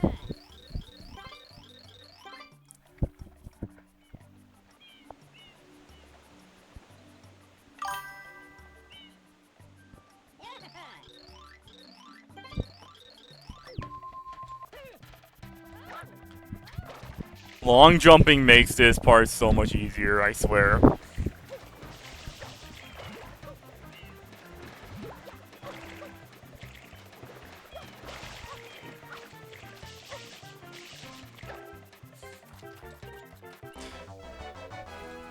Not that you really need long jumping, because, like, he gives you ample time to get over here.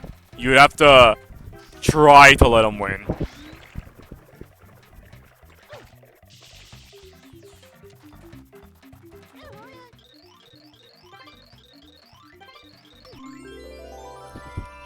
So, really quick, after doing this shine, I am going to go take care of a bit of a new area first, because there is a neat detail I want to show off, and if you choose to do this later, you don't really get that many opportunities to do what it gives you, versus doing it as early as possible once you have, like, the knowledge.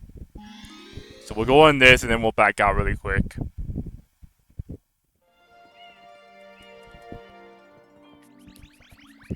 I could take the shortcuts, but it would take me a while to get there, so I think it's a lot easier if I just, leave, go to Gelato Beach. I guess I'll grab the rocket nozzle. I do need that. It does unlock Pianta Village, but we're gonna take care of that later. It'd be easier for me to just go to Gelato Beach and then just shortcut there, because that's kind of the only way to get to that place.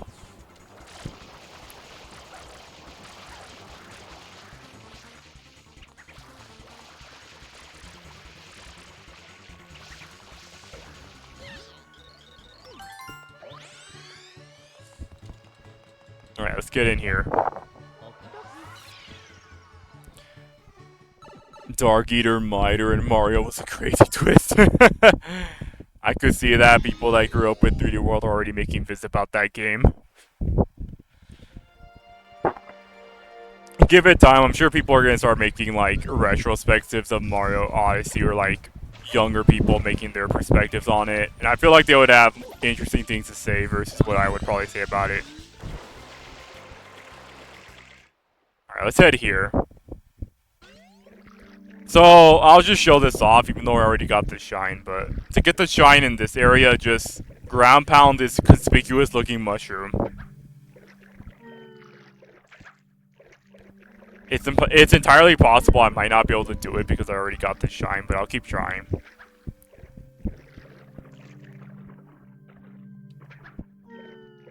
Yeah, I don't think I'm going to be able to grab it. So basically, you ground pound that specific mushroom. It'll make a noise, it'll sink in the ground, and then you can get the shine. That's how you would get it. We're gonna go do Lighthouse Island, because there is something interesting you can get from there. But only if you do, like... You specifically have to take care of the levels in Gelato Beach and most of Noki Bay. But yeah, this is gonna be the first time I'm gonna be showing off a new area on stream. I don't think I did that in the 1 hour stream, so... I hope you guys enjoy what you're about to see, because it's nice novelties like this that makes playing Eclipse an experience. Chapter 1, a stormy something or other. A stormy rampage.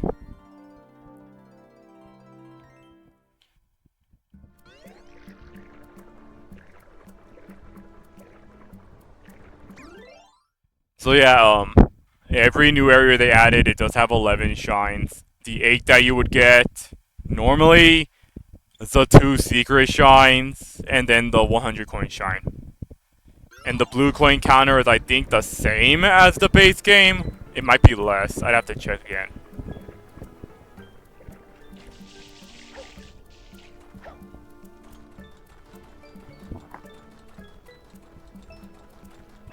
There is one funny little thing I can show off that gives you a blue coin, so let me go take care of that right now. I have to look for it. So you know how there's like these starfish things on the ground? Pretty nice stuff. I think if you go like around here somewhere, you'll see something nice. Here you go. PK, does this look familiar to you?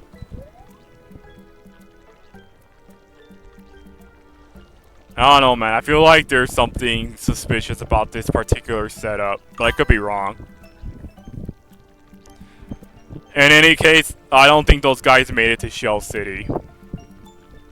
But they give you a blue coin for spraying it. It's a SpongeBob movie bad ending. They made it to the wrong beach. No!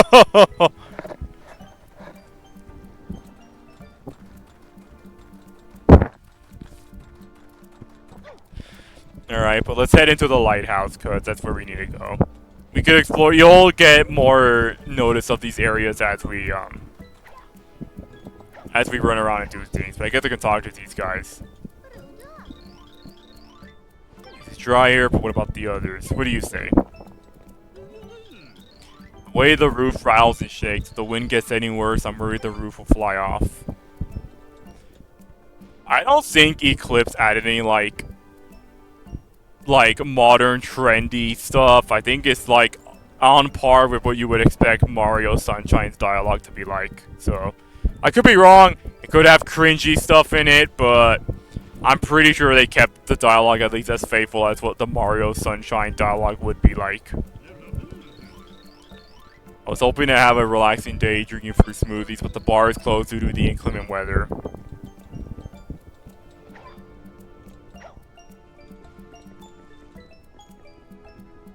No, there we go. What's going on? Where's the storm coming from? Alright, let's actually go and find out what that issue is.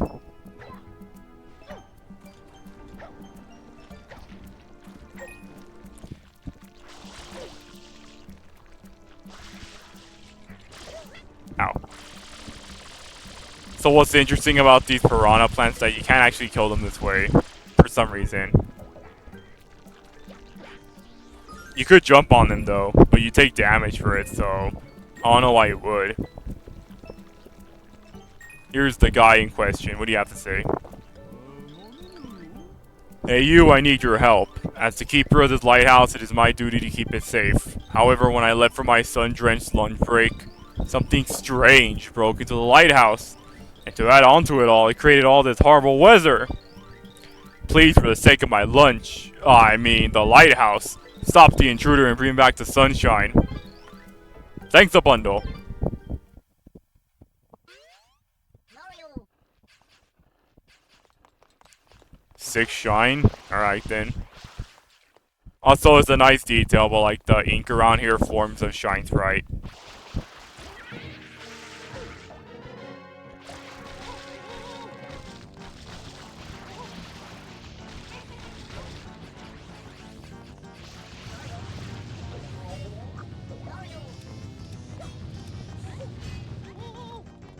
Alright, that's how you're supposed to do it. Yeah, this is an Eclipse exclusive boss. There we go. It sort of behaves like PD, but more erratic in terms of like what you have to do.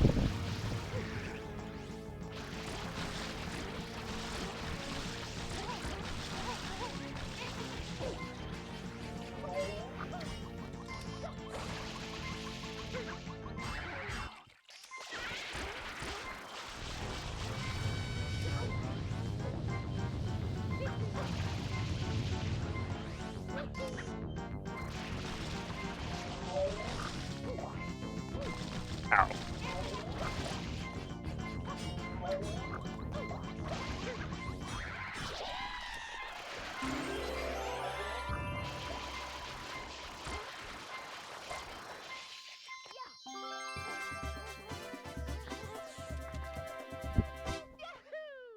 I will say Eclipse doesn't have that many interesting bosses, so don't be that enthusiastic about what to expect, because like it's not that many. But like they at least try to make up for it with making the other shine missions at least interesting. So let's do this one. But it sort of sticks to the consistency of like every area having a boss. We're gonna head back to the lighthouse. What do you have to say? At least the rain made the dirt loosen up. Also, the music changes when you clear up the island, so this is what the actual music sounds like.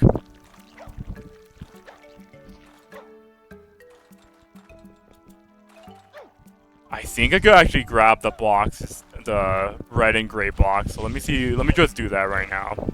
Make it easier. I know I could do things like red coin hunting and such, but nah, I'm not here for that. Or eventually I will do it.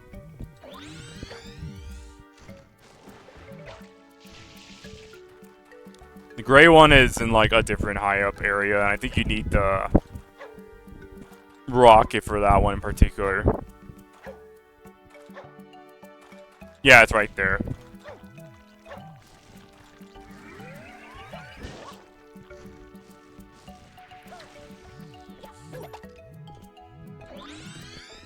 We do need the blue one because getting to like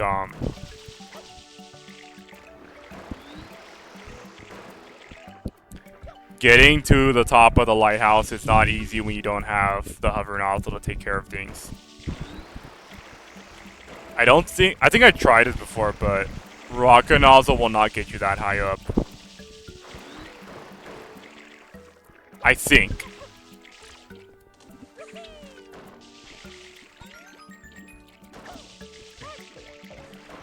Either I will for that one. Maybe I'll just keep trying. Oh yeah, well, that's nice. Just enough elevation for it. Alright, let's head into the lighthouse.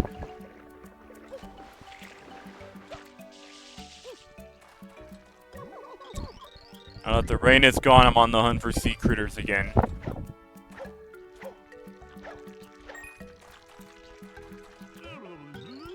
Heading into the lighthouse. Be careful, we're still rebuilding after the storm. I know you could cheese the lighthouse thing by getting to the top by being outside, but I'll just actually entertain the idea of doing this. So let's check out what it is.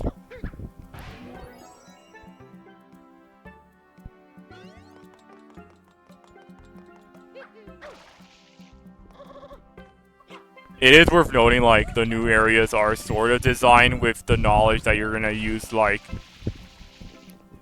hover bursting and all that, so there is something of that to consider. But I feel like the base levels aren't that difficult that you would require advanced knowledge of how to use those. It is still, like, trying to be Mario Sunshine after all.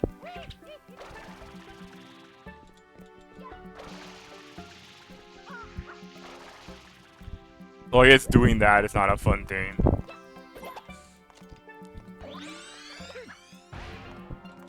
I would keep trying, but I'm not going to have enough time to get back up there, so I'll just let it run out for now. How much time have I been going for while I wait for this? I at least want to get this super awesome thing I want to show off before I end stream, because I don't want it to be like I don't want it to be a cliffhanger. I want it to actually be shown.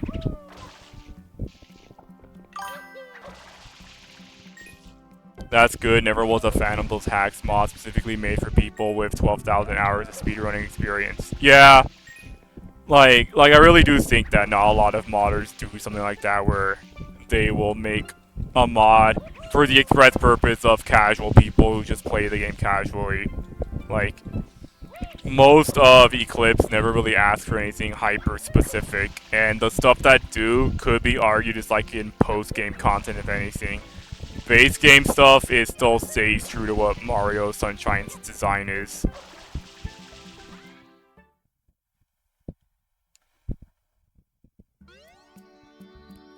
You could use you could do funny shenanigans to get the rocket to take you up here, but I didn't want to do that.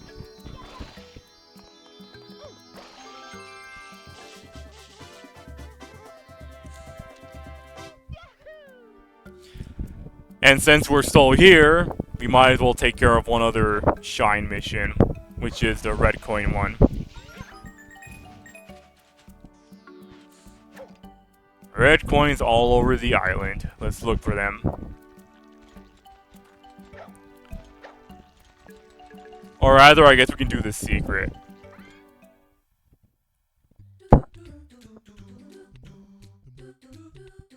I love that they remixed this music in Mario Sunshine's My Day. It's so awesome.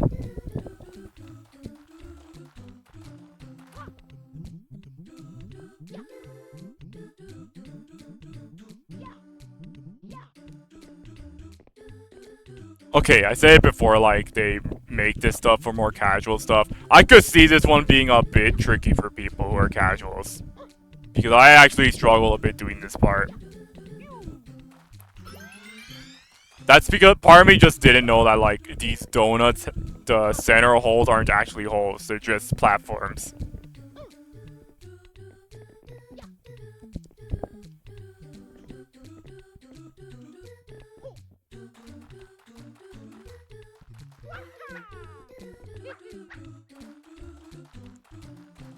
Oh yeah, another novelty I like that the gravel texture has 2D on the sides to give the impression of like this is supposed to be part of the underground, and that's nice.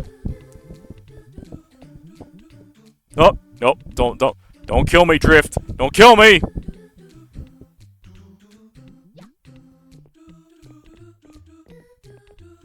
Alright, I'm gonna have to buy a new controller at some point because the Drift is gonna be the death of me.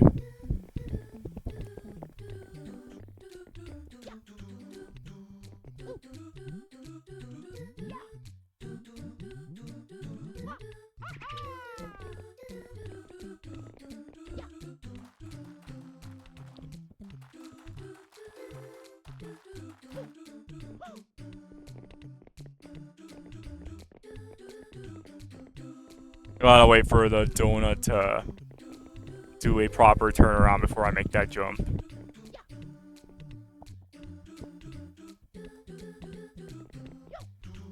Oh, no! God damn it.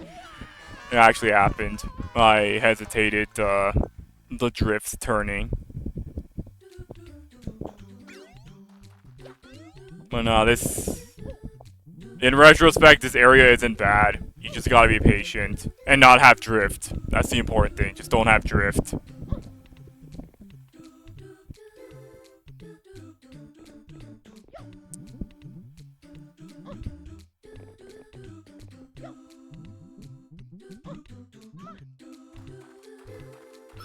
I like to put a 1 up there so you don't actually lose progress doing this.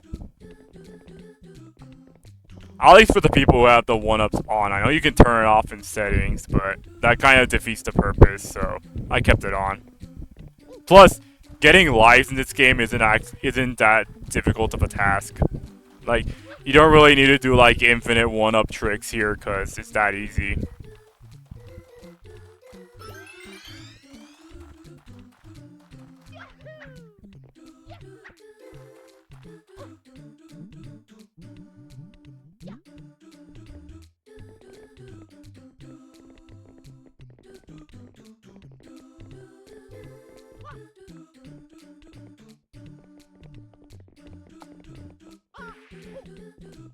Okay, that one almost killed me. But that one did.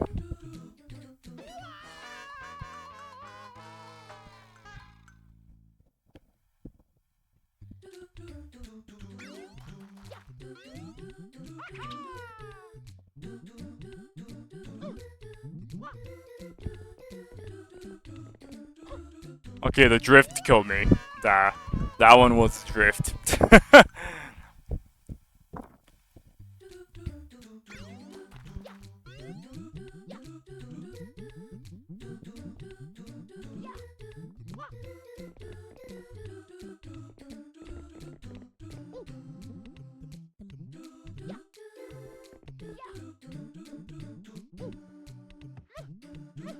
Okay, that was a save. Let's try this again. There we go.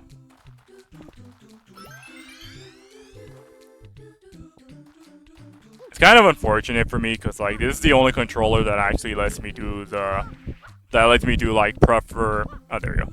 That lets me do proper nozzle spray with the buttons because like I said it before when I did my 1-hour stream, but for some reason the PS5 or PlayStation controllers are the only controllers in the modern age that lets you actually do sensitivity with the back buttons. And this is what allows like opportunities like this to even happen, because you cannot play this game with a Nintendo Pro controller or a Switch or Switch 2 Pro controller. It's not gonna happen. The buttons are not. You cannot make those buttons sensitive enough to actually do light presses. They can only do hard presses.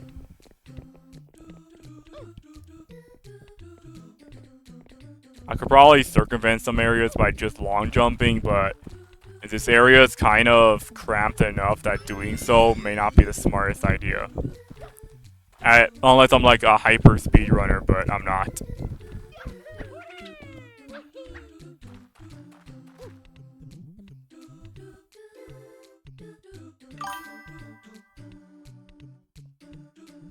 I haven't really tried an Xbox controller because I don't own one, but I do plan on picking one up soon just so I can play Steam games properly. So,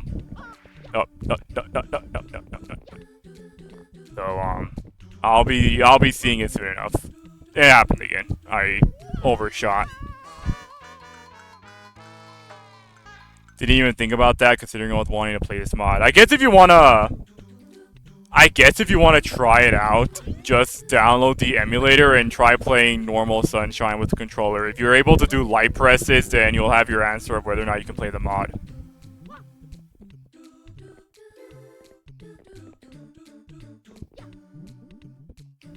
I know you can also adjust the settings in Dolphin emulator to make it so that you can do light presses a certain way, but some controllers really don't let you do that.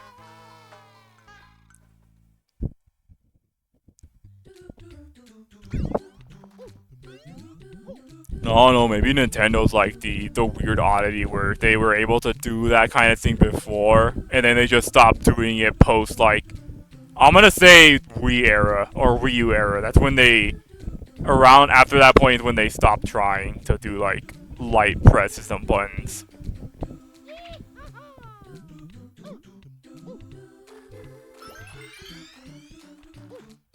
Which is kind of interesting because like, I like to say I played Mario Sunshine with the GameCube adapter, so I don't know how it plays with Pro Controller, if they even managed to make it work somehow. Maybe there's like some secret to the setting stuff that I just don't know about.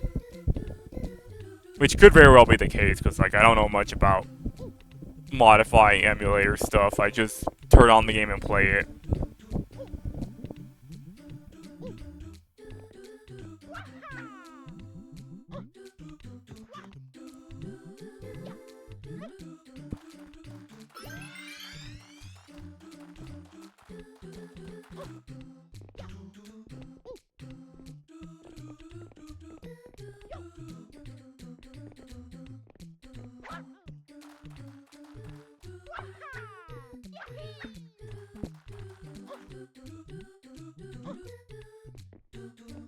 I guess I'll say this too, like, another thing that throws me off about, not this game, but like 3D games as a whole is like, 3D perspectives has always been a weird thing for me. Like, I never really understood things of that nature.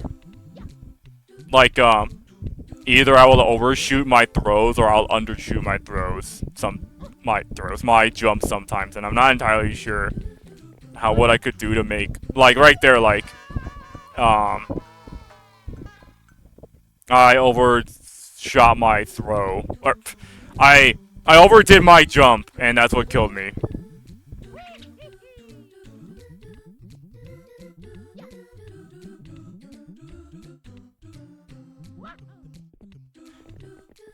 I know, like, for some 3D platformers, like Crash Bandicoot,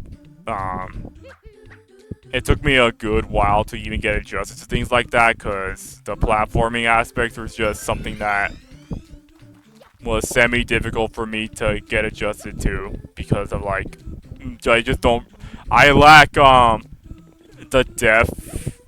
understanding of depth to actually do jumps like these properly, or consistently, like, in the case of, like, Mario Sunshine, I played the game so many times that I basically muscle memoried every aspect of it.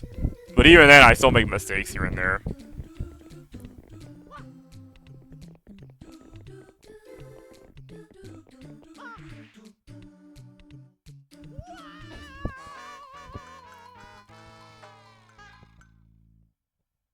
Five hours? I'm hoping I don't get stuck on this level for too long. I like to say, like, the secret for this is before the thing I want to do, so I might have to do this no matter what. So I might as well just do it now before having to save it for later.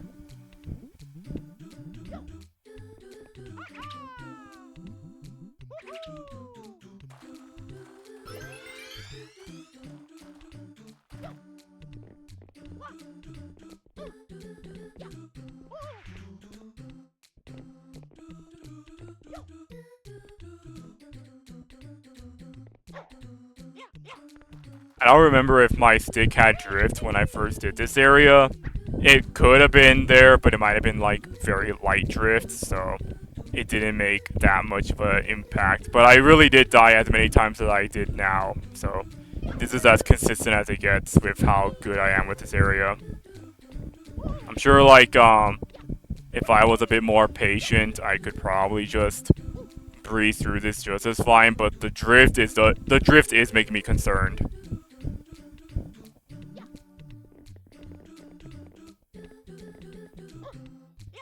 There we go. Wait a bit for the roll to be in a better position.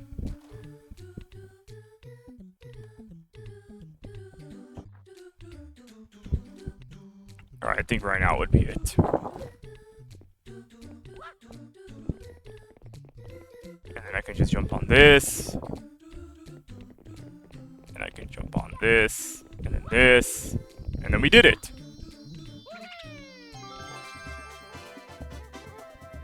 A few attempts, but it's not that bad of a level. To be fair, 3D perspective is hard, hence why they were so lenient in Super Mario's platforming, because they knew it was limited and precise. Lighthouse mini golf. Yeah, we'll just skip ahead to doing this. Yeah, like, there's a reason some 3D platformers back then didn't land, like, obviously 3D, Bubsy 3D being a good example. And a few others just don't translate well in 3D aspects because, reasons like that. Mario 64 is platforming because they knew it was limited. Yeah. So, in this one, we gotta play golf. So, what do we do here? Well, if we go over somewhere...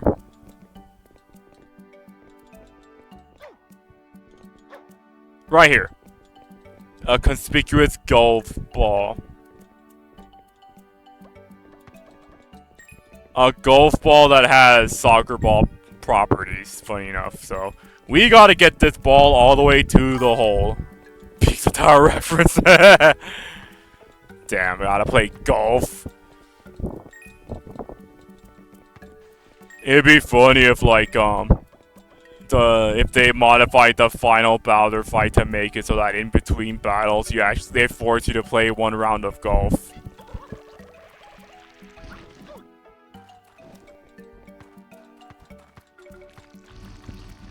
If the ball falls in the water, you could just, like right now, if the ball falls in the water, it'll just end up back where it came from. So, we just go back and try again.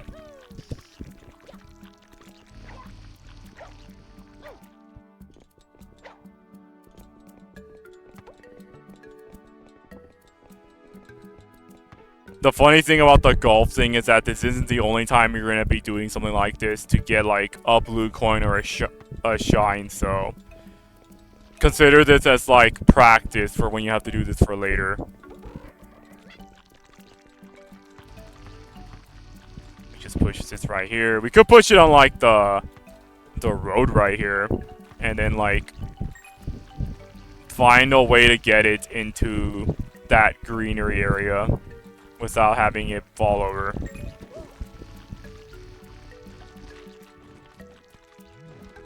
Ball's like in here somewhere. There it is. And now we just get it into the... We just get it into the hole. I have no idea if you can do a hole-in-one. I refuse to believe, like, that's a possibility. But, like, I'm sure some mad lad out there would get a hole-in-one with this stupid thing. I'm gonna get rid of these guys because they're gonna be annoying.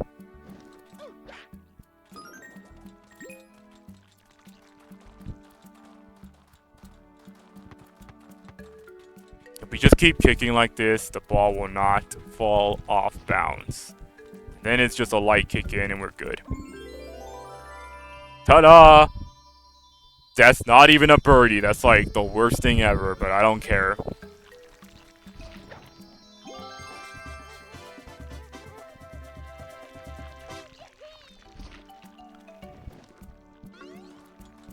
We could do something else, but let's just reset area for now. I mean, I exited out, but like, that was probably not the best thing. If you exit out of, like, a new area, it just takes you back to that spot right there, so... it pretty much, that's where the default exit is. If you wanted to go back in, you do have to, like, take the shortcut, though, so that is something to consider.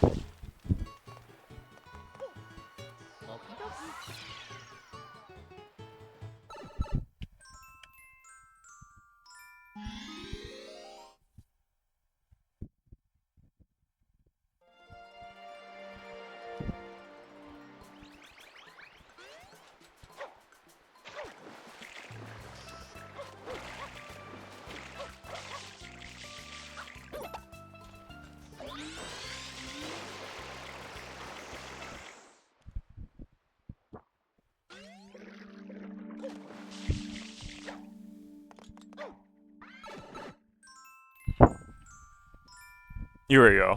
2P on Tintimo's deserted dash. This is actually the last race you do with the guy. So it's an interesting novelty that they added at least one more in the new stuff. It's the last race for a good reason, and you'll see soon enough why.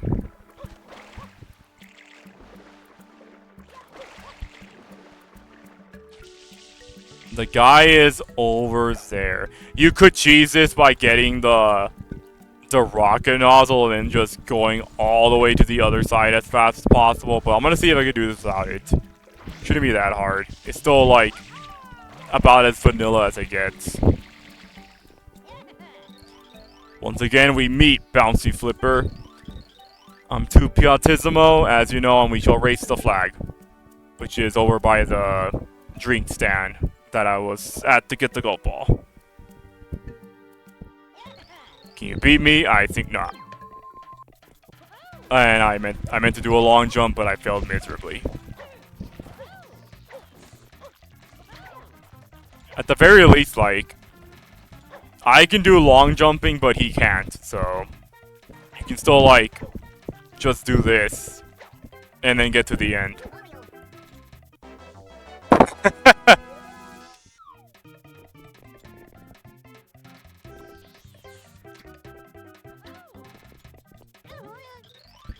How could this be? I cannot be washed, shrimp. Impossible!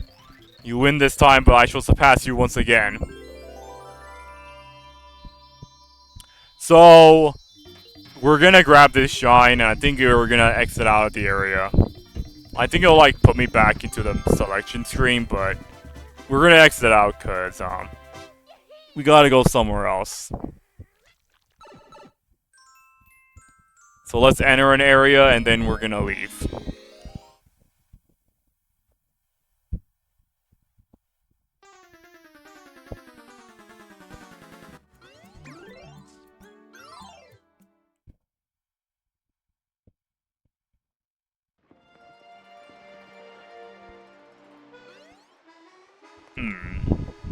What am I supposed to do now? Wait, no, I think there is like one more area, but I don't remember. I think there's like a fourth race, but I don't remember where it is. I know where it is. What time is it? 5 hours. You know what? I think I've been pushing this far enough, though, so I think we're gonna stop here. As much as I didn't want to leave it on the cliffhanger, I more or less want to because I feel like I spent more time on this game right now than I can afford because I do want to do other things. But yeah, I know I did most of the base game, but I really do think that, like, you saw a glimpse of what a new area looks like, so you're gonna see more of those type of things as we go further, and it's very interesting, because, like, it really does, like, it ties everything together very nicely. It makes playing through this game an enjoyable experience if you're a fan of Sunshine and the way it plays, because, like, it does everything right, and it still does it in a way where even casuals can play it. Granted, like, you have to commit to doing things enough times to you to get it, but, like, it's not impossibly difficult or requires very precise movements. You can just do things about as... The harder stuff can be done semi-casually, and the normal stuff can be done casually. There's nothing that difficult. And as far as, like, jank goes, I would argue they made it clean, but it is Eclipse. They did keep the jank in the base game, so there could very well be jank in other areas. But we'll see soon enough as we get there. But, I would argue this game is like, this game is kind of like a, let me hit the ending soon. I would argue this game is a very, definitive experience of what Mario Sunshine could feel like, because having the long jump and the hover bursting and such makes streamlining the base levels of the game a lot easier than what it used to be. And it makes going through the new areas all the more interesting because you could go the vanilla route with it, or you can choose to do it in the Eclipse style, and it's no faults either way. It is possible. So, thank you for sticking around for the stream, guys. I appreciate it. Love having you around. Gives me opportunities to speak consistently. I hope you enjoyed what you saw. I'm gonna be doing this next Wednesday, so look forward to that. I don't think Mario Eclipse is gonna be a long stream. I think it's gonna be a shorter opportunity to get to the end, cause like I got 60 shines I got like 50 shines or more than 50 shines this initial stream, so I feel like I have a relative pace to beat it within a short time. So next stream I'm probably gonna beat the base game and then be able to do like